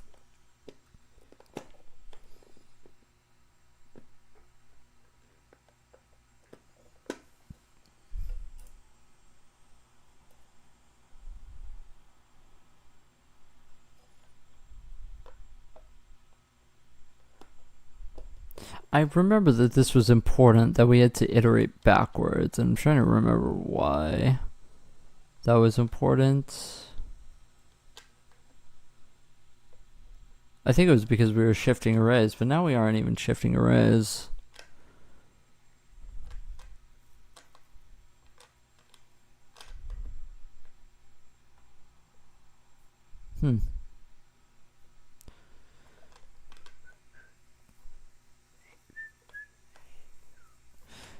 Yeah, if you're wondering, I'm listening to Mari Ijima.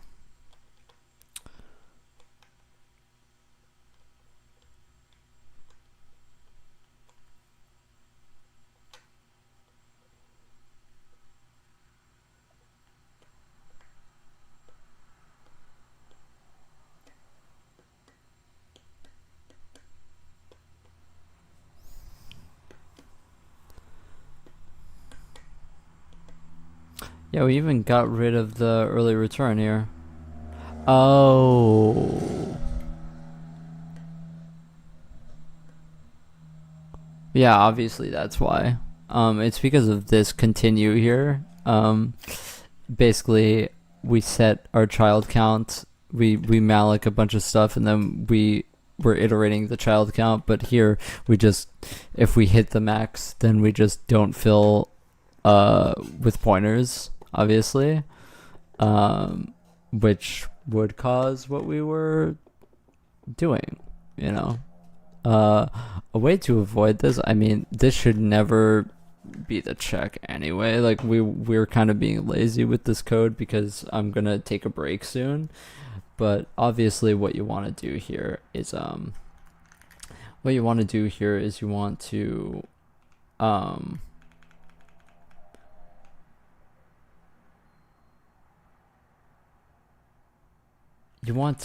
you can malloc to option count and then just set the capacity to the option count, and then actually just set your child count to a number that you get at the end from successful iterations. This is like a common pattern here, that you set option count equal to like this integer that you're just going to make here. So int correct count equals 0, and then you're going to go down here and just correct count plus plus, and then you set this to correct count. And now, since you are continuing here, if we exceed the max elements, now you have that correct, right? So that's how you get that. So a way to write this much cleaner would be to just go UI element pointer L equals create new UI element, and inside of menu elements.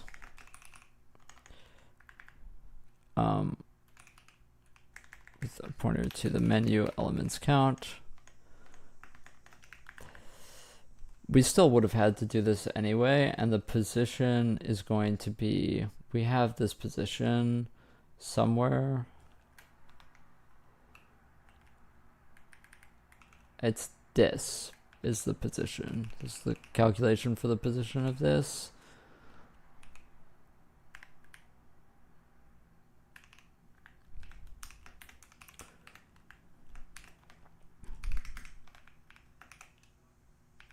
Oh, I had brackets. Whoops. So that's that, and now we can get rid of this. We don't have to have this because this does it already. So if we don't get an element back, then we want to continue, obviously. We don't have to do this anymore. We don't have to do this anymore.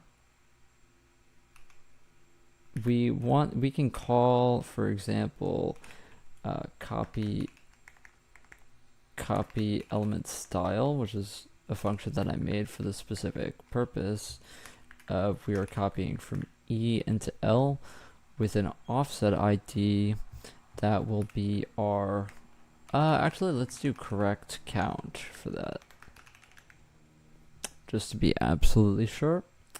Now I need to remember what this does, but we're going to do the classic thing where I open it up in a split, and then we will follow this and see what's in here. I forget if we do get the menu ID, so we don't have to worry about it. We do, of course, get all of this good stuff in there. All of it. We don't have to worry about that.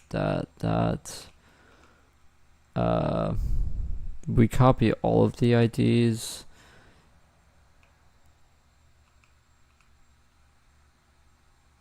Probably isn't the most brilliant thing though to copy the definition ID. So because the definition ID of the parent, by the way, is the setup function that spawns it. So you'd be spawning elements recursively if we did that. So we are just going to get rid of that.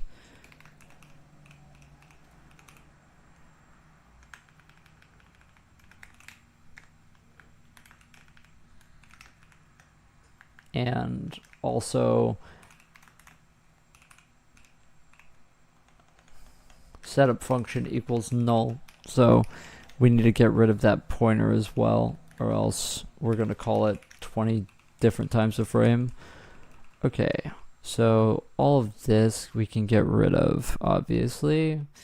Get rid of the mem copy, get rid of the move, rid of this, and then we're going to put this back. We're going to make this a continue. We want to now copy.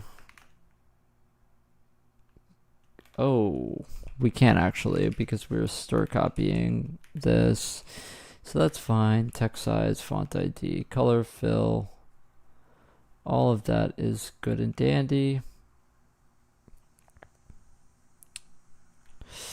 What we want to make sure is box save equals false. Obviously, we want box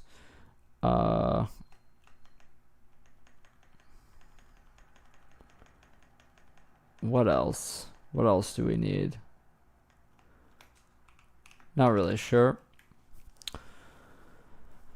Okay, so the material, we already said that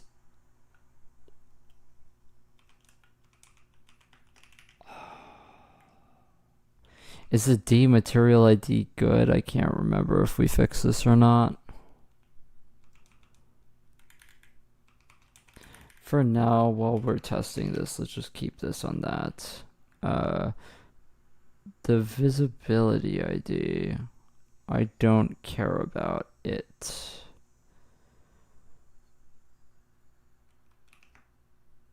I don't think I do.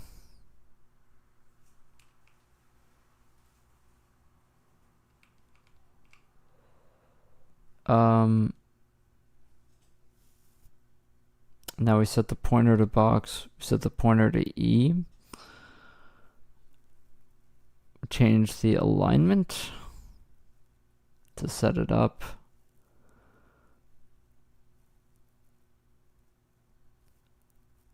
All of that seems good.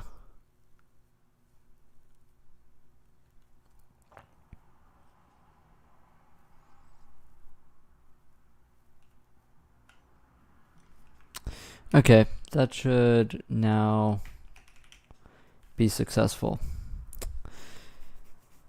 So that bug is fixed. For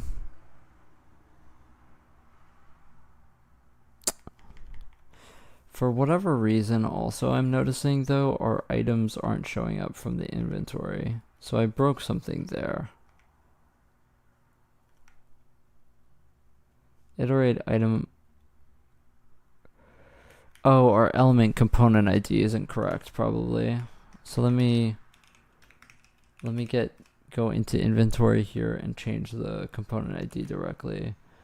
It should be our component ID for player should.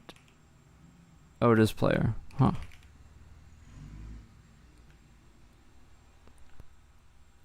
As a material view, I textured array layer 2.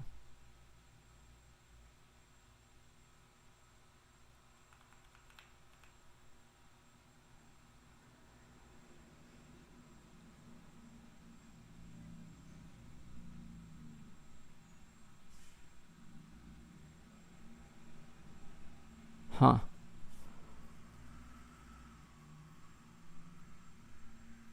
I might have to check that. Because that looks all correct to me.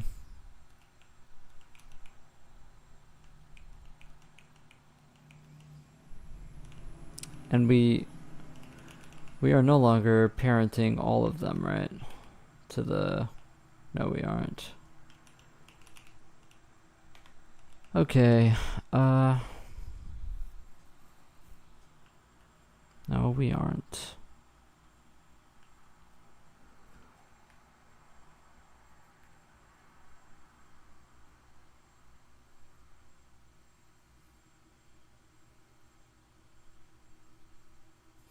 Oh, you know what? We might have messed something up there.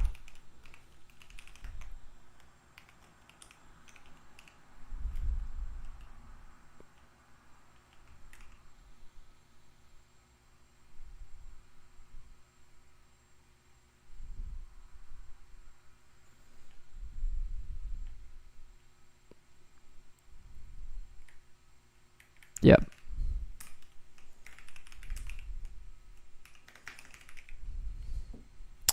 Yeah, I was mem setting the wrong buffer. Okay. Now that's fixed. Yeah, the bug with the scroll bar still remains. I'm just gonna compile that. Probably take a break soon.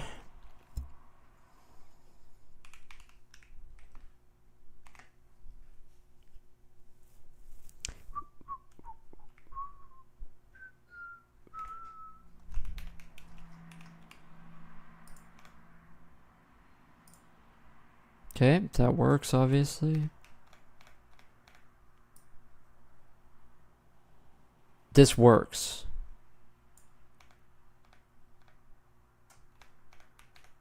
Okay, the scroll bar works.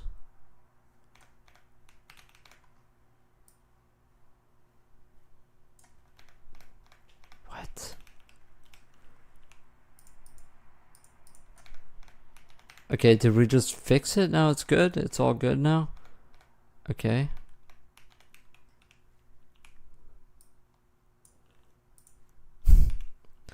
I don't know why it's fixed, but it is fixed. For whatever reason, it's fixed. Okay, so before we do this, we have to make sure that this is a correct text size. So that's something that we have to fix. when I get a chance.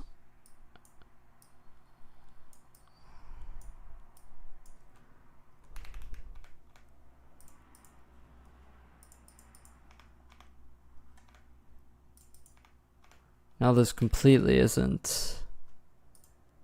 Oh, it's the wrong material.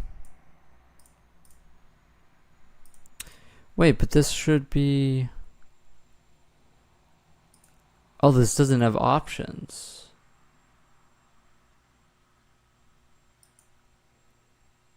Oh. Did I mess something up here? Attack count ++.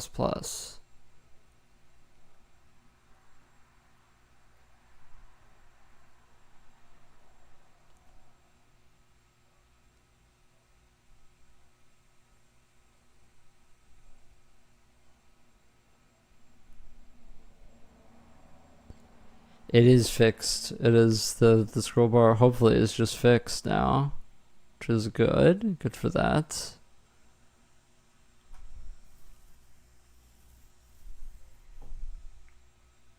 Yeah, the fact that it doesn't have options is obviously the problem. It is. Oh, maybe it just doesn't have the comp ID of player.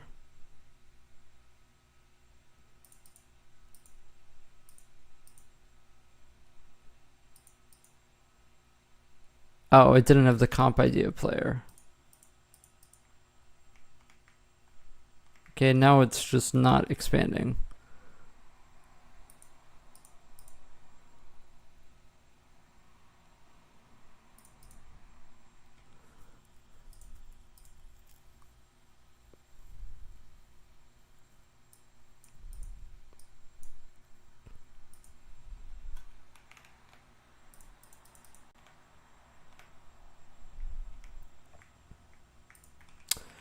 I may have made a mistake in the expand dropdown. I possibly like did a true to false thing backwards.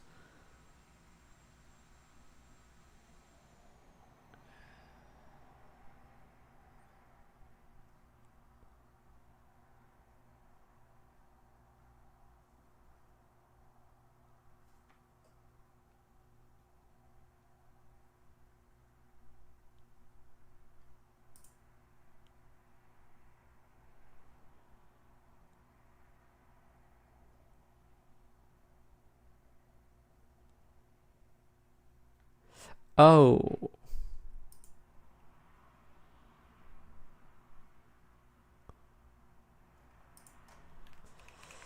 What I didn't do was L interactable equals interact label. I didn't do that, did I? Yeah, I didn't do that.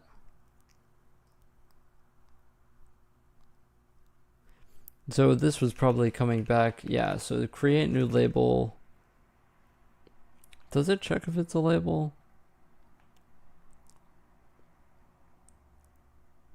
No, it doesn't.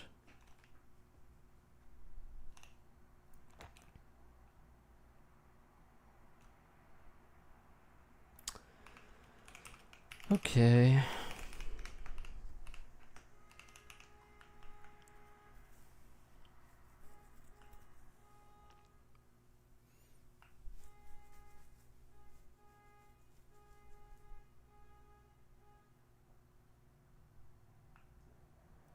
Yeah, we never got into here, actually, which is problematic.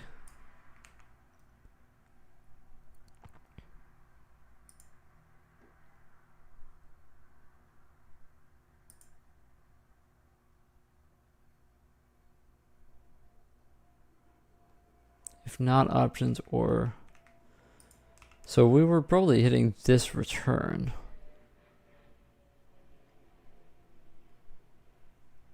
Which means that we were never...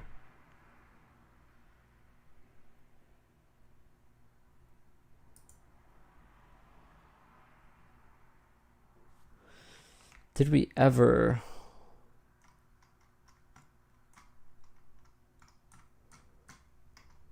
Gotta get rid of that.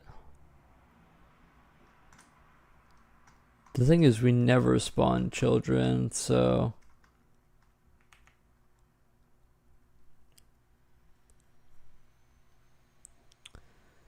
If we didn't ever spawn children, then...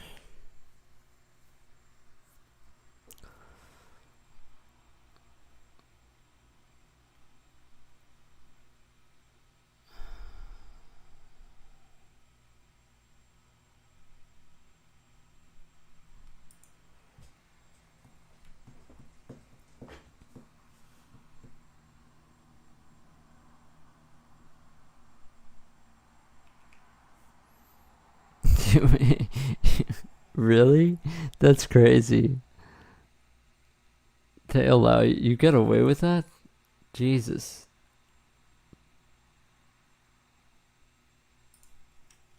Do I have max text boxes? I'm pretty sure it's...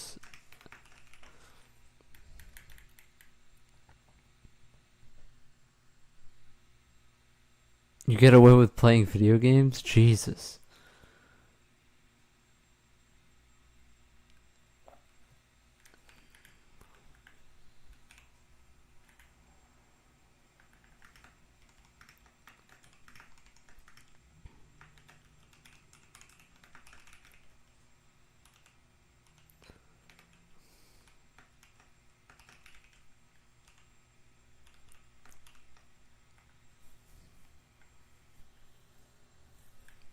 That's crazy. I've never had a job like that.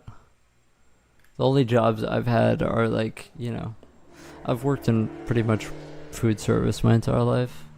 So, you don't really get away with anything. Shit sucks.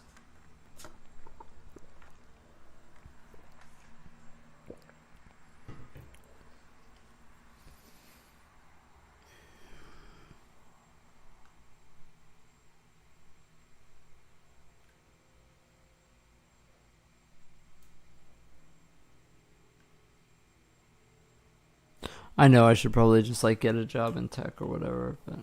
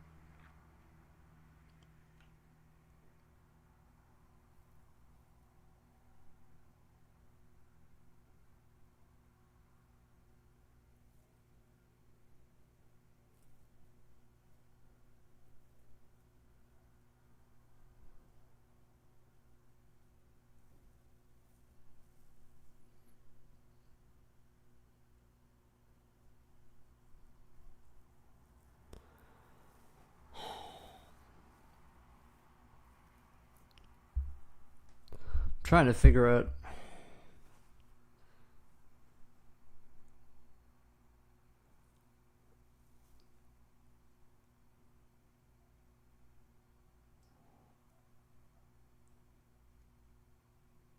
Yeah, I have no clue what's going on. I have like zero clue what's going on actually. I'm so confused. Oh, I'm so confused. I'm so confused. Like, could it have actually just been this? But then it didn't get into here.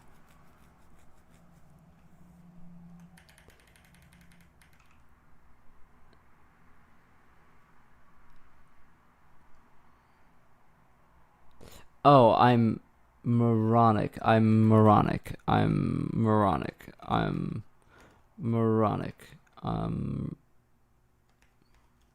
Wait a second.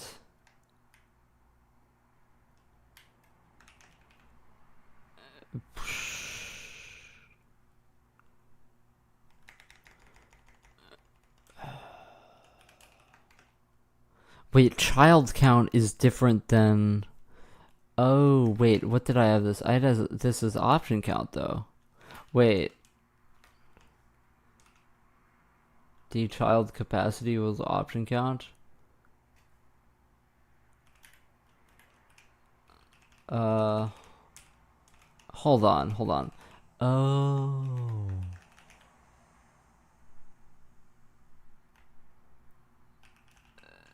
You want this to be child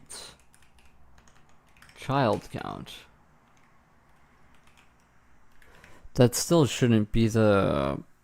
That wouldn't have resulted in that bug though. At least I'm like pretty sure. Hold on, let me just make sure that we have that in there.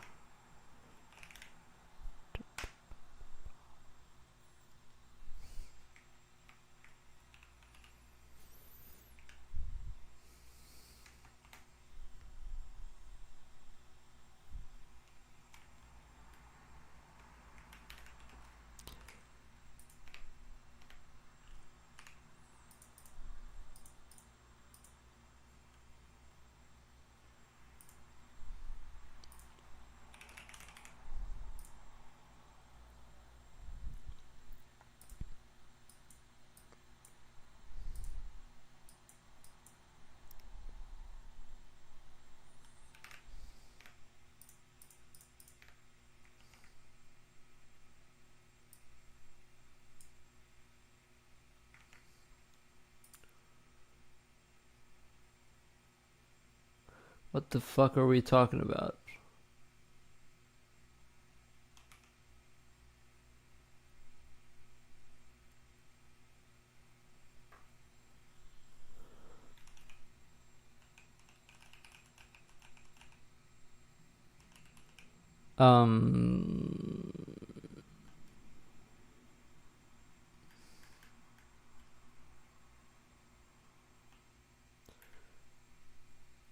We would be getting a printout here if we were getting out of here early.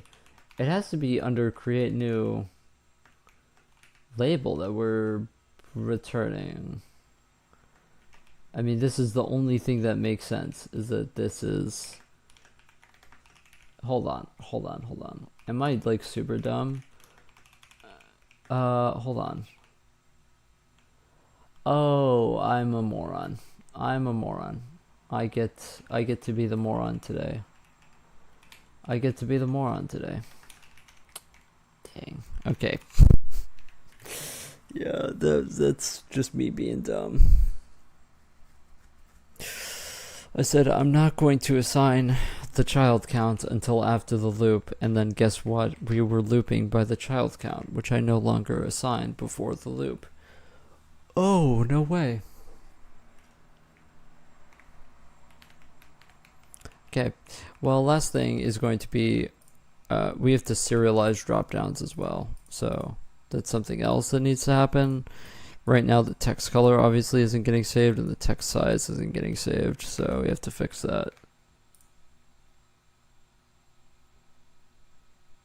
They're getting spawned on top of each other.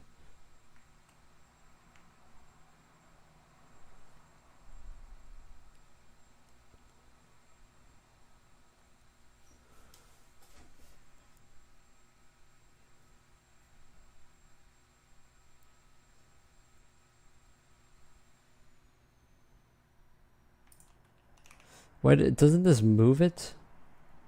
Well, this doesn't move it. So then why do we take in a position here if this doesn't move the fucking element? I think that there's a specific reason that it doesn't move the UI elements anymore, but it's still funny that the function just takes in a position that it doesn't use. Oh man, that's good. That's good stuff. Oh,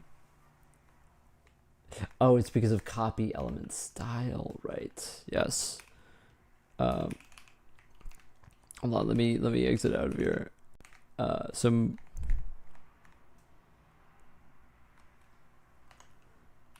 I'm lagging. Move UI elements.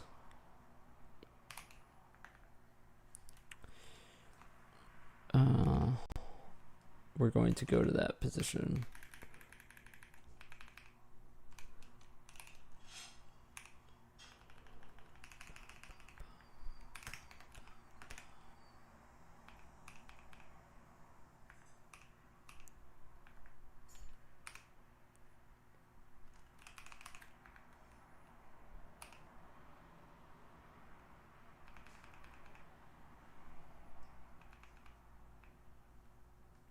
Why is my entire...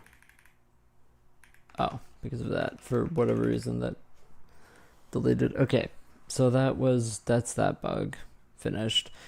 Now we're not saving for whatever reason. Now we're not saving for whatever reason.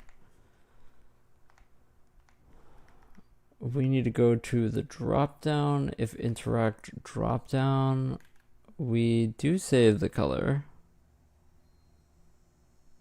Did I just not save a color? Is that what it is?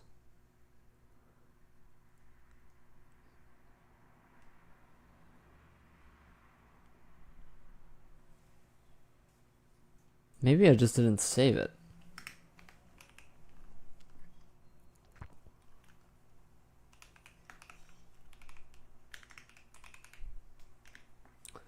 Maybe I just didn't set it before I saved it. No, this... Oh.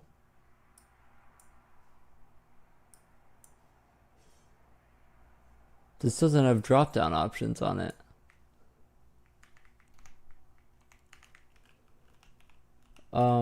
Did I just literally add item to object? Drop-down options to options. No. Oh, no, that's correct.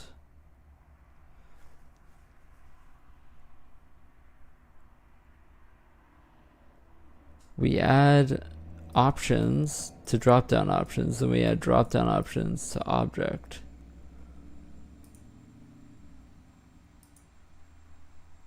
Oh, I have this comparison here that's insane. Oh, what was I smoking here, by the way? What was I smoking? I think I did this when I was like really tired or something.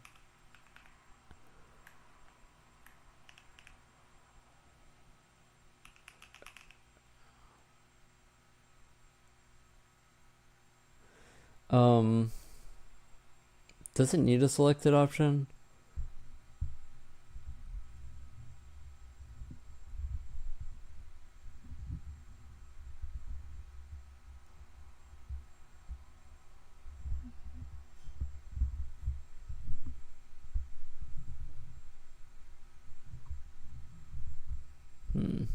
How do we want to do this? Do we want it to have a selected option to be able to save it? I mean, it kind of makes sense. Not gonna lie. Okay, now the last thing we need to do is that part of the setup function for that dropdown is going to be actually just spawning it needs to spawn a box on itself. So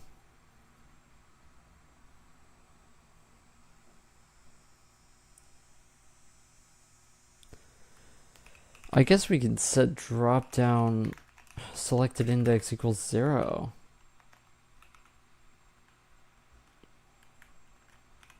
And then our dropdown, what is it, box? Dropdown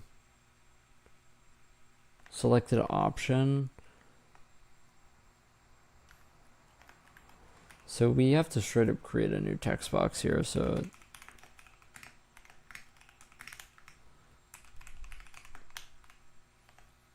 I'm pretty sure it's a text box, not a label, right? Actually, it might actually be a label.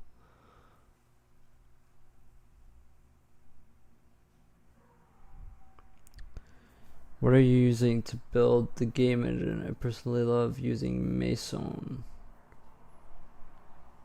I'm not sure what that is. I just use OpenGL and SDL.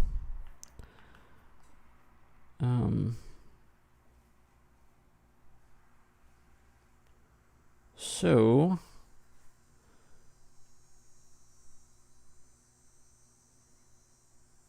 yeah, I think the reason why you want to create a new label, if I'm correct here, is because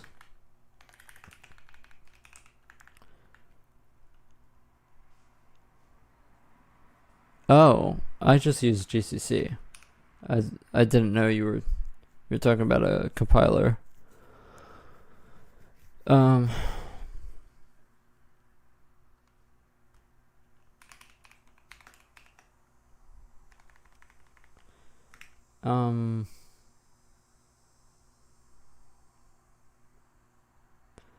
yeah, we need to get the menu.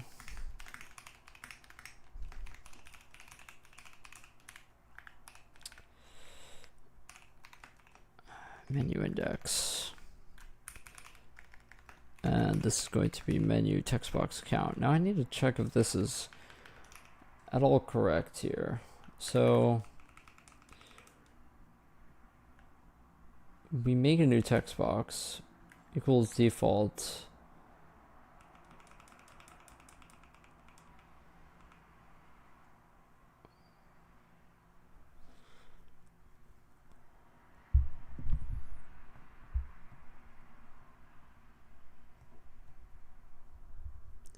The only difference is that we just set the start to the min.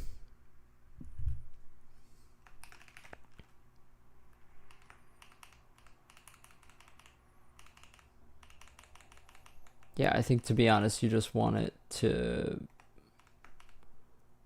Oh no, we set this to here. We set this to a create new label.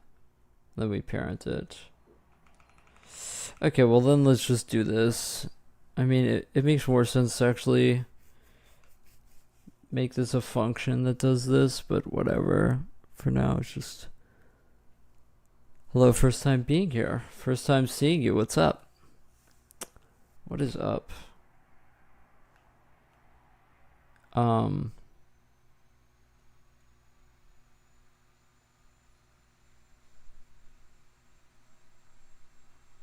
Okay. So the box parent label. I'm actually worried about box parent label. Where do I use parent label?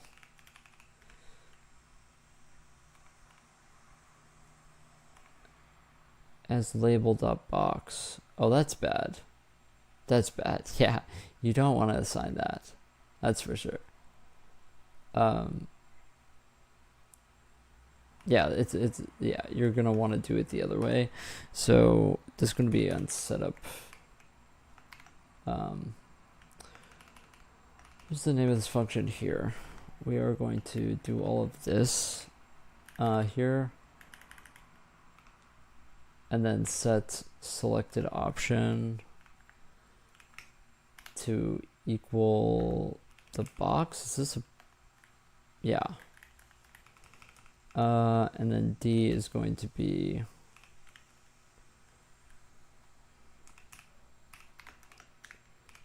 drop down. Good. How about me? I'm doing all right. To be honest, I'm kind of just like, you know, sick of doing the whole ordeal with UI here. UI is the pain. Holy smokes, how did I even put those keys down? Options, we have to make sure that we have options at the end of all this.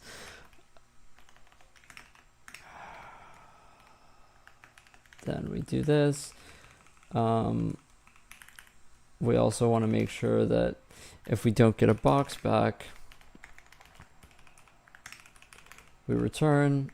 At this point we can return. Yeah.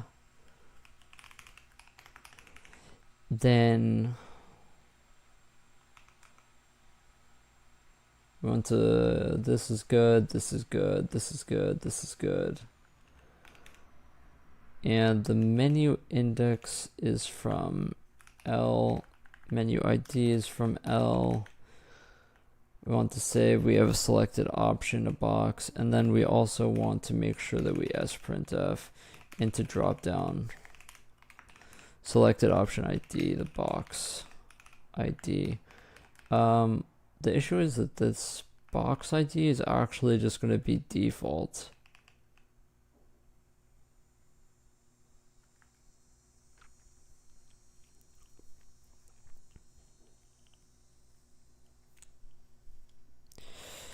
So I don't really know what to do about that, to be honest. We can actually, as yeah, we can do that. So let's just do here.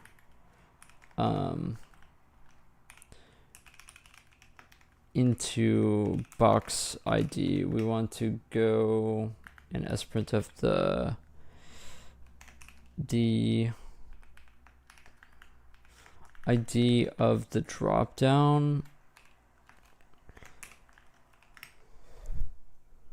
Am I building a game or a game engine?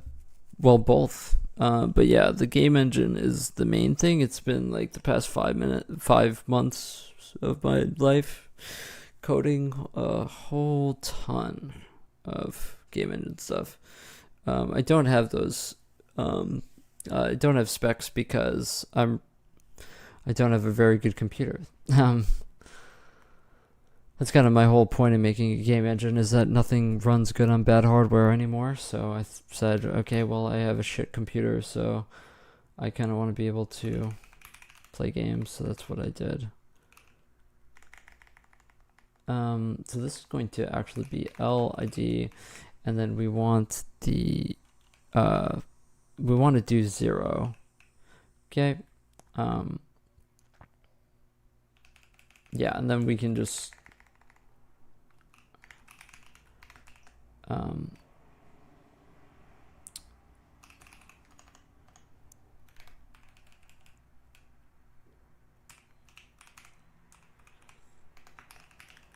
yeah, I know, right? It's crazy. Now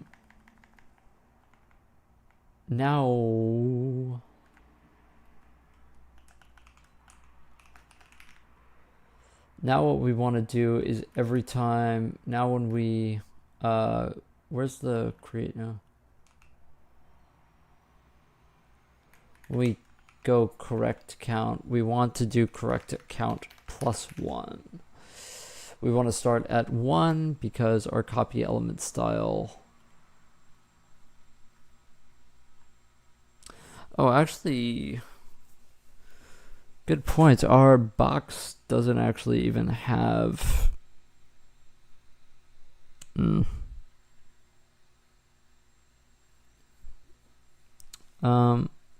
That's cool. Yeah, I have a similar stack. I'm using an industry term, stack, a tech stack. Shit makes me sick, really. Yeah, I guess these boxes don't have IDs. I mean, why would they really need IDs is the question. Just want to make sure I'm not griefing myself here by just leaving them default IDs.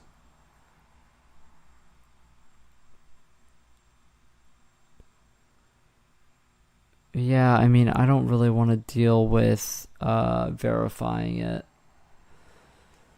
So that's what we're gonna do.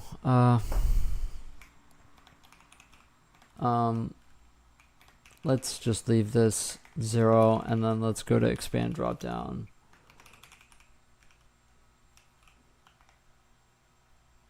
And I don't really care about the whole. What was I doing here? We were creating a new. Oh, this was not in expand dropdown. This was in this was up here. No, not here at all. It's here. No, it's not there at all. It's here. Oh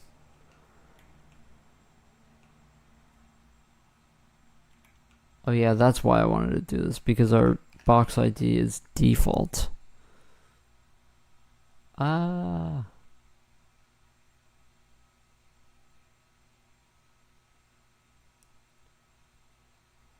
Where do I use selected option ID? I feel like that is unnecessary if we have a pointer. Oh, I do it here when I serialize it.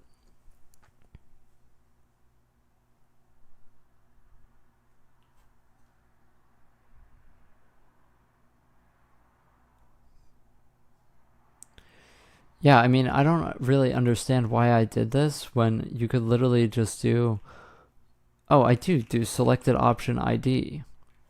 So do I even use this? Selected option ID.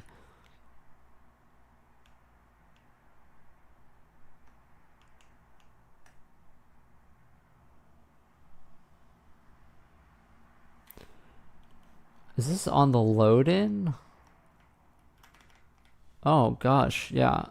I don't know what I was smoking here. Oh, I know what I was smoking here.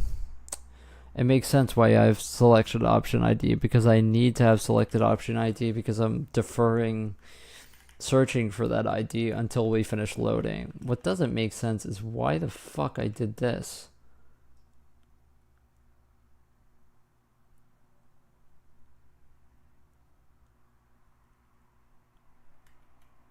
God, I must have been so tired when I wrote that code, because that's just like completely fucking dumb. Because what that code does is it checks if we have data in the thing that we haven't allocated yet. Oh man, sometimes, dude. Calling element function on these. No data. That's not good. That's really not good.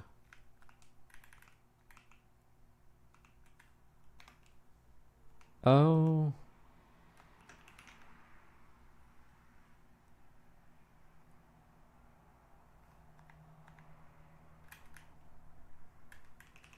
If state pressed. Okay.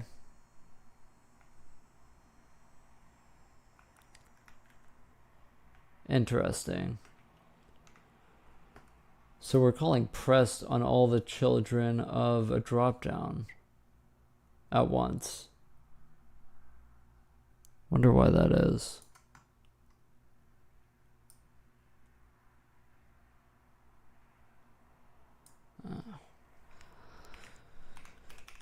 Process UI state, handle UI events. Let's check this.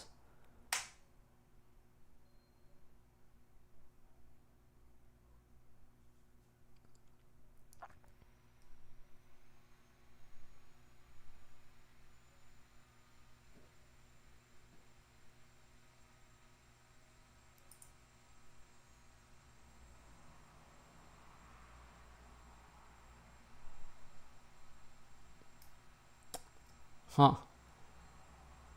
Interesting.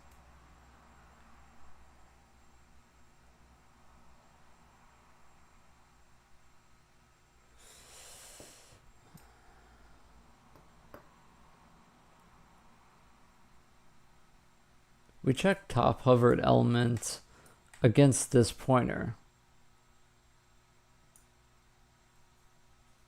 Which, I mean, isn't the most correct way of doing things. We can all admit it, but I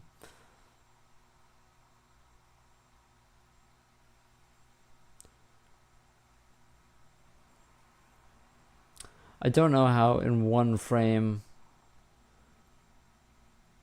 we make more than one element state pressed.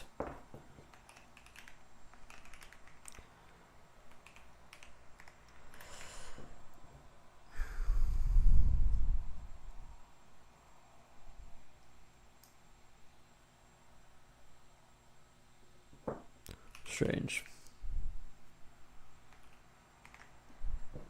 Strange indeed.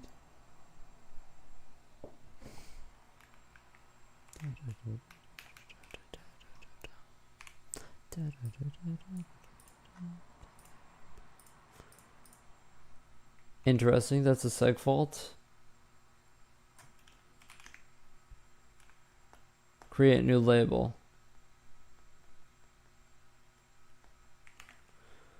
Okay.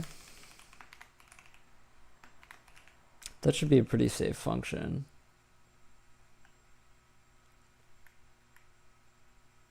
Is it because we dereferenced something here?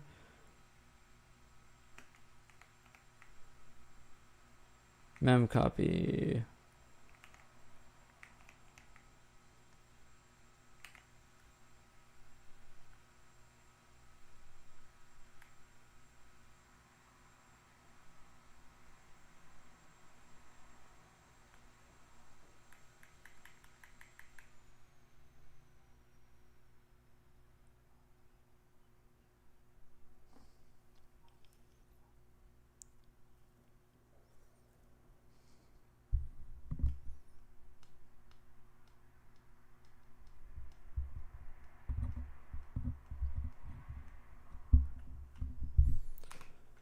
Let's go to where I call the function.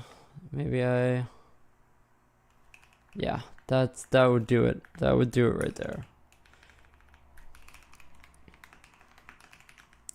That will do it right there.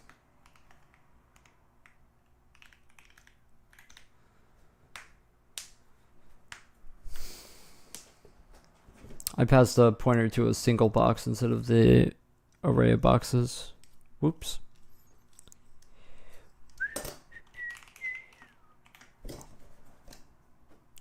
Yeah, sorry for the no music. It must suck. I know. Sucks for me too.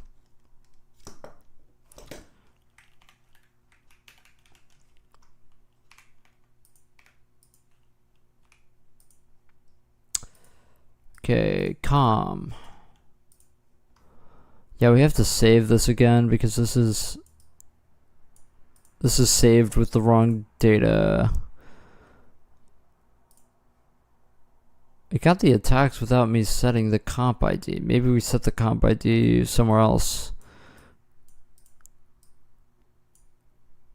Okay, so let's test it, I guess. There we go. We have to have a cooldown for pressing. It's something that we have to do. Yeah, we gotta do that for sure.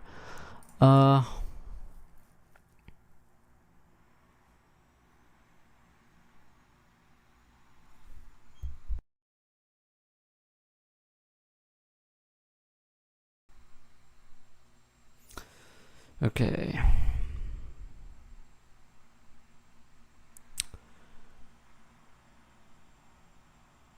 So now that that's done, do I like segfault if I go here and I delete elements and then we go here and then we don't. We're good. We're good. Okay. Just, you know, crossing my T's and dotting my I's. Okay, excellent. Very satisfying, this menu. Very satisfying having that done. You know, like I wanted to do so. Might kind of like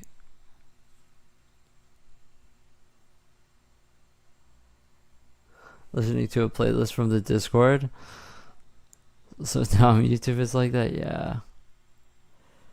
Yeah, it sucks, but it's alright. So my thing was I wanted this menu to like have, we want to like make this smaller for sure. I wanted this menu to have like, maybe not be hot pink.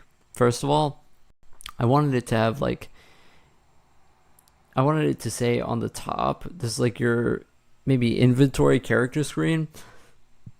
The game is going to be, you're going to be able to play as 4 different characters, the 4 different characters in your party, and their names are 1 to 4, and the text on this menu for your character screen is going to have this box here, and it's just going to say you have a, and then this is going to be your body. It's going to be your weapon, and then this is going to be like your trinket. And then down here is going to be the character's current like thoughts.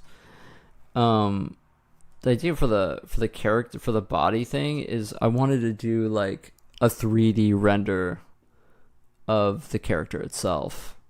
I don't know how I'm going to pull that off, mainly because the UI pass is done orthogonally completely, right? We basically multiply times the orthogonal matrix. So to actually 3D render a character, it needs its own draw pass on top of the UI, so it is kind of expensive. I think it's totally worth it for the cool factor, though. I think it's completely badass. Don't know how I'm gonna pull it off, though. I kind of want to think about how other engines do it. Um, I kind of feel like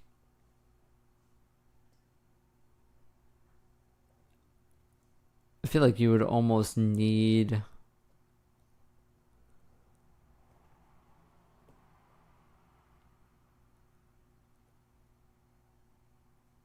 yeah.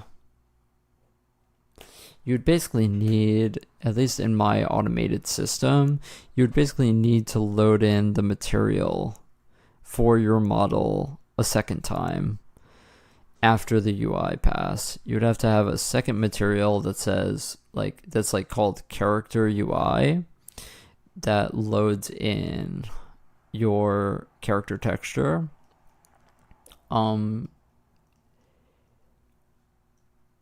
That is a pass that happens after the UI.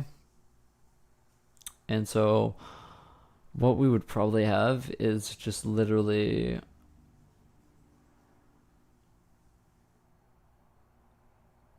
yeah, I feel like we might have to like hard code that in to some degree because it's not like a static texture that I can draw, inside of a UI element, obviously. It would have to be on top of the UI elements. So I'd need a special...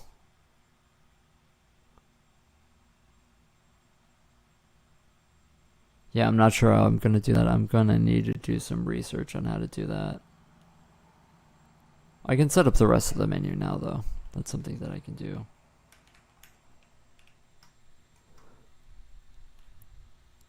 Is the physics engine going to be custom, or are you using an already made one? I have my own collision system. For the game that I want to make, I just don't think that physics are necessary for the engine. I want to avoid bloat components that aren't really required for what I need to make the game that I want. So I think I'm just going to skip out on physics. Like, my collision system already like fakes physics, right? Like, you get velocity and projected direction off of slopes and stuff like that.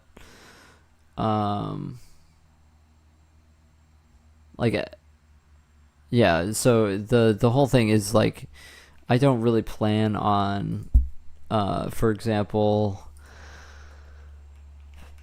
entities having real physics, right? Like, I just don't plan on it. Like, I already have like all this b-hop stuff, so I don't really plan on entities having actual physics. Can I actually skip on a physics engine? I mean, I feel like this is it works pretty well, like the movement itself, you can't really, in terms of like a physics engine for like breakable objects and stuff, I just don't see the need for it. Maybe in the future when I start making the game, then I'll like be like, oh, I definitely should add this. But I mean, I just don't see the point in just keeping the collision down to a player,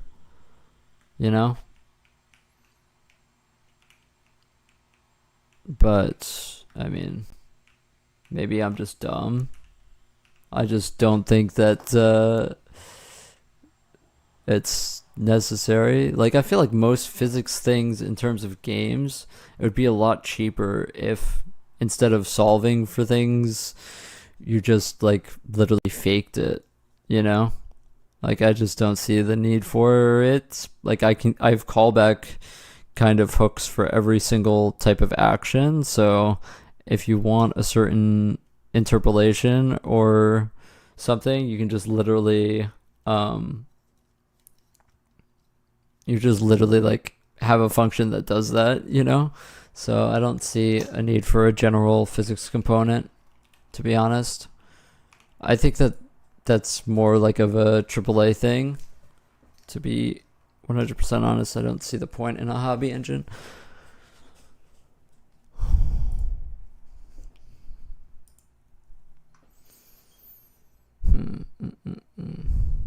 Okay, So I wanted to edit this, which is scary because it took so long to get this correct.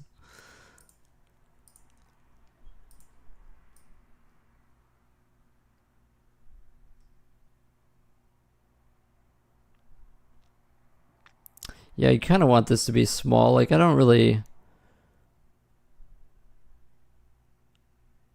Yeah, I feel like we can do it about here. It's good. Am I at least multi-threading? At least multi-threading. That's an interesting choice of words. Yeah, I'm not multi-threading actually. I don't really have plans to do it. Multi-threading in a game engine is something that is really hard to get right, actually. But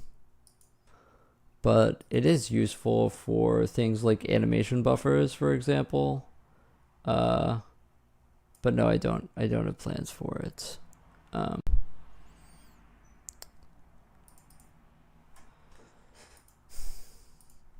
not at least multi-threading.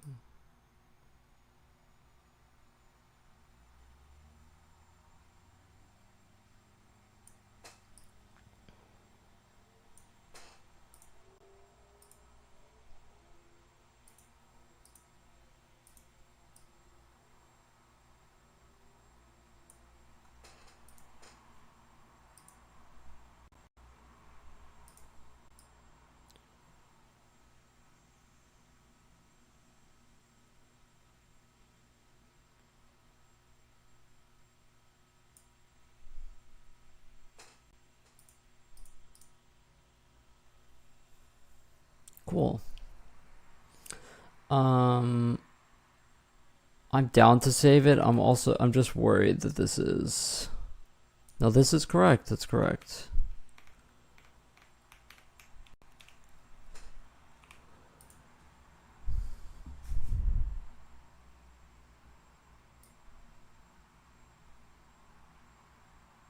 Okay.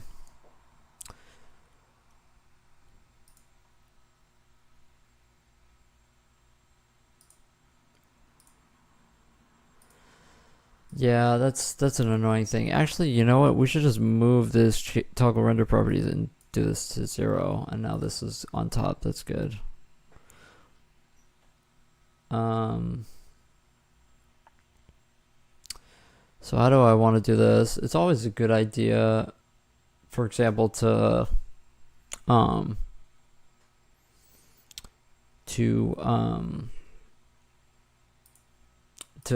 do this before we make the corners different, because it just works better. I'm probably going to go through a lot of iterations with this UI, to be honest, so I'm not really stressing about it, what it looks like.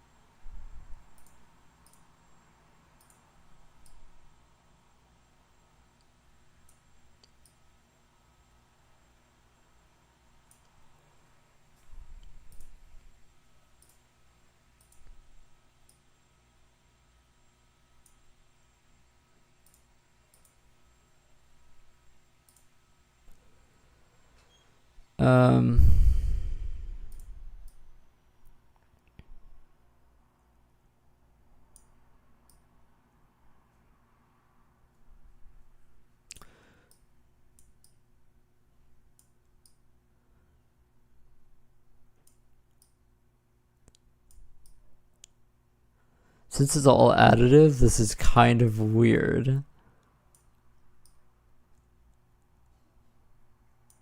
Yeah, I definitely need to play around with the blend modes more. I think that the way this is all like set up is kind of cool, but I definitely need to tweak it a bit more.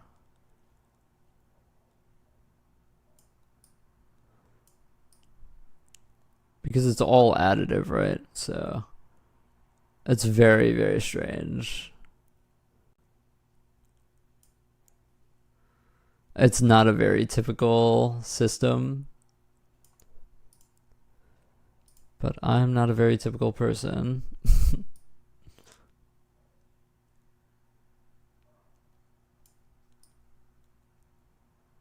That's kind of always been my argument for anything that I do, is like, why make things a typical way when I'm not a typical person? It just doesn't make sense. Okay. For this, maybe you don't want rounded corners.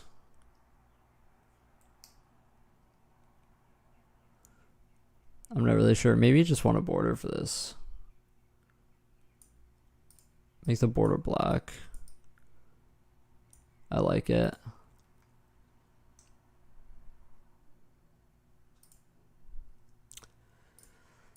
Okay, we want a text box.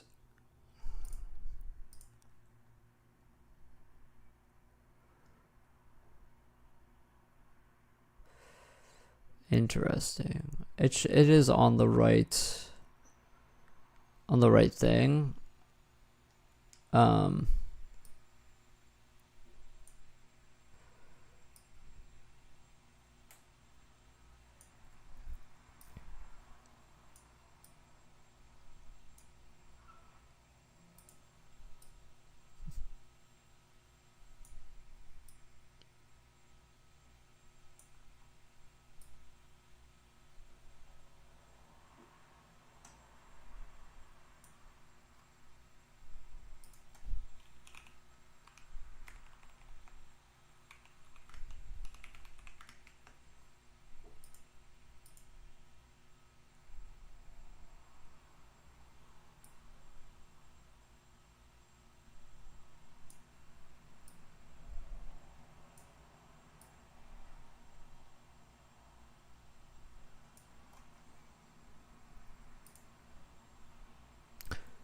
Yeah, I'm quite locked in here, but hold on.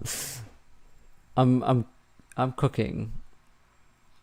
I'm saying I'm cooking. That's incredible. Oh, I actually want to rotate these. Oh gosh, I want to rotate these. That's gonna be hard to do. Yeah, that's something I actually totally forgot I wanted to implement. Okay. Totally forgot I wanted to implement that. That's all right. We can put that off for a little bit.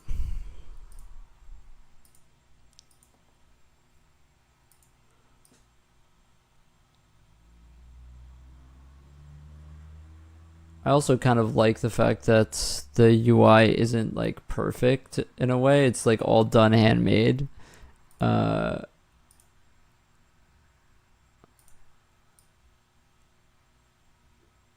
I really, I didn't want to make everything perfect.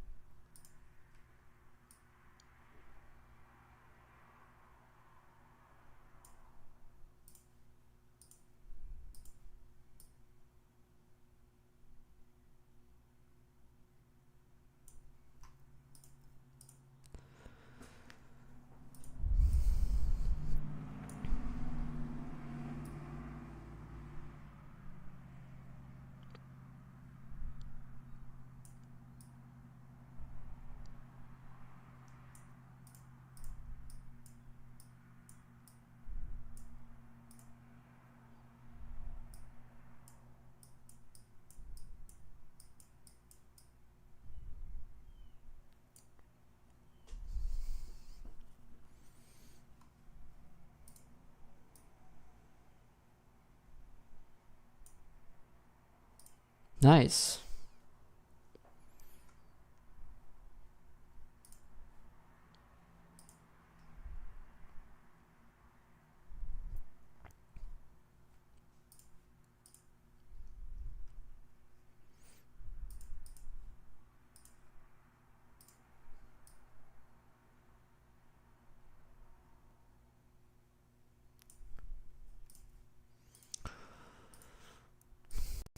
I'm probably going to take a break after I save this and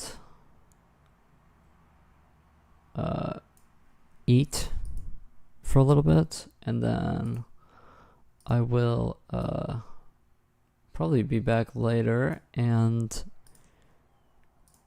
I want to do some Blender stuff. Kinda want to make a lamp post so that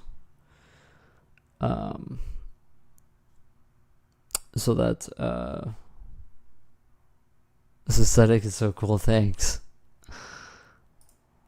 The idea was to make a tool for like you to be able to make weird things, because like there aren't tools to make weird things.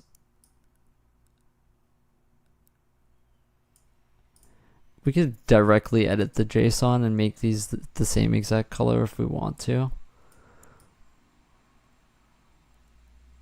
We could also just like make them different colors, but yeah, I kind of like them the same.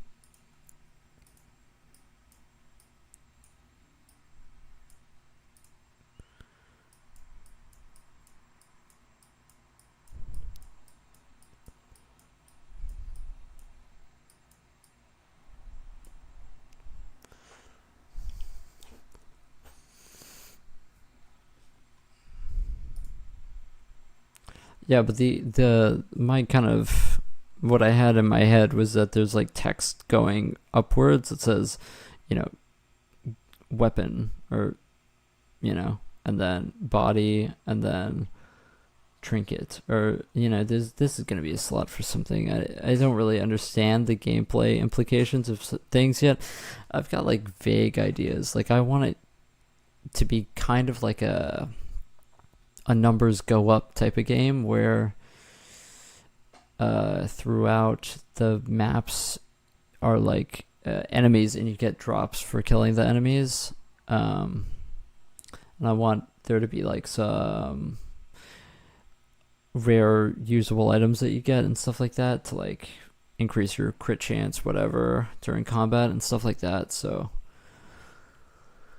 something like a loot RPG horror game, something like that. I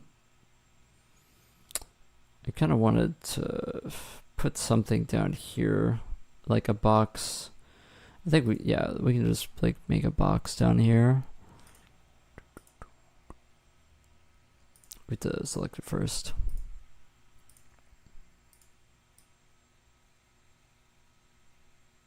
I just wanted kind of the satisfaction of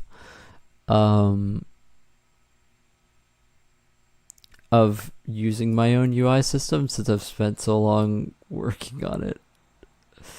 Oh, this is drawn on top. That's fine. We can move our camera.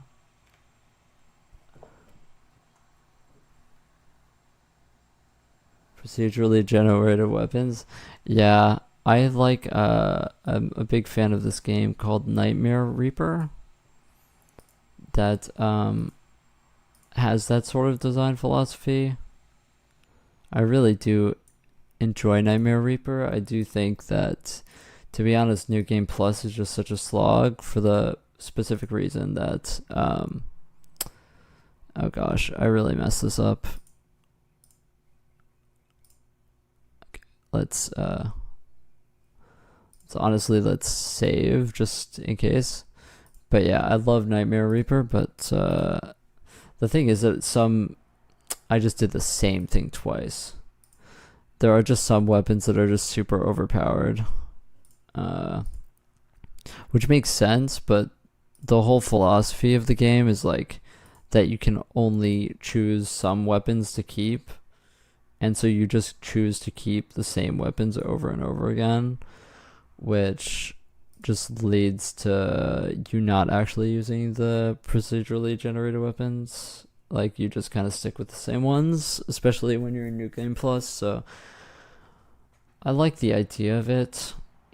I do love like looter shooters like that, but I also want this to be like an RPG game, so I don't really know how I can make those things go together.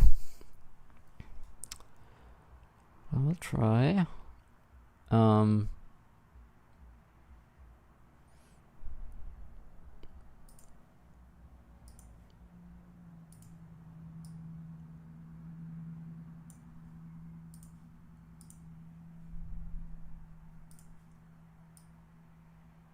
definitely want to mess with the blend mode. I have like this idea that some of the menu I kind of want to be like super contrasty and black, and some of it to be like weird like this. But yeah, I definitely like, my thing is like, I don't think nearly enough video games media uses like weird colorful aesthetics like this. So it's kind of my philosophy on it. I kind of want this to be border zero actually, and to just like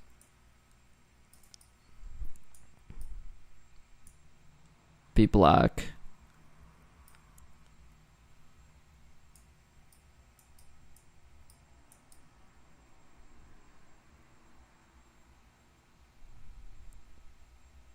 Maybe this actually.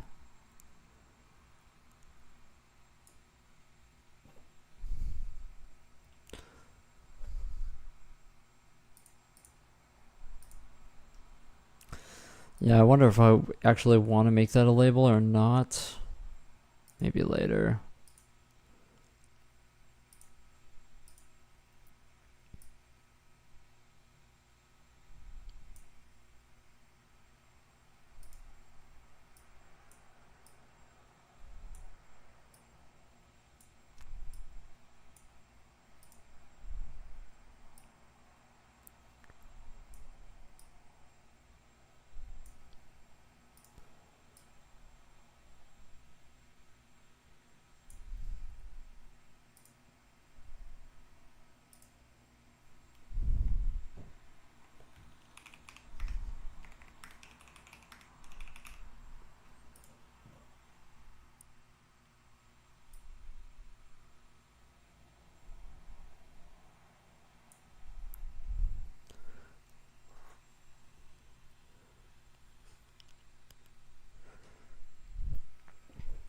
Yeah, my idea is to like have, I kind of want it to be like your party has like dialogue all the time. Like I just want it to be able to like, depending on the area you're in, I want you to be able to like talk to your party members, because that's like a feature of so many games that I love, is like having party interactions. A lot of that's going to inform that though is directly the designs for them, which I've like, in my mind's eye, I have like clear designs for 2 of them, for 1 and 2, but not really sure the other ones, and I suck at drawing, so I can model, but drawing the art for it, for them to actually like, you know, it's gonna be like, I feel like I need a reference before I go into Blender to do that. Yeah. Anyway.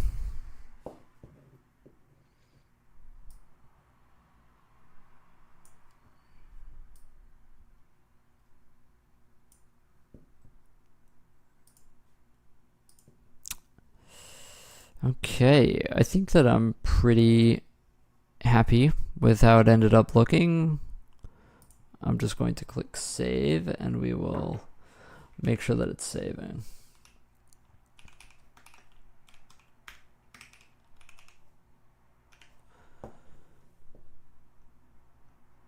Yeah, we have a lot of stuff in here, so it's definitely saving.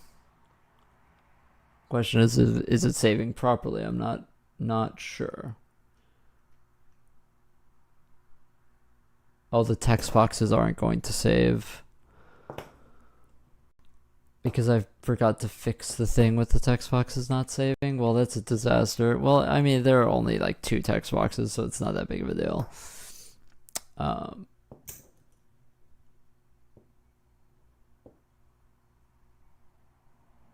I do like it though. I'm going to take a screenshot of it just so that I can refer back to that later when I remake this.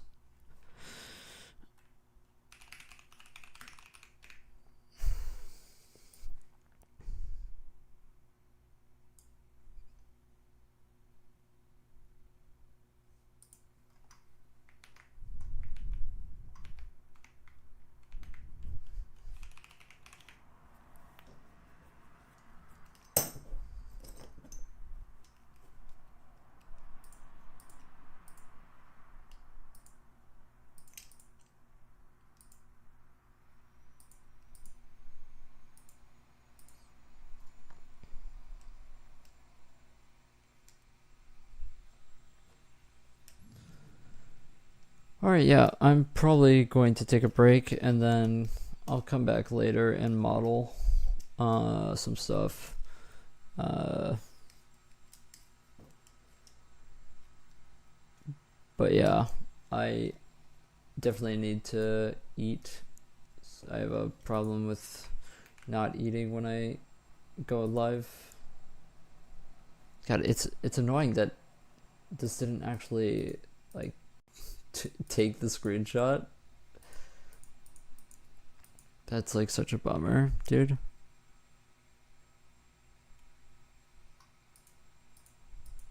Okay, whatever. I'll refer back to the screen, to the stream. Anyway, no, actually, I won't refer back to the stream. It opened.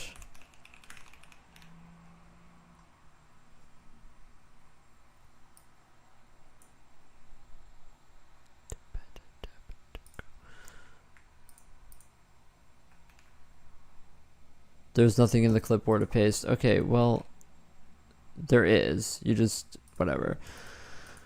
Alright, how many hours do I stream usually? A lot. But it's been a slow day today, in terms of people. So, yeah, I'm trying to definitely get the watch hours up.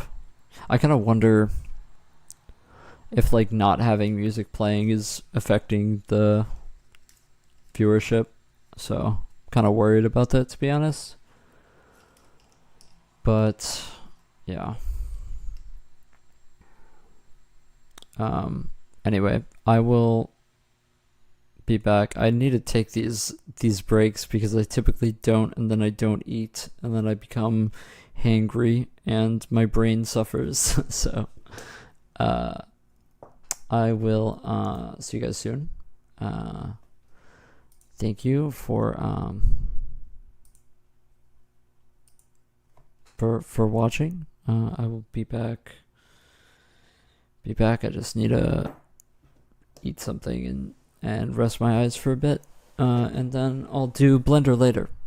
So thanks for stopping by.